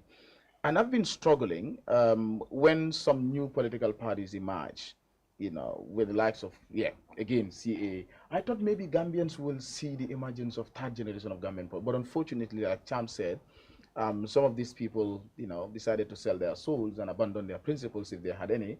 And now people are struggling in the third generation sort of Nyame. And Talib, it seems, he is the first child of that third generation of Gambian politicians. Muneketa, why do I call him the third generation? Is because our style of politics too is more inclusive. Even UDP kono, at some point near model, seriously, like even some UDP members, it can come for Talib Kama. Because Muneketa, aka baro fango welcome nyameng, aka like, okay, for example, you wouldn't expect that Talib will take the mayor of Madison, Kabla Natajang, to State House. And then Abuta Kotnenge Baro settle call Kumandi at trucks will mobilize to go. And then just after that, Baro will come and launch attack against him. Do you understand my point? The red carpet incident. The red carpet fenka nyela jang. Imuta Kotnenge in the campaign kono iba ufana mala. Rohilo the same thing. You know, in fact, Talib and Rohilo were two mayors Melialonko Kabrim presidential election results announced. They congratulated Barrow. And this did not, you know, go well with a lot of UDP people because they are saying that, look, you belong to a political party and the party is yet to accept the results and then you just jump and went and congratulated the man. Kabir Rohi Sitajako, sometimes you also have to be a bit moderate because especially UDP already image sort of. And a lot of people will tell you that they need to be rebranded. So I feel like Rohi and Talib, especially that they're giving that new face, you know, to the UDP. About rebrand kanne. These two people, they are very important political assets. So I'm seeing them to be, I mean, of course, both Rohi and Talib, to be that third generation of Gambian politics. The reason why I'm looking at Talib is because at least Talib is young, I guess, right? 36. Yeah, Rohi should be older than Talib. Yeah. So he's younger. And probably maybe Rohi will want to do something else in life and continue. But then it seems like Talibiba Project Kanyameng, the guy has a long way to go. I think he has more time into politics and all that. So Ikana Ajeko, he's quite different from most of them, you know, especially, of course, the other company. So he's a political asset for the UDP and sympathy votes in Abeme Winka from the, you know, the other camps. Like I ngamo long melialonko doi, these are doi supporters ordinarily. That compound, when I went there, I realized that at least 5 votes I owe securely. And you doi more loyalty.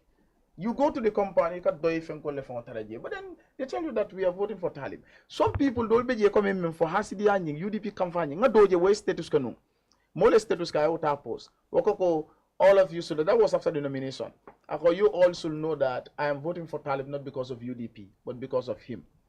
So ikaji loko hani melialonko UDP ko ke kamfa, but Talib ko nying ibiko tu no jedal because they've seen certain things about the guy in the guy and they cannot just deny that. But then also another contributing factor, the level, at least a modicum of unity, men sort of oppositional team, specifically GDC and the UDP. GDC factor contributed. Yes. Especially Latrikunda Sabiji. Ibrahim Anyang, the GDC admin secretary, he had been there out, effectively mobilizing. He was telling me, in fact, he was telling me today that at MMFOK, what he did was because Mama Candela message coming out to outrightly, you know, of course, endorse Talib. Okay? Other candidates, but Talib for Dama spoke a lot. That the GDC leader will come and say, we endorse Talib Bensouda, and he was supposed to also be at the meeting in Bakau on Thursday. But now traffic and all that. So it kind of GDC contributed because Ibrahima was telling me that, well, at the nomination everybody saw, but then akafinya ko melialon ko fang ikatamudo dol numa so ko ni fera dol ka fo ko ndem ke balte de bari mantano tilo kanita wala teninteng ikadol defan tamo ke batani. So they get vehicle GDC mol fanka mutota. So GDC also more kana fenkela the number increased tanyame nata nunko adenda UDP in Talib damala.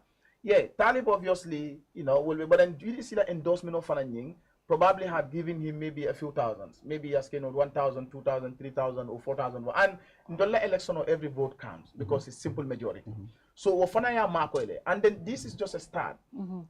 Just cooking them fenka dorong. GDC because GDC in the presidential election, not alliance here endorsed Lenon. In here do okay. And not alliance is contested in KM. So man GDC they will endorse, but rather they went for Talib. But I think if you look at it also, alliance at some point, yeah, political and you have confidence and all, but then if one call go, okay, the contest is not between us. We are not necessarily there. But if Ananka, like they have a common enemy with the opposition or the UDP, that okay, Nintol da sort of about NPP Fananka na sort of. So be Fanan contributor at some point. But Hania Jibe, if you combine Bakari Ning, you know, Pamodu, still Talibi, it's going to be 47. In fact, maybe that no phone, ask no phone. Nim no alliance man contest. Majority of those electorates would have even preferred to vote for Tali, because I want to believe that no alliance participate. Yeah. They would have urged their supporters to say vote for Tali, because Munaketa abe vote atrakane because yanga men for molenko yoko. Mayor President Barrow win the 2021 presidential election. Wole be Tali win la na be win. In the sense that more meli alonko among Barrow kundende, but then it was a protest, a referendum on UDP deny. So at some point, some people, yes, Talib may have advantage what I will Barrow mentioned at all sort of, because Barrow it was more what a Africa based on charisma or I do or whatever. The past 5 years since 2016 to 21 had been terrible.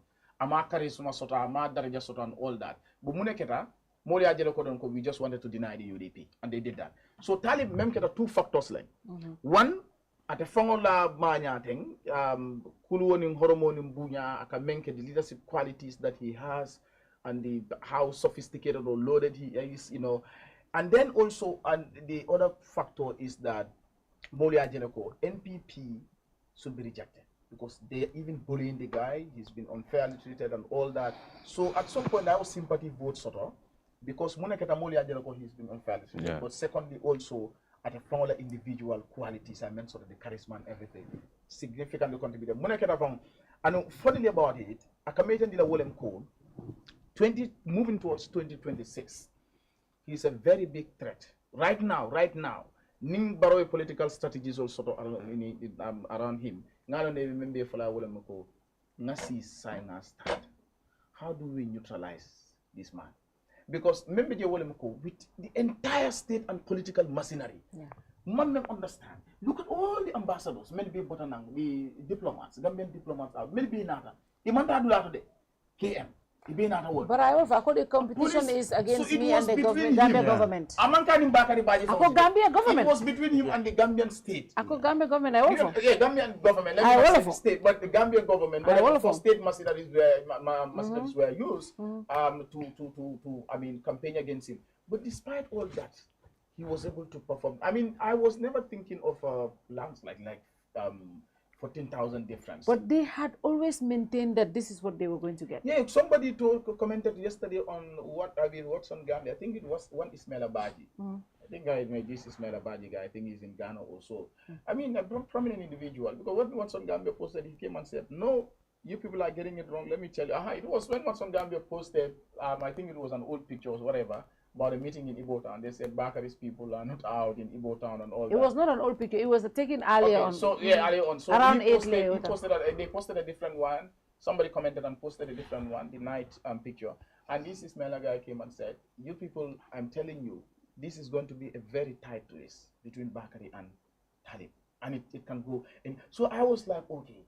At some point, where is the confidence coming from? You talk to the UDP people, the Talib come, they will tell you that it's a done deal. MC was predicting by the 60%. Yeah. So, but you talk to the NPP guys too, they're telling you that this is a done deal. No, this morning, Buba was telling me, Fafa was telling him, to be honest, Bakari has won. So they are going at to some win. point, yeah. You don't know where but I think also, I told someone, I said, look, mind game. At some point, they are using a mind game. Yeah. Because UDP, they nearly created that confusion in the UDP camp. Yes. Just yesterday, I think somebody was telling somebody, told me that somebody was telling the guy that, look, I'm not even listening to these people anymore. Yeah. Because if a confusion only create can, you understand? Election bandale, so that people get discouraged. Look, that is the most important thing. Yeah. And it paid off. Because forget about all the other things. So NPP, I can tell you that Fatou, they knew. Kabila, maybe any plans that they had, if I work, they knew very well. But Muneketa, because Moli Senate 2021, Muneketa for the winter. Yeah. And now we will find that fear is still there. You need the wrong.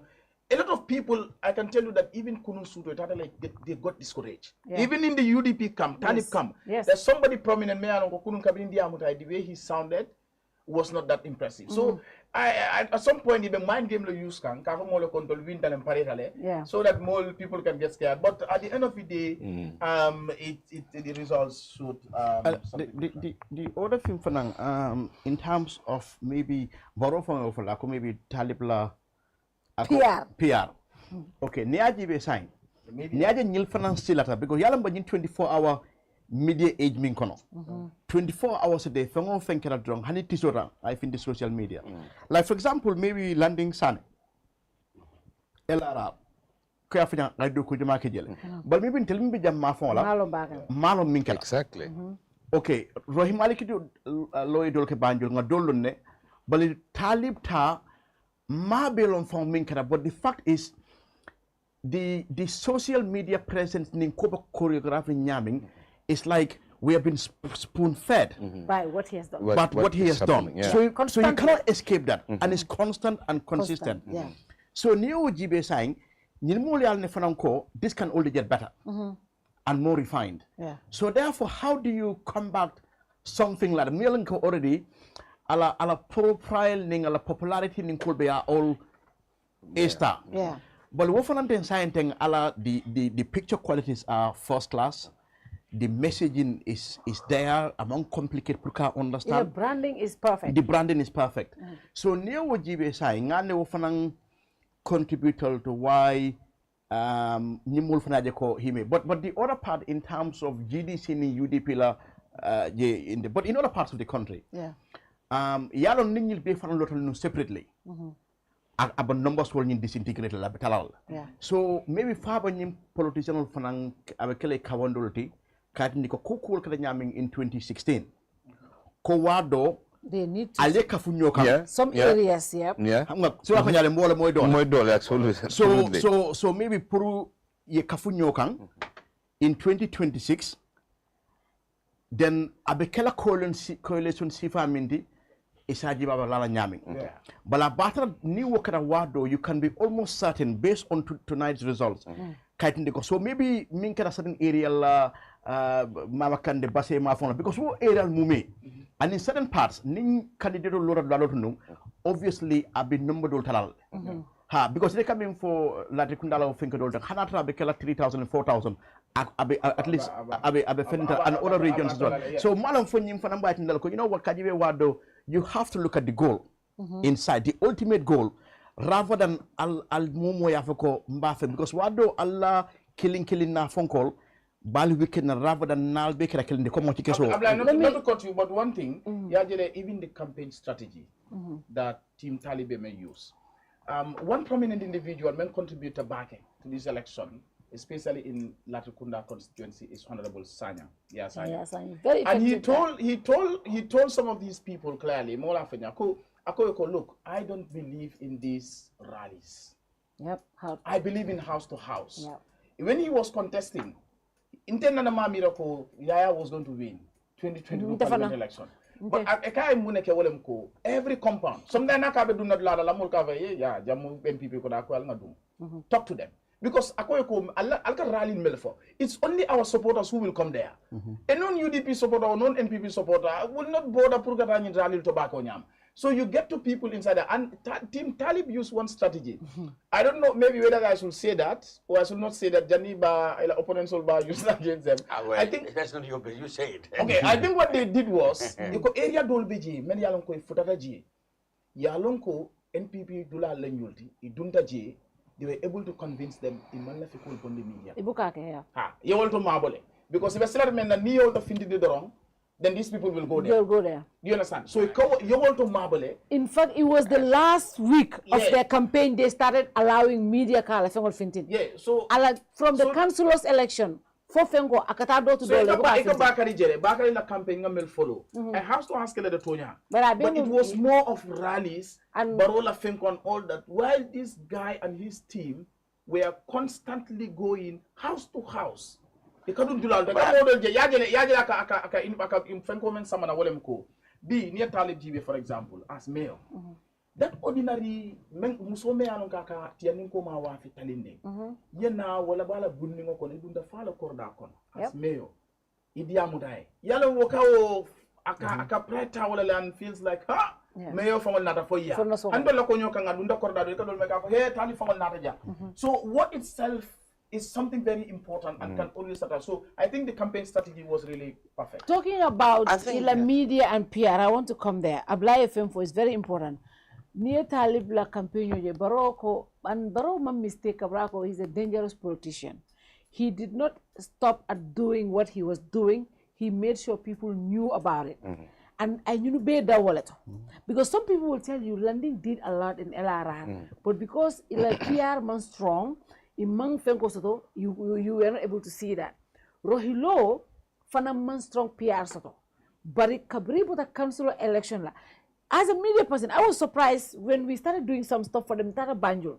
If you see the center, the youth volunteering center of Hilobe Loka, Niaje, that kind of building, Mamarangaje Banjul.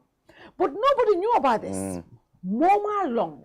Ni the kind of job the shade minke marseto wo musol nini wo marse musol diamuta ikafo ni samana tan tol jang jio ka bon kan mbuka taradula soto ni wolje ay wolmini lo ka mol mimbe marse kono bari ñu be ma fintino mol ma long so in last 2 weeks kabri fana ye wori enforce ka tandi mol aning rafela ay minu soto je minu kana musole when they started coming kafo 120 million Anyanta korda 1,500 korda for the next 5 years. Anyanta wale lola through Rafela, and women will pay for it in 20 years. Every month they simplified it. In every month you will pay around 750 or so. More start and I saw Ibu Fainyola campaign page. It's not true. Rafela has no funds because they knew it was being effective on the ground. So Molka mistaken. You look at the Talib campaign for the past 3 months. They had permanent radio shows on King FM. Star FM, all these major radio stations, Tombon Sedignol, a team were there every week to talk to the people. And they were on all televisions, all online. They were everywhere. And, you know, more can mistaken me no longer, you know, my effective, you know, my effective. People listen. Mama coming for hey, Allah more Talib your work thinking your work. She knows more than me. Me and come news cycle. That only shows scope. More care message more and they consume. You don't talk to people, they don't know what you're doing. They don't know. So PR is part of politics. I think going from here, and NPP, presidential, they were everywhere. They were. But in the election, they were nowhere to be seen when it comes to PR and communications. They were nowhere. And I think that is something near Lonko. Going forward, they should look at it. They should give us money. Until media household. Ni mankoro dinna. Problem. No, they did well in 2021. We can all attest to that. You know, but then for me, a big blunder sort of when they won massively in the presidential election. For them, yes. But it's going from bad to worse. No, I think why I don't understand that. Why are they not recovering from that when they themselves said, you know, what happened in the parliamentary election was a mistake. That they had problems of selection. You know, then, you know, the local government came, the results was not very good for them. And then the mayor election again. And this again. Of selection, well, except in a few places, like the Amari Gita case or something like that. It's either one, the supporters have gone away, those who are living in the Gambia has turned their back on them, or they have not been able to mobilize you know, the other voters who might have voted for them who are not Gambian. I mean, these are the two factors I think. That could be, but I think also constant communication and effectively is very important. Effective communication. You know, but when it comes to NPP, when they communicate, it's bad. You know. Sometimes you even ask yourself, it's better year day. Because like we've seen President Barrow in the beginning, Abuka Diamo, Abe Kamring, people started saying, Nyimbuka Diamo. On the whole, you know, that cool Barrow, quiet Barrow, Wolefamudi, President Barrow. But when he started talking, saying he's trying to kamul impress. Yeah. And the same trend nata in the party. What I spoke to someone who is very close to that camp. What I mean for you have people mean katanako President Yamu Kawaleti. Yes, that's right. Sometimes you ask yourself, Korati or sometimes you hear from people, munala problems, ti ale kacha, but niko kawalong, need him for a kake. So you see, recently he started building that up, but you see the way he threw his hands and all whatnot. Yeah. So Kajako, no, this is not him. This is not him. Something is wrong somewhere. Yeah, and we want to transcend to almost every member of the NPP. Yeah. Every member. Momo diamda camera ko. Sometimes you ask yourself, why are you angry? Even in the nomination, Lamin Fatou can bear me witness. Lamin the Jata, the regional chairman, West Coast region. What did I see? He was more or less fighting IEC officials. Ali Somanda Dinna. You understand? Ali Somanda Dinna, oppositional Ali 1 o'clock dealer, and even on a public holiday. You got your nomination days before that. If there are arrangements that you should do, you were supposed to be nominated at 9 o'clock, 12 layake. But with all that, they are not happy. They are like, come faring. So things like that, more understand like something is wrong. We will not be behind a party. Me uncle, they are angry. Within them, they are fighting. Meetings also that they don't give us agendas. And don't be in this present era. Nila feni mole communicate. We feni follow mole. We'll take another break. Charles, we will want to see what Yankuba said when Yankuba Dabo of UDP, when he voted in Kafuta. I'm being told, yeah, we did Banjul. I'm being told Yankuba actually in Kafuta, Kafuta Combo Isle, but he delivered. They're our hometown. Because council election, they lost it, UDP lost it, but he won it this time. We'll want to hear from Yankuba, and we'll also hear from GT, Ahmed GT, and Jena Baba. Let's hear from the candidates from West Coast. When we come back, maybe by then they would have come, Binale to the IEC Binale. Charles, New Deglo, West Coast, Yankuba, Ahmed GT, and Jena Baba. Feeling good and a lot more optimistic. I think the atmosphere surrounding the whole election today had been peaceful, and we've had no complaints from anywhere, so far so good. And we're optimistic and we are hopeful and praying that we would emerge victorious. Okay, in 2018, in the local government elections, your party, the UDP, dominated virtually almost everything for the councillorship and also the mayoral and chairmanship election. Are we seeing something like that again, a repeat of that? I think we will probably do a lot more this time around. I think so. We are hopeful. I think, if anything, the just concluded councillor election shows the trajectory that we are heading to, and if all goes well, I believe we could sweep the polls in not just West Coast, but in Banjul, KM, NBR, CRR South, CRR North, and even URR and LRR as well. So we are hopeful. We believe that our message, the campaign, we run a good campaign, and then we have sell our agenda to the people, and I think the people will deliver the verdict that we are hoping today. If you look at the turnout in the various voting places that we've been to, different polling stations and different locations, it's not good enough. Is this kind of a factor that you fear maybe it may turn into a disadvantage for some of the candidates, maybe including yourself? I think low turnout has always been favorable to us. The presidential, the turnout, that one was I would say it's incredible, in that you have almost a 90% plus turnout in any election. That is not normal.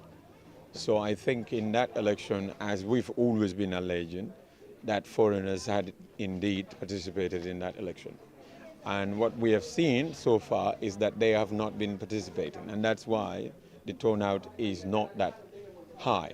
But it is the turnout that we are expecting. This is local council election or local government elections. But this one, the turnout has indeed improved than the previous one, or the one that was done in April. So I think the turnout is good for us. Okay. It should be good for us. Just finally, any message of peace to the voters? So I just want to encourage the voters to go and vote, to exercise their civic duty and civic right. This is very important, that we all are able to have a say in how our local governments are run in this country. So those that have not voted, I hope they are motivated to do so at the next election. And then we should take these elections very seriously. Every election is important, and this one more so, because this brings development to their doorsteps. So that's why this is very, very important, and this is where their taxes are going to, and whoever wins this election is the one that is going to be managing their taxes. So that is very, very important, that they have a say as to who makes that decision for them. So we are encouraging and we are admonishing everyone to be peaceful, to to go on and vote peacefully and maintain peace everywhere. Thank you very much. Thank you.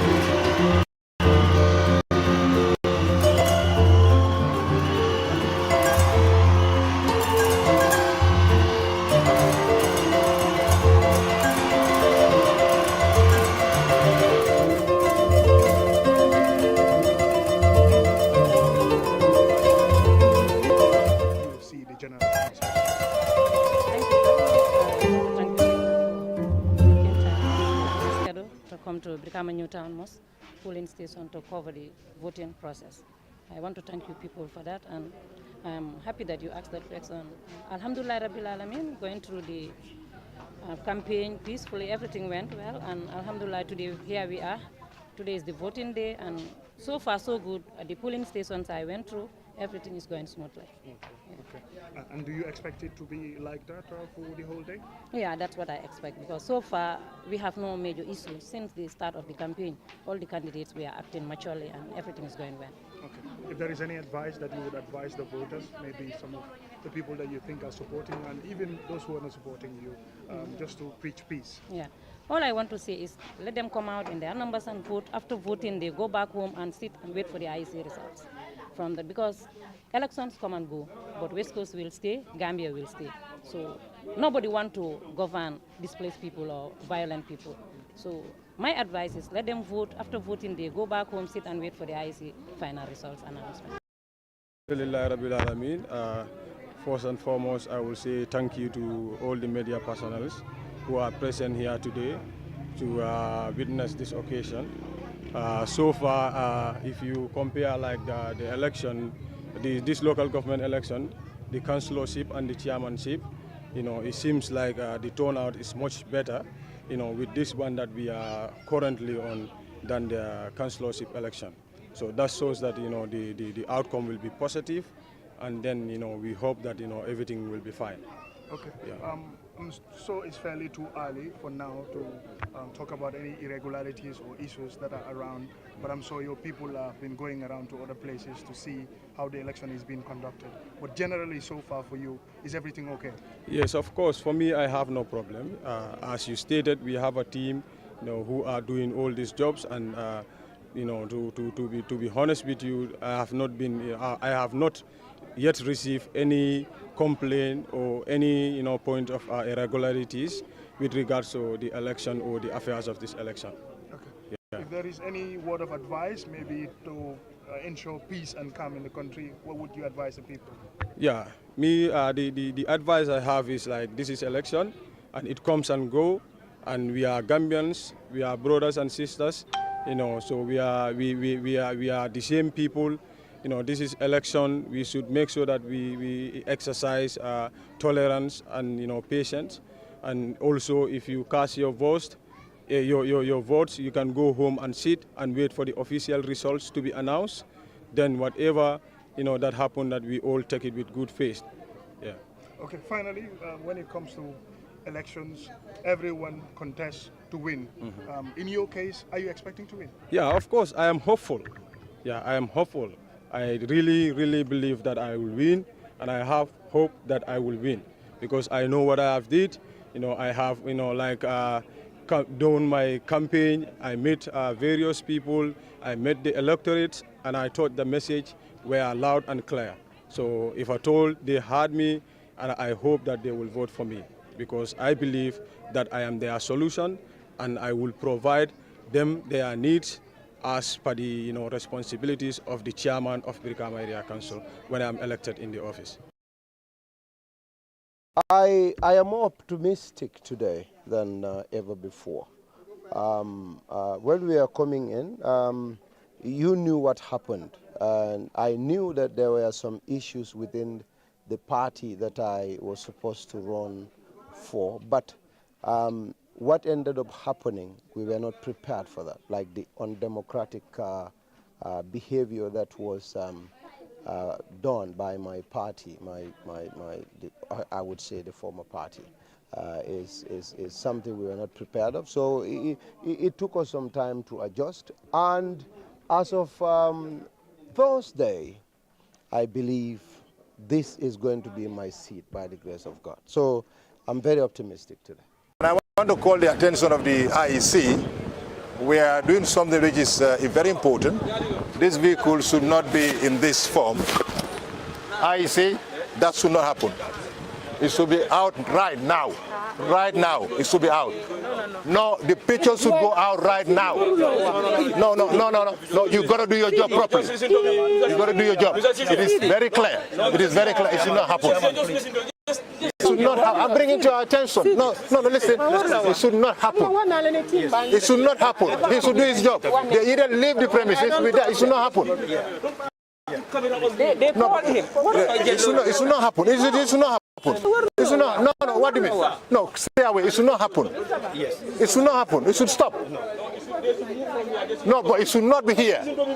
It should not be here. It should not be here. No, let's respect what the law says. Let's respect what the law says. It should not happen. It should not happen. It should not happen. It should not be here. It's very simple. Just move the vehicle. Can you take a mic from me? Let me get the police to deal with this. It's important that they respect the law. The law has split. It should not happen. This should not happen. It should not happen. In the end, it should not happen. It should not happen. It should not happen. You have said and it's finished. It should not happen. It should not happen. Yes. And let the IEC do their job. I'm on camera. I'm the candidate. I'm doing my job. Stay away. But I told you that some people are on the ground. No. Stay away from it. Please. This should not happen. It should not happen. No, but it should not happen in the first place. Yes, of course. Let them do their job. Yes. Local language. Akumaya bake, purunga lua forama lua bunya. Bim election already. Kajo ko patio la kulor patio la natalo amanya natara politique carte fay dulato. So ning candidate na anala moto anala natalo amanya na kela. You understand? Amanya na kela lua yole fo a lua wala sembentu yandi. So the main nyanda kela wala nyanda kela. Ni nara jambi ni moto ye fitino majang ite mimbo moto ko ne fitino sabu. Patiol baby janne mo mela natalol bondi. So minan netol bela natalol bondi. Candidate Jumala. Alinya candidate jele ndemata fala memu candidate de alinya candidate jele adol nyaay ka adol journalist already ale candidate o jele amandire jamalo. Can you give us the English version of your speech, please? What I've just said, we need to respect the law. As far as the election is concerned, it is very clear. As far as 2002 Electoral Act, amendment had made it very clear. You cannot come to a polling booth and display a party flag, a party symbol, and that's very clear. That is very clear. It should not happen. It should not happen. If the IEC is not doing their job, I will stop the election here. That's all I'm going to do. That vehicle must be taken away from this side or the election will stop. Period. Thank you very much. Sometimes you sold your agenda to the people of West Coast. How optimistic are you? No, we have given, of course, our programs. We have given them ideas. So it's left to the people of West Coast to make that choice. And we are confident they will choose us out of the lot because we have brought something before them that they have never seen. I thank you all very much and wish you all the best.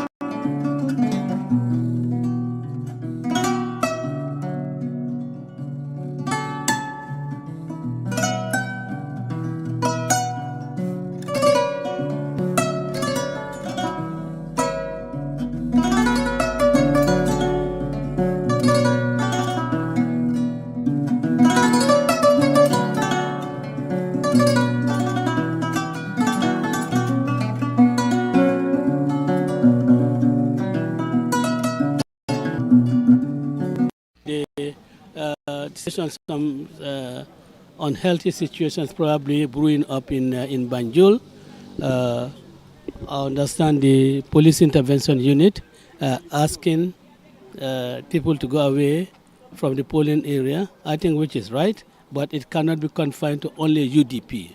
They are allowing the NPP supporters and the NPP candidate to congregate around the polling stations. That is wrong. If you ask the other parties to go away, you should also ask the NPP supporters to go away. There should be equality before the law. We cannot be discriminated against. You cannot apply different standards to us because we belong to the opposition. And I just want to remind the security of what the TRRC has said. You've seen how some of the security officers were humiliated. You do not want yourself to be part of that history. You want history to judge you well. Please perform your duty, but let it be balanced. There should be no discrimination. If you don't allow UDP supporters to be around the polling area, and of course, the distance is measured by the election laws. A certain distance you must keep away, and if you enforce that, you must enforce it against the NPP guys, so that we know that the security will be treating us all fairly. I want to ask the IG to please come out and address his men, just as the CDS has addressed his men. I think the CDS is really, showing himself to be the security officer that he should be, not favoring anybody. And I want the IGP also to take similar action so that we continue to have confidence in this institution. Otherwise, we'll be tempted to think that the PIU is probably the armed wing of the NPP. And that is not good for this country. I thank you all.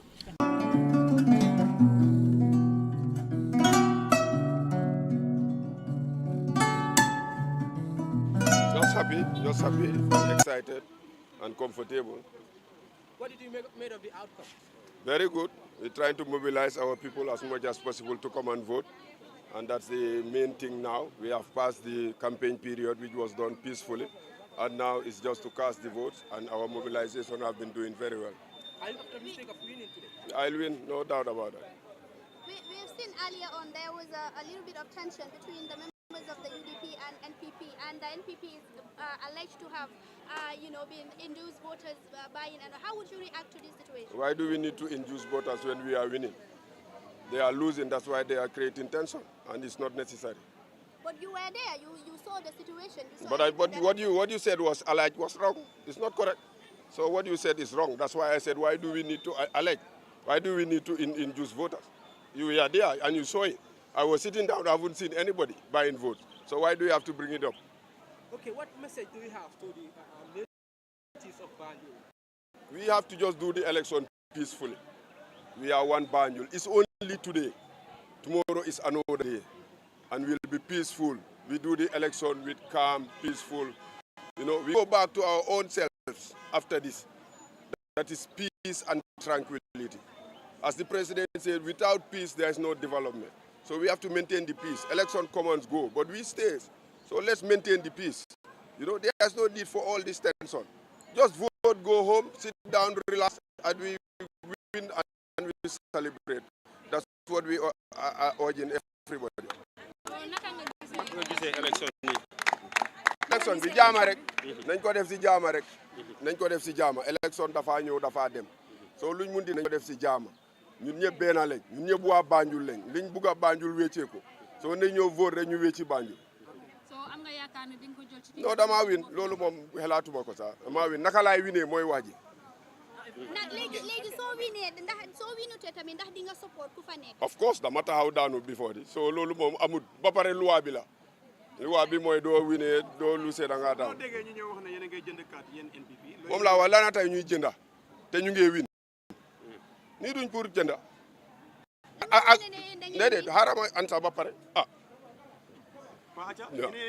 lana tax ñuy jënda ak kana gis kuy jënda ak ñu ne dañoo jënda kana gis kuy jënda anamu génneel évidence yi AIC banque fi génneel évidence yi ñun nii duñ pour jënda kaat Banjul NPP lañ te dañoo win so loolu amul problème 5 o'clock Samuler, Bella 2 o'clock Samuler. I did accept. I don't have a choice. This is Gambia. It's governed by laws. So if you lose, you have to accept. Why? Because I'm a pure Banjulian and I'm a leader. The mayor who was here was not a leader. He could not unite Banjulians. My role, no, you just win. The most important thing is to unite people, bring people together and move on the agenda of development. No, go and read my manifesto, you will see that. It is not time for here. Okay. I've already answered that. Okay. What next? Okay. Thanks. Okay. maa ngi gërëm ñëpp di sant ñëpp di gërëm waa Gambia bi yoon nag journaliste yi laay ñoom laa njëkkee bi ko jëga naa ne nit ñi génn ne ñu ngi sànni carte xibaaru la xibaar bi su àggut ndaa nit ñi dinañ génn pour sànni carte man su ma waxee fii léegi yéen soo leen gëree xibaaru nit ñi duñ ko dégg kon xibaar boobu foog na egsi na si nit ñi kon foog ñu gërëm journaliste yi pour xibaar yi ñoo dox nit ñi pour affaire yi woote waaye balaa maa dem si kanam ñu nga xam ne ñoo amee politique bi si Gambia ndaa nguur nga ndaa opposition nga ñu ngi gërëm ñëpp di congratulate ñëpp ak candidat ñu nga xam ne ñoo taxaw ñu ngi leen di congratulate si luñ taxaw pour jongante pour élection bii waaye nag lu ma si kontaan mooy campagne bi yëpp dem na si jàmm kon loolu yokkute bu mag a mag la te bugga naa élection bi tam ñu def ko si jàmm mu jeex si jàmm réew daal balaa moo dem si kanam foofu mu am jàmm réew yu am jàmm yëpp ñoo dem si kanam réew yu amul jàmm demul si kanam kon loolu jaru nga risakaar yow soo gëstoo rek nga seet yan réew ñoo dem si kanam réew yu nga xam ne dañ am jàmm te jàmm dafa seer jàmm kenn mënu si fay xaalis si jàmm te su nekkee jàmm am seen réew dafay dem si kanam kon at yu néew si kanam su nekkee jàmm dafa continuer si biir Gambia dinañ gis réew mi dina développé réew mi du pour Gambie du Adama Barrow réew mi pour ñun ñëpp la réew mi développé ñun ñëpp ñoo ko yëg kon loolu nit ñi war nañ soo taxaw ñu meeg soo ne jàmm am si réew mi waa AIC nag ñoom ñoo affaire yi woote bi foog ñu gërëm la ñoom tam di ko yow soo nekkee si kanam nga amee lu mel ni woote soo nekkee amee woote rek da nga war a nekk koo xam ne da ngay jub da ngay def lu la war nga wax lu la waa bi wax kon ñoom ñu ngi def loolu foog ñu gërëm leen sant leen si liggéey boobu Aliou Maman Diar ak ñu nga xam ne ñooy liggéey si office am bi ñu ngi leen di gërëm nag di leen sant bu baax waaye ñu ngi wax Gambian si nañ make sure ne ñu génn pour sànni carte bu ko sànni carte bi ñu ngeen na sànnil carte nii ñooy toog di collecte seen lempo yi kuy collecte sa lempo nag xaalis lay collecte si yow xaalis boobu dafa war a dellu si yow su nekkee nag da nga tànn ko xam ne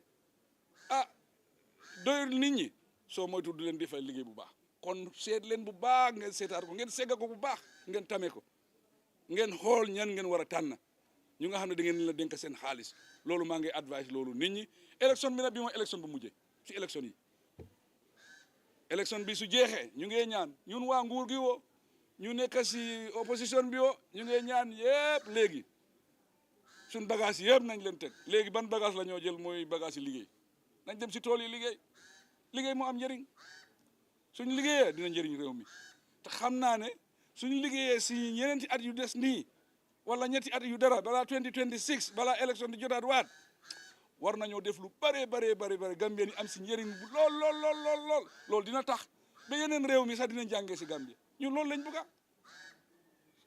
noo bëgga beneen réew sa réew nga gën a bëgga man Gambia laa gën a bëgga te kenn gënul maa bëgga Gambia tey bi ko man may principal bi su baaxee dinañ wax nit ñi la waaye su bonee man la ñoo wax kon maa ngi naan nit ñi jour bii passé ñëpp nañ teg seen bagage si politique nañ dem ñu liggéey ndax si tool bi ubbeeku na léegi ñu liggéey rek liggéey moo am solo.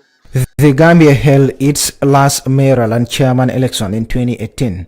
The elections were held on May 12, 2018 to elect mayors and chairpersons for the 6 municipalities and 43 local councils in the country.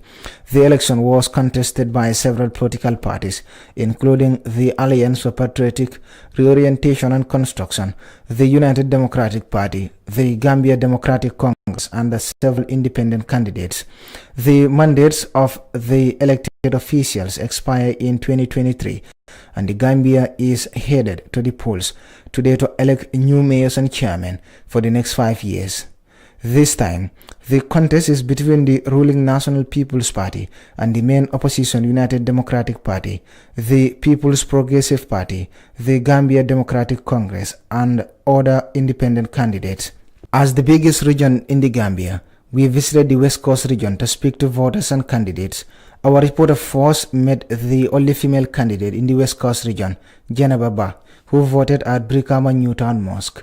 All I want to say is let them come out in their numbers and vote. After voting, they go back home and sit and wait for the IEC results. From that, because elections come and go, but West Coast will stay, Gambia will stay. So nobody want to govern displaced people or violent people. Before leaving Brikama, we visited independent candidate Ibrahim J.S. Sane of the APRC Noto Alliance, who cast his vote in Brikama Sane Kunda. For me, I have no problem. As you stated, we have a team who are doing all these jobs, and to be honest with you, I have not yet received any complaint or any point of irregularities with regards to the election or the affairs of this election. During the last election, the United Democratic Party won most seats, securing control of 7 out of the 8 municipalities, while the GDC candidate won control of 1 municipality. The United Democratic Party candidate for Brikama Area Council Chairman election, Yankuba Dabo, who voted in his hometown in Kafuta, thinks they can repeat the 2018 results. I think we will probably do a lot more this time around. I think so. We are hopeful. I think, if anything, the just concluded council election shows the trajectory that we are heading to, and if all goes well, I believe we could sweep the polls in not just West Coast, but in Banjul, KM, NBR, CRR South, CRR North, and even URR and LRR as well. The NPP candidate, Sidi Cisse, who is backed by the Citizens Alliance, the Alliance for Patriotic Reorientation and Construction Party, and the National Reconciliation Party, is in a tight race with Yankuba Dabo of the United Democratic Party and Ahmed Jide, an independent candidate, among others. The ruling National People's Party candidate cast his vote in Brufut. He believes with the program he presented, he will be the next chairman of the Brikama Area Council. We need to respect the law As far as the election is concerned, it is very clear. As far as the election, the 2002 Electoral Act amendment had made it very clear.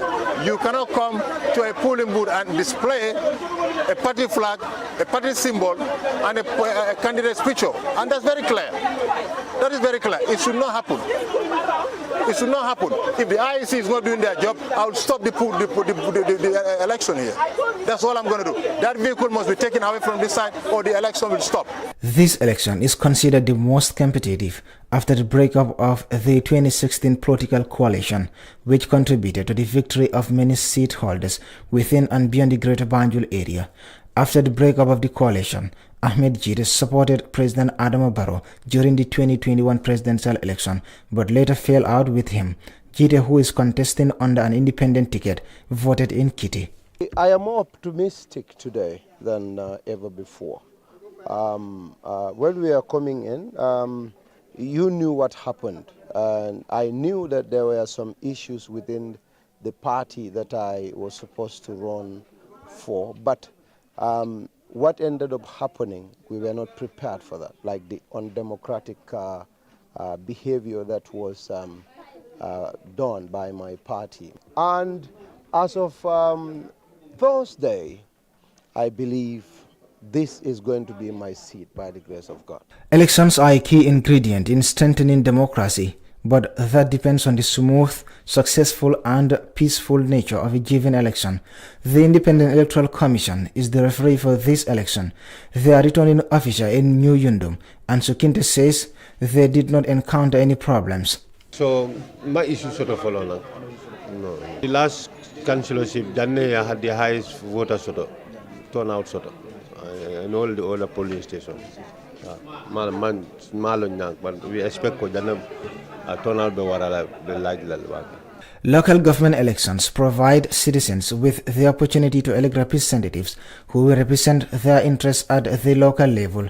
These representatives have a better understanding of the issues faced by their communities and can advocate for solutions that are tailored to the needs of the local population. It also helps to establish the local governance structures that are necessary for the effective functioning of local communities.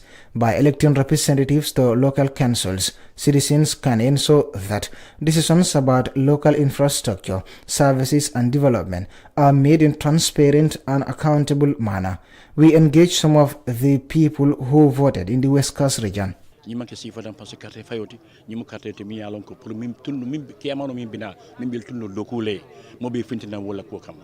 Alhamdulillah, ko be takurin ko as people needs bimbe tembo minto bele nyanta jela ko nyin carte fayku ay taku be nga janjang kayra kon kayro dron ni nyim banku ye wodor ni nyininka o ko lam mam fem fen ni nyininka nyim banku kan akata ku bake ñimmanken carte fay foloti jak se mi mo jakale min ne mak bari ni mo yake isalon koy lokuta mo bela do ko kela a nyamale wo en kontani bake. These mayoral and chairman elections can also help to promote accountability among local officials by electing representatives who are accountable to their constituents. Citizens can ensure that local officials are held responsible for their actions and decisions. Overall, local government elections are important in the Gambia because they help to establish local governance structures, promote democratic participation, ensure local representation, and foster accountability at the local level. Reporting for Kerr, Fatou, I am Buba Gajigo.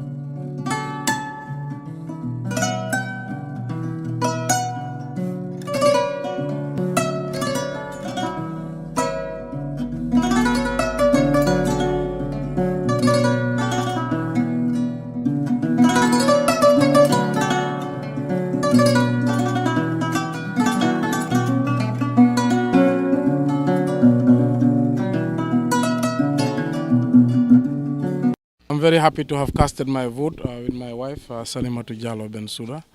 And just like the councillor election, I think the turnout is similar. I've said it before. Presidential elections always have the highest turnout, then National Assembly elections, then local government elections. We expect that the turnout will be better than councillor elections, but we don't expect it to be at the level of the presidential elections. which is quite a norm as far as historical evidence is concerned. However, I always like to emphasize that local governance, as far as I am concerned, is the most important part of governance, because the councillor and the mayor are the closest to the community. They're the government officials that are elected at the community level, and the development they bring is high impact at a community level. So I believe all Gambians should take an interest and come out in their large numbers and vote for their candidates of choice. Candidate of choice. Lord Mayor, when you were nominated, you were confident that you were going to win. Today is the D-Day. How confident? I was confident before nomination. I am confident after nomination. Of course, the councillor election is already a sample of the feeling of the community of KM, how they feel towards the council, my leadership and the councillors. So we are still confident that we will win this election come 5 o'clock p.m. today. Mayor, Sepras projected you as a winner with 55%. And some of your supporters on social media are saying that you're going to have 60% or more. What are your, target areas when it comes to percentage of winning this election? Well, Sepras has never missed. Presidential, they were very close. In parliamentary, they were very close. I think in this survey, my win was predicted to be the most decisive, meaning over 50%. If people guess that it may be 60%, that may be correct according to the survey, because there's a lot of undecideds as well. I believe based on the survey results, 17%. But I'm not one to be taken away by surveys. What I'm confident about is people have confidence in the service we have rendered over the years.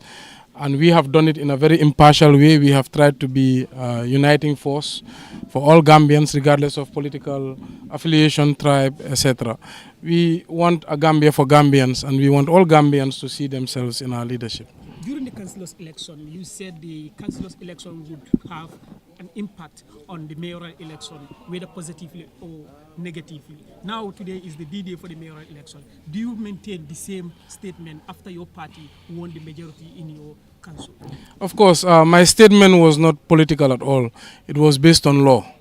If you look at the Local Government Act, the council is the executive, not the mayor.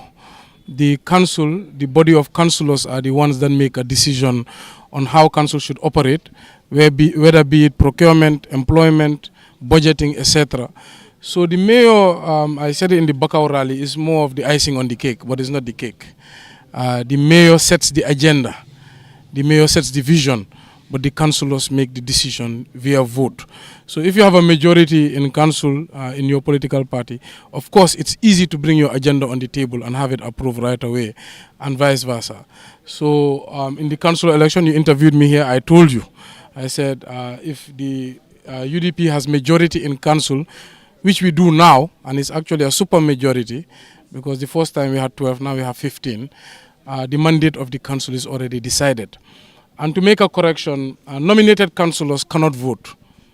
Nominated councillors can only advocate for their constituents, but the voting is with the elected councillors. So I'd like to make that clarification. I would also like to make a clarification that a mayor is not an executive. A mayor has no executive power. A mayor only has the power to lead. But the decision, like I said, always comes down to a vote, which the mayor never partakes. Thank you very much. Local language.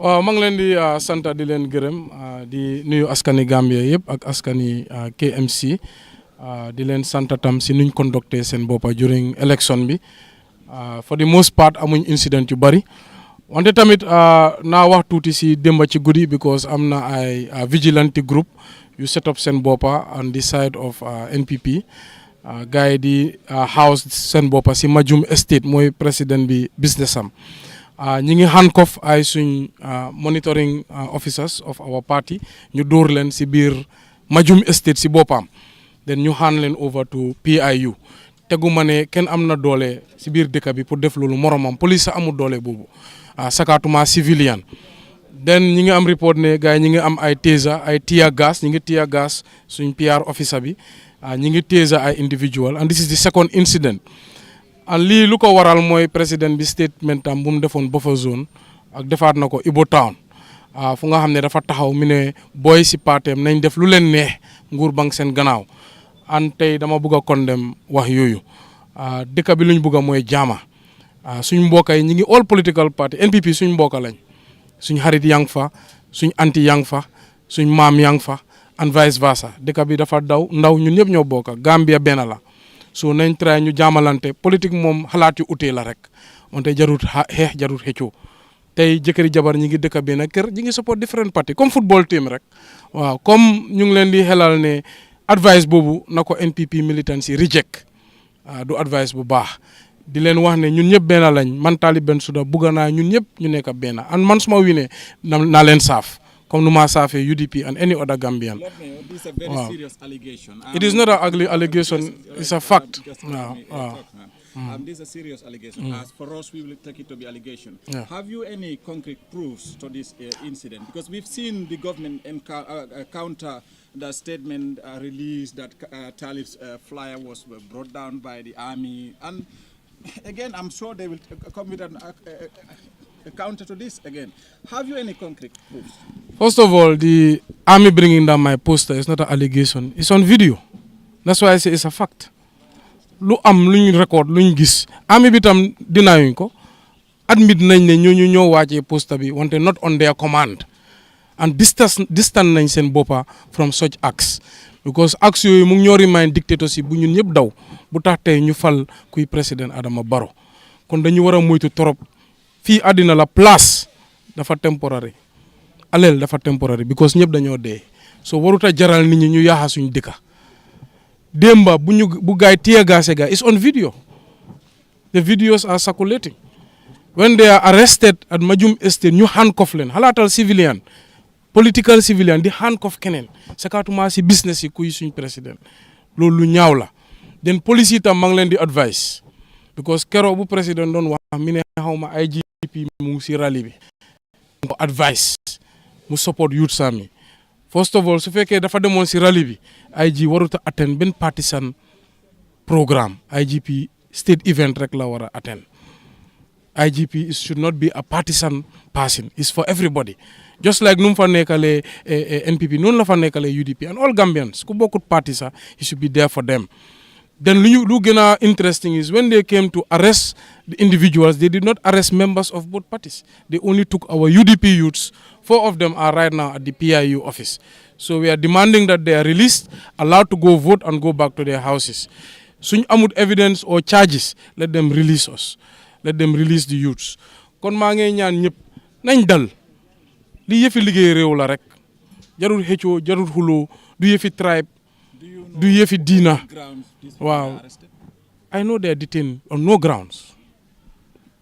On no grounds suñ lawyer bi dem na fa there's no grounds and naka nga arresté nit as a civilian nga handcuff ko why would you have weapons we even have a feeling that maybe the police are part of that operation so lu ma ñaan rek nañ dal dëkk bi dafa tuuti ñëpp ñoo bokk and tey many people claiming to be NPP which is the newest party were once members of the opposition so bu ñu repeat mistakes of the past ndik dañu bëgg a am place rek su dëkk bi waree taakam kon man Talib bëggaatuma place yi meeyo ma nekk civilian dëkk bi am jaama I think ñun yëpp loolu la ñoo ñaan so maa ngi ñaan youths yu nga xam ne ñooy NPP di ñaan youths yu nga xam ne ñooy UDP di ñaan Gambien yëpp élection la rek yëfi taana njiit la pour agenda dëkk bi ñu make sure ne ñu limite ko to that suñ paree ñu dellu suñ communities ñu jaamalante ñu beenoo lii laay ñaan ñëpp.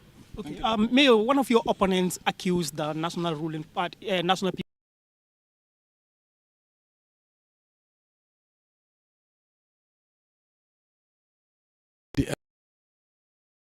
National People's Party of violating the IEC, campaign, ethics. Do you encounter such? Because he said he has visited 3 venues where NPP were holding meeting when they're supposed to go out. Do you encounter such? Of course, there's been many reports. Some there's video evidence. Some I think has been public information. The day the head of state went to Dipakunda, there was no campaign itinerary for NPP at Dipakunda. They were supposed to be at Serakunda Central. And they had a rally and program at Dipakunda. is a blatant disregard of IEC rules. There was another incident on video where they set up in Serakunda when they were not supposed to be in Serakunda. So what we are asking is the government or the party that is in power should actually lead when it comes to rule of law and governance, so all of us can also follow. But if the party in power is advocating for disregard of these rules or advocating for civilians to take the law in their own hands, how about the opposition? And imagine what our children are learning from all of this. The saddest thing about this political back and forth is the lesson we are teaching our children, that if you have a different idea from somebody, you have to fight them. This is a sad case for our country. So I am discouraging everybody from such acts. And if the president is to listen to me, I'm advising that let him lead us based on unity, peace, and progress, and not on disunity. When this happened, Lord Mayor, did you blow the whistle to the regulatory body, which is the IEC? If yes, what was their response? Yes, the officers that are responsible to represent our party have reported all matters to the IEC, etc. And they always say they will work on it, although we don't see any results. I myself have tried to reach the IGP, I could not. I tried to reach the commissioner of PIU, I could not. Definitely, we want a government for all. We don't want a government that tries to serve one party or one section of society. We want the president to lead all of us on fairness and equity. When elections come, let people sell their agendas. We also have so much video evidence of their militants giving money to people, sitting on with bags of money in corners, trying to corrupt people's vote. These are all terrible things that are happening in the Gambia, and we would love for this to stop. Thank you so much. Thank you so much.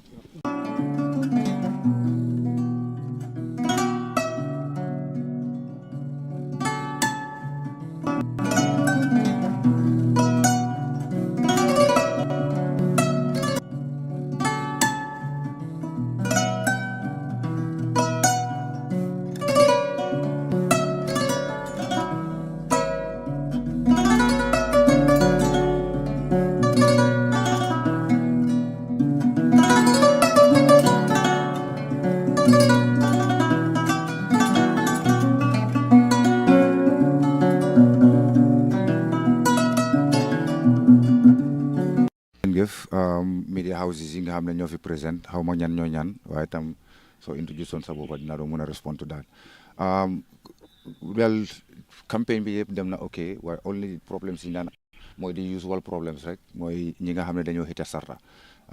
IEC nag dañ amoon lu mel ni campagne itinerary boo xam ne dañ ñu ko jox sarta yoo xam ne ñun ñëpp dañ ko respect waaye NPP respectuñ ko parce que dañoo dem ay place di leen fa fekka place yoo xam ne ñoom waruñ faa nekka.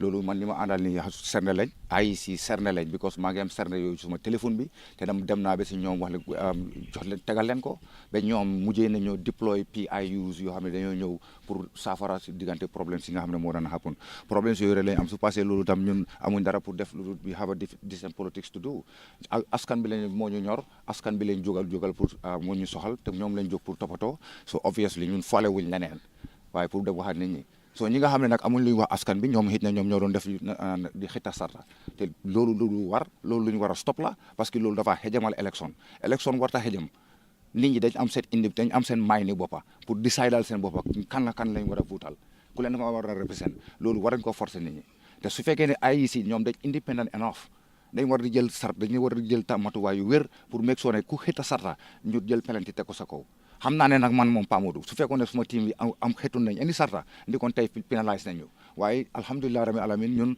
loolu ekkatiwuñu Gambia moo ñu ñor te decent politics la ñoo wax loolu lañ fay introduce loolu lañ fay def te amul kenn ku ñu mën a indi ci leneen lu dul loolu. Okay, could you please summarize that in English language for our English viewers? Well, thank you very much. Yes, I will certainly be able to do that. Well, what I was saying was our campaign went well. But unless and until we had to start suffering problems with the NPP because they did not respect the campaign itinerary that was issued by IEC. I signed it, Talib Bensouda signed it, as well as Bakari Baji. So obviously, I have never seen UDP having any problem or we meeting them in any of our campaign ground, but it happens with the NPP. that almost about, I think, 3 venues that we went that they were not supposed to be there, and they were there. So we end up taking videos that, for IEC, to consume, to know that this is exactly what went wrong. Even the last time it happened, that was in London Corner. The IEC have to deploy the PIU to come over there to make sure there is no fracas. So this is not right.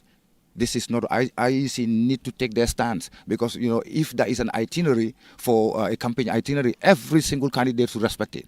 Now, that can bring about, a peaceful, election or whatever campaign or anything like that. So people have to respect laws. We don't have to break laws. You don't have to take the wrong process to expect the right result. This is all we are saying. Let's respect, procedures. Let's respect laws. The IEC should be independent enough to do something about this. Otherwise, it's just going to be chaos. You've just cast your vote. Could you please tell us how optimistic you are of winning this mayoral seat, going against an incumbent and then a candidate of a ruling national people? I was confident from the minute the regional executive came to my house, nominated me, say, Pa, you are the only candidate for us, for KM. That's when I celebrate my victory. Even before I embark on any campaign, I am no match to any of them. I have no match. I have no stain. Apart from this ink, I have no stain. There is nothing you can say. I was the managing director of Daily Observer up to the closure. You never heard me from any commission. No commission whatsoever. As a matter of fact, Observer owed me 3 months' salary when it was closed in October 2017. So I'm not here for money or anything. I'm here to change the status quo. The municipality deserves better. But all these funds that, people are paying their taxes. And, it's going to people's pockets. Instead of, investing in putting all that 60% back to the municipality. I am no match to any of the contestants. It's up to the Gambians. If they want to change is here. It's already here. I have been here working for 2 years without salary. 2 good years. I've been working for my party, voluntarily. Even the credit that I use to do the job, I buy the credit. Even petrol for my car, it's my own money. I've never been paid for 2 good years. I've never seen any of them doing the same. There's no match to that. So as far as I'm concerned, listen, it's up to the Gambians. If they want change is here. It's right here, talking. If they want to stick with the status quo, stop in the rock, fair play, is no problem. All I have to do is just take my one-way ticket and go back to England. Easily, and do my job and take care of my family. I left my wife and my kids in England for the past 2 years just to show the Gambians that, hey, I did not come here for money. Certainly not for fame or anything, but to change the status quo. Well, for them to wake up. I think, they suffer enough for them to realize the difference. There is a whole suffering throughout the entire length and breadth of this country. I don't need to say that for you to believe me. Everybody, even the smallest kid, 4-year-old, he will tell you that, Gambia, uncle, grandpa, Gambia is this, that, and the other. 4-year-old, my grandson, Mamarmo. It's unbelievable. And we want to just sit by and, just play along with that simply because X, Y, or Z is giving you money to shut up, to corrupt you, and we play along those rules. Hello? It's up to them. I swear by God, I left a £375 a week job in England to come here and work for free, for nothing. If that doesn't say anything, Alhamdulillah, I don't know what else I can do. I've been here for 2 years working for free. Even my credit, I buy my credit. Not even the party that I'm working for. So if that's not good enough, I don't know what else do you want me to do or to say. Change is here, Gambia. Change is here, KMC. You embrace the change, we enjoy it. You don't, we stuck in the rut for the next 5 years. For somebody to come and tell you that, yeah, I'm a millionaire with my mom and dad, my family. So that means, KMC, you guys are idiots for making me rich and, going howling day and night. Next question.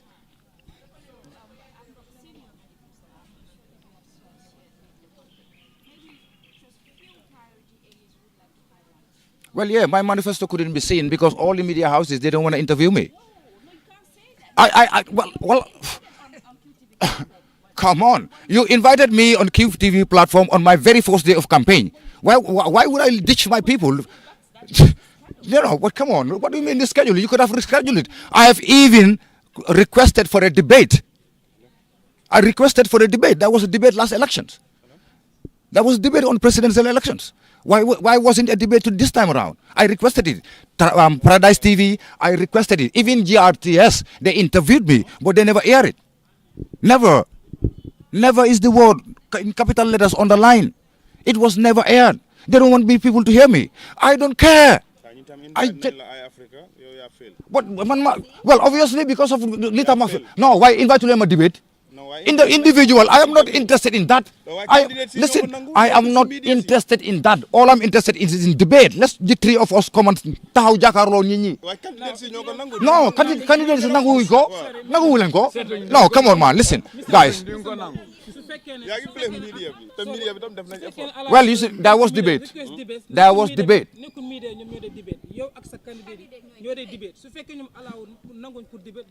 Okay, fine. So obviously, suñ ko ala wute fine. Ngeen xam rek ne kon man suma manifesto bi yeen mu leen ko gis for the simple reason rek ne, you know. Listen. No. I'm not saying that. I'm not saying that. Kerr Fatou invite nañ ma. I was at Kerr Fatou. Everybody saw that. Du ma bàyyi suma campagne pour war a dem meet suma electorate yi nga xam ne xamuñ ma in person ñu ngi ma request pour ma war a ñëw taxaw pour war a nangu benn television interview. I will go to my people. I reach out to them. No, is that my fault? It's not my fault either. I need to satisfy my electorate because this is the first time I taxaw si campaign trail. They don't know me. Mr. Mbow, we've seen candidates, who have released their manifestos, even without going to the media for debate. Right. I don't think that's an excuse to say the media did not invite you for debate. That's why I did not, It have was your not literally okay. debate, but it used to invite But me. you to were come and sit down invited. and You talk. were invited at Kerr Fatou, and then you were interviewed. Right. Okay. Could you tell us why you didn't release your manifesto? Well, I talked to them about my manifesto. I was just dishing it out in piecemeal. Initially, the point highlighted the very first point that I said. I will digitalize the revenue base of the. It is on paper. It's on record. It's been gazetted. But the revenue is already digitalized. No, how can, if it is digitalized? Why is there a commission? The commission is embezzlement of funds. If that revenue was digitalized, people will not have access to money. Especially, talk less about embezzling it. But there is already a system in place that digitalizes the revenue collection. Maybe partly, but it's not the revenue base. I'm talking about the revenue base. Anywhere that the KMC is having revenue is coming in, it's going to be digitalized. People will not see money to play with it, to even buy credit, let alone to buy a car. Talk less about houses. It will be digitalized. The revenue base of the municipality will be digital. People will not see money to play with it. And then you can accumulate those funds, to do the necessary projects that's needed by the municipality, people of the municipality. There are so many projects that are in place that we have. We want to galvanize the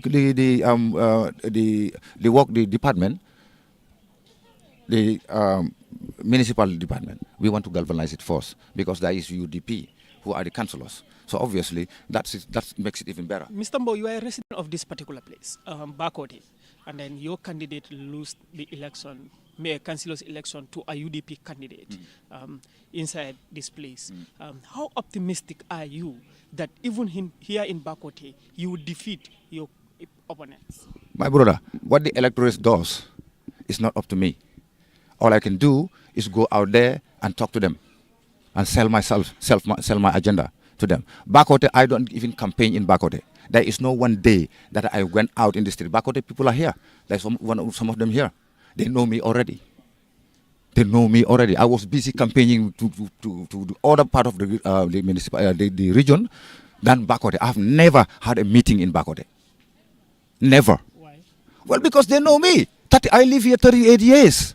I have grandkids, not kids. I have grandkids here in Bakode. I have landmarks in Bakode. landmarks. If it is just reality, or you want to vote for somebody who want to effect change, they know I am the wild card. So are you insinuating that you will have the majority here? It's up to them. If they vote, fine. If they don't, they have their independent rights to vote for anybody they choose. If it is money driven, so be it. But if it is project, if it is to to make my mark here, you see this tree here. I got the project here. We grow all these trees in the school. This school here, let alone other projects within the estate. The mosque, we laid the foundation stone. Amsterdam, we clean all these areas. We make sure that this area is clean because we were dealing with a dump site. People were dumping rubbish everywhere, and we make sure that we clear our environment until people can see space to do whatever necessary projects, even including the quarry. We commissioned. That was my proposal for this fence for the quarry, because I paid for the bulldozers to push the rubbish back in, because the rubbish were almost occupying quarter of the road. Are you saying the fencing is your concept? That's my concept. That's my idea. I wrote it. I wrote the proposal. And this was not Talib's time. It was in 2006. And it's on record. So for Bakote, I chose not to go there and campaign because Bakote know me. They know me very well. Well, it's up to them. I can't say for certain. It's up to them. It's entirely up to them. I can't force people. If I told I was so desperate, I would have gone to them. But I'm not. Every single one household know me in Bakote. They knew me very well because I lived here for 38 years. I have grandkids, for God's sake. I have 8 grandkids here in Bakote. 8.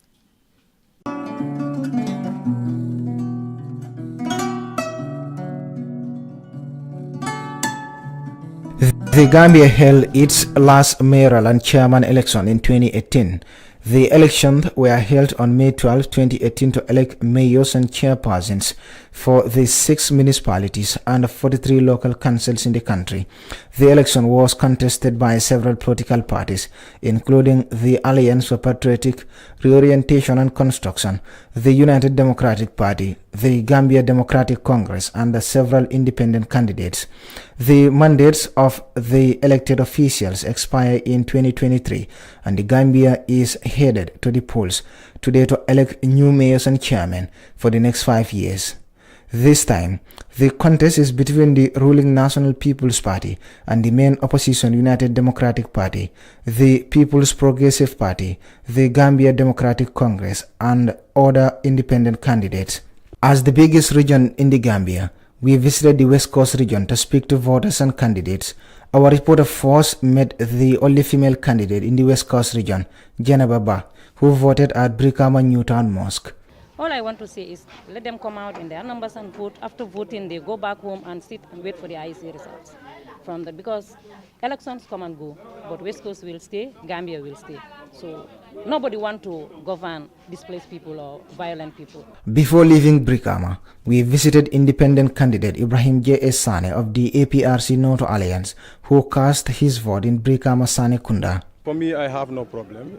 As you stated, we have a team who are doing all these jobs, and to be honest with you, I have not yet received any complaint or any point of irregularities with regards to the election or the affairs of this election.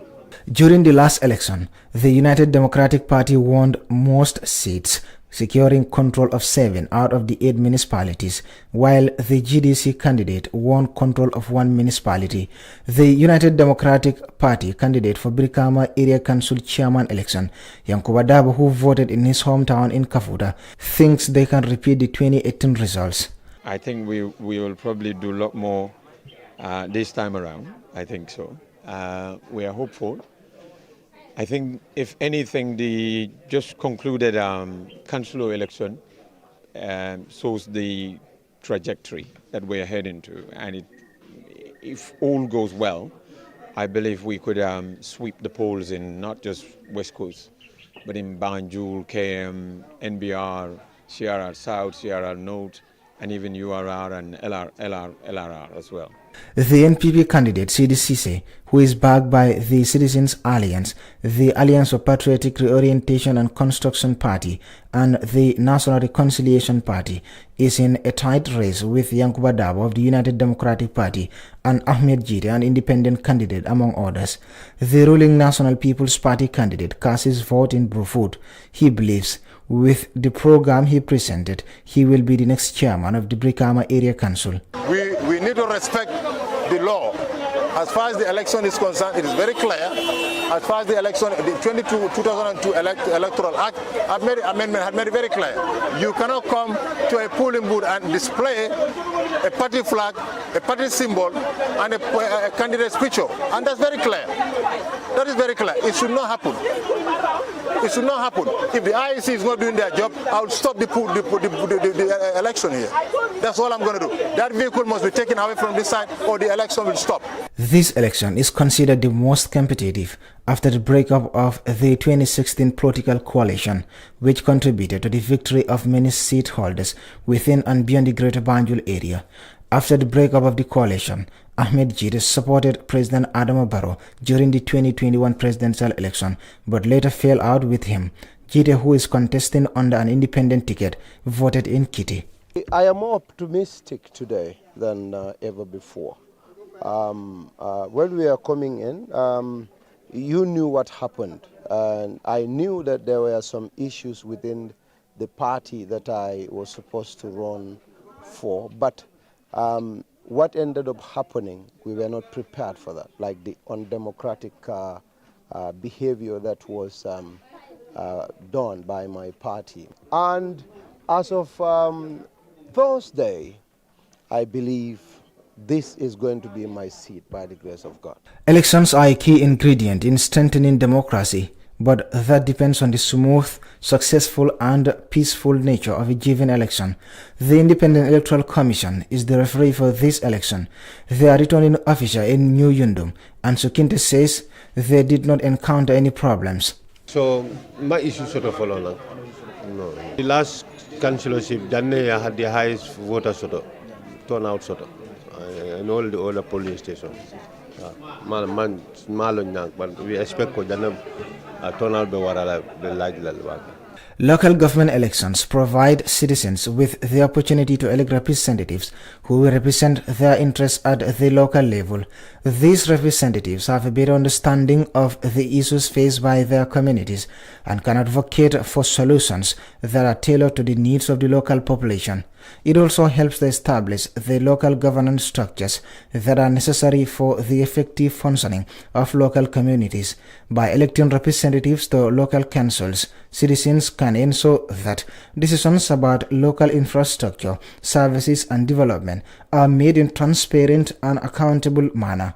We engage some of the people who voted in the West Coast region. Nyimake sifadan parce que carte fayoti nyimu carte te mi yalon ko pour mim tunu mim ke amano mim bina mim bil tunu lokule mo be fintina wala ko kam alhamdulillah ko be ta kurin ko as people needs bi mbetembo minto mbele nyanta jela ko nyin carte fayku ay taku be nga janjang kayra kono kayro doron ni nyim banku ye wodor ni nyininka o ko lam mam fem fen ni nyininka nyim banku kan akata ku bake ñimbanken carte fay foloti jak ase mi mo jakale min ne maake bari ni momo yake isalon koy lokuta momo bela do ko kela a nyamale wo en kontani baake. These mayoral and chairman elections can also help to promote accountability among local officials by electing representatives who are accountable to their constituents. Citizens can ensure that local officials are held responsible for their actions and decisions. Overall, local government elections are important in the Gambia because they help to establish local governance structures, promote democratic participation, ensure local representation, and foster accountability at the local level. Report for Kerr, Fatou. I am Buba Gajiba.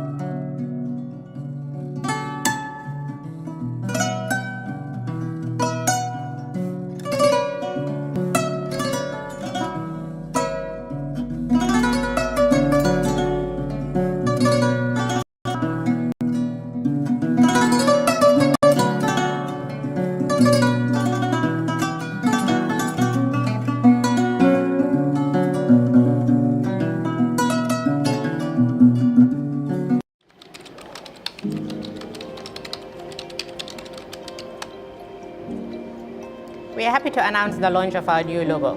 We have evolved since our incorporation in 1997, and it is time to refresh our new look to reflect who we are today. Before I reveal our new look, however, walk with me while I take you through our journey of the last 25 years.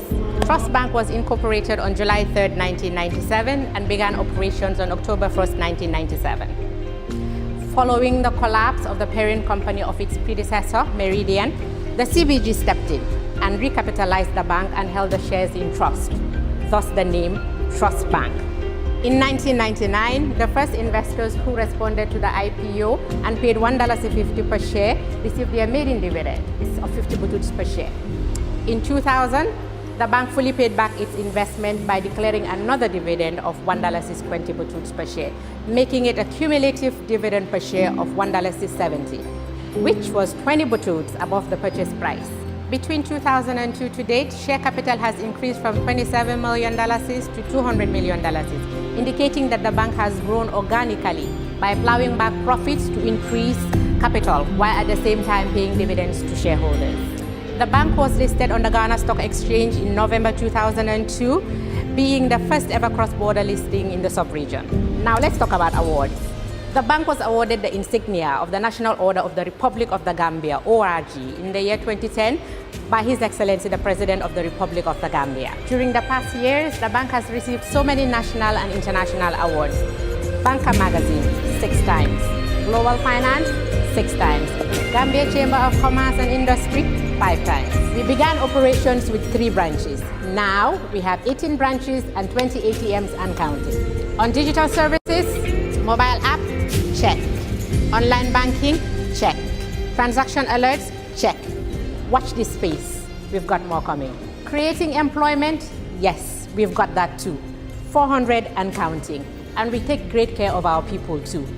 Medical insurance, life insurance, private and state pensions, annual pilgrimages for both Muslims and Christians, training, yes, we do them all.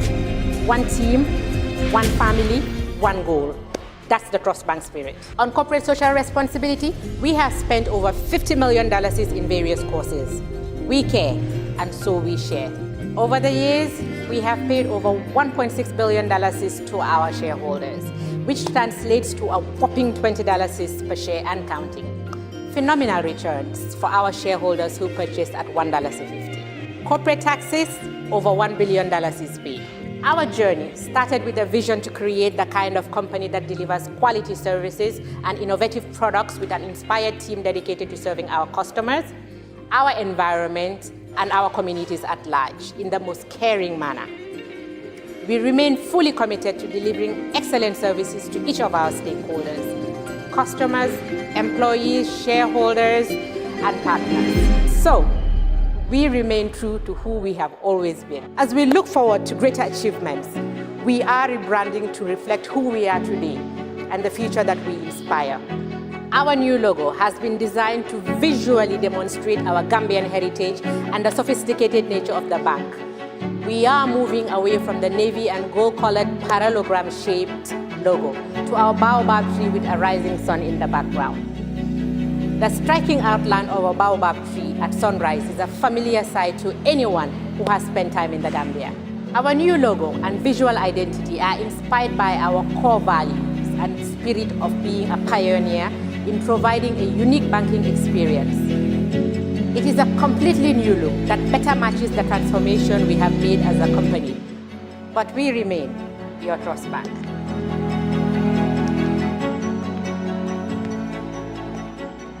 Ladies and gentlemen, it is my singular honor to present to you our new logo and corporate identity.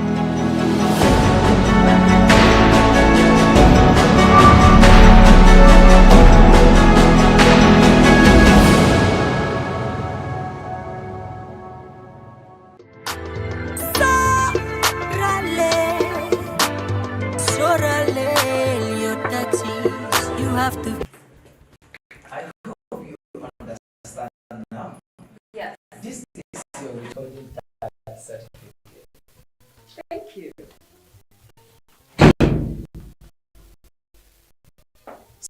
Sorry, sir. Give me a few minutes. Let me finish with her.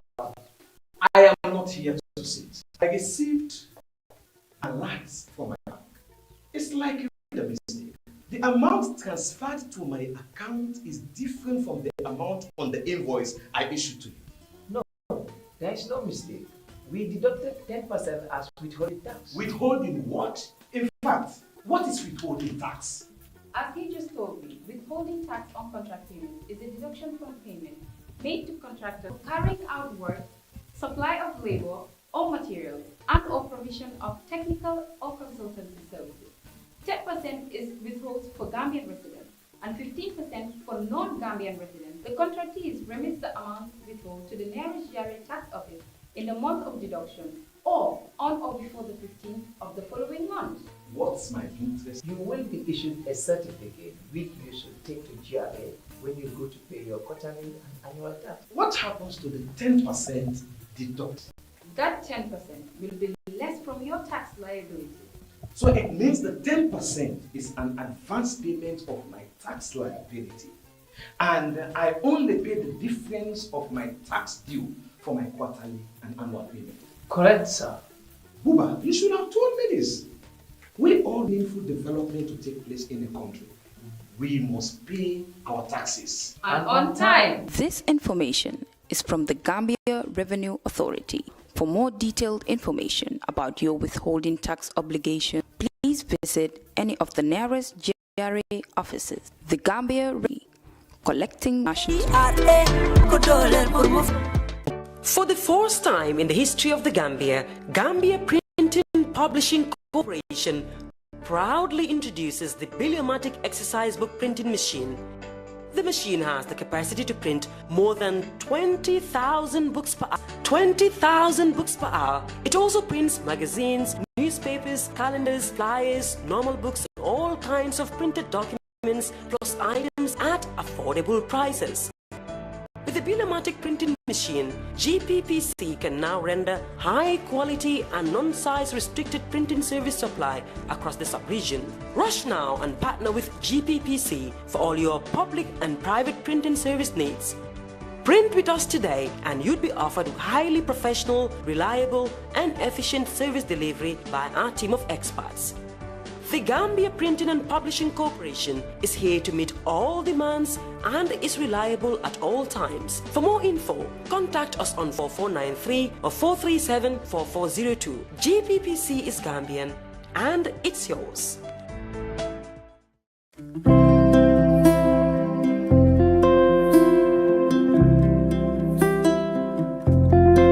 Airport Residency Estate is a gated community located in Olyundum. Proudly developed by Swami India, perfect for all looking for a quiet life with luxury amenities within an enclosed setting.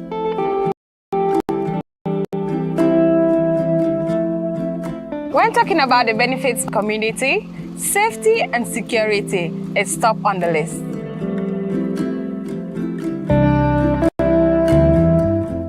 They allow extra privacy, take away the hustle of unwelcome solicitors, and create a safe haven for children to play in a trusted environment without traffic or speedy vehicles.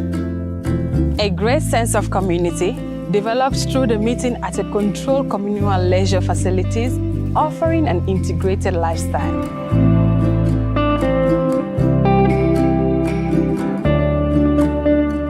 A green environment and well-managed communal areas are keys to higher home standards, quality of life, and better property value should you consider home reinvestment in the future.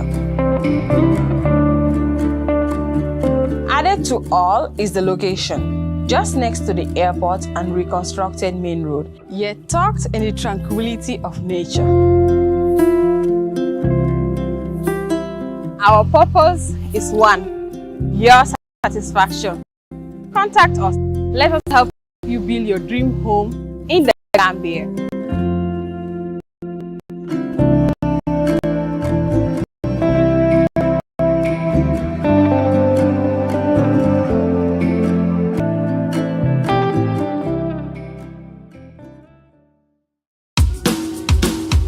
This season on Kerr Fatou. The reason I have always called for a national dialogue is because a government must be responsive to the needs of its people. Fatou. Tell you one thing, if me as an individual, if I know that there is somebody that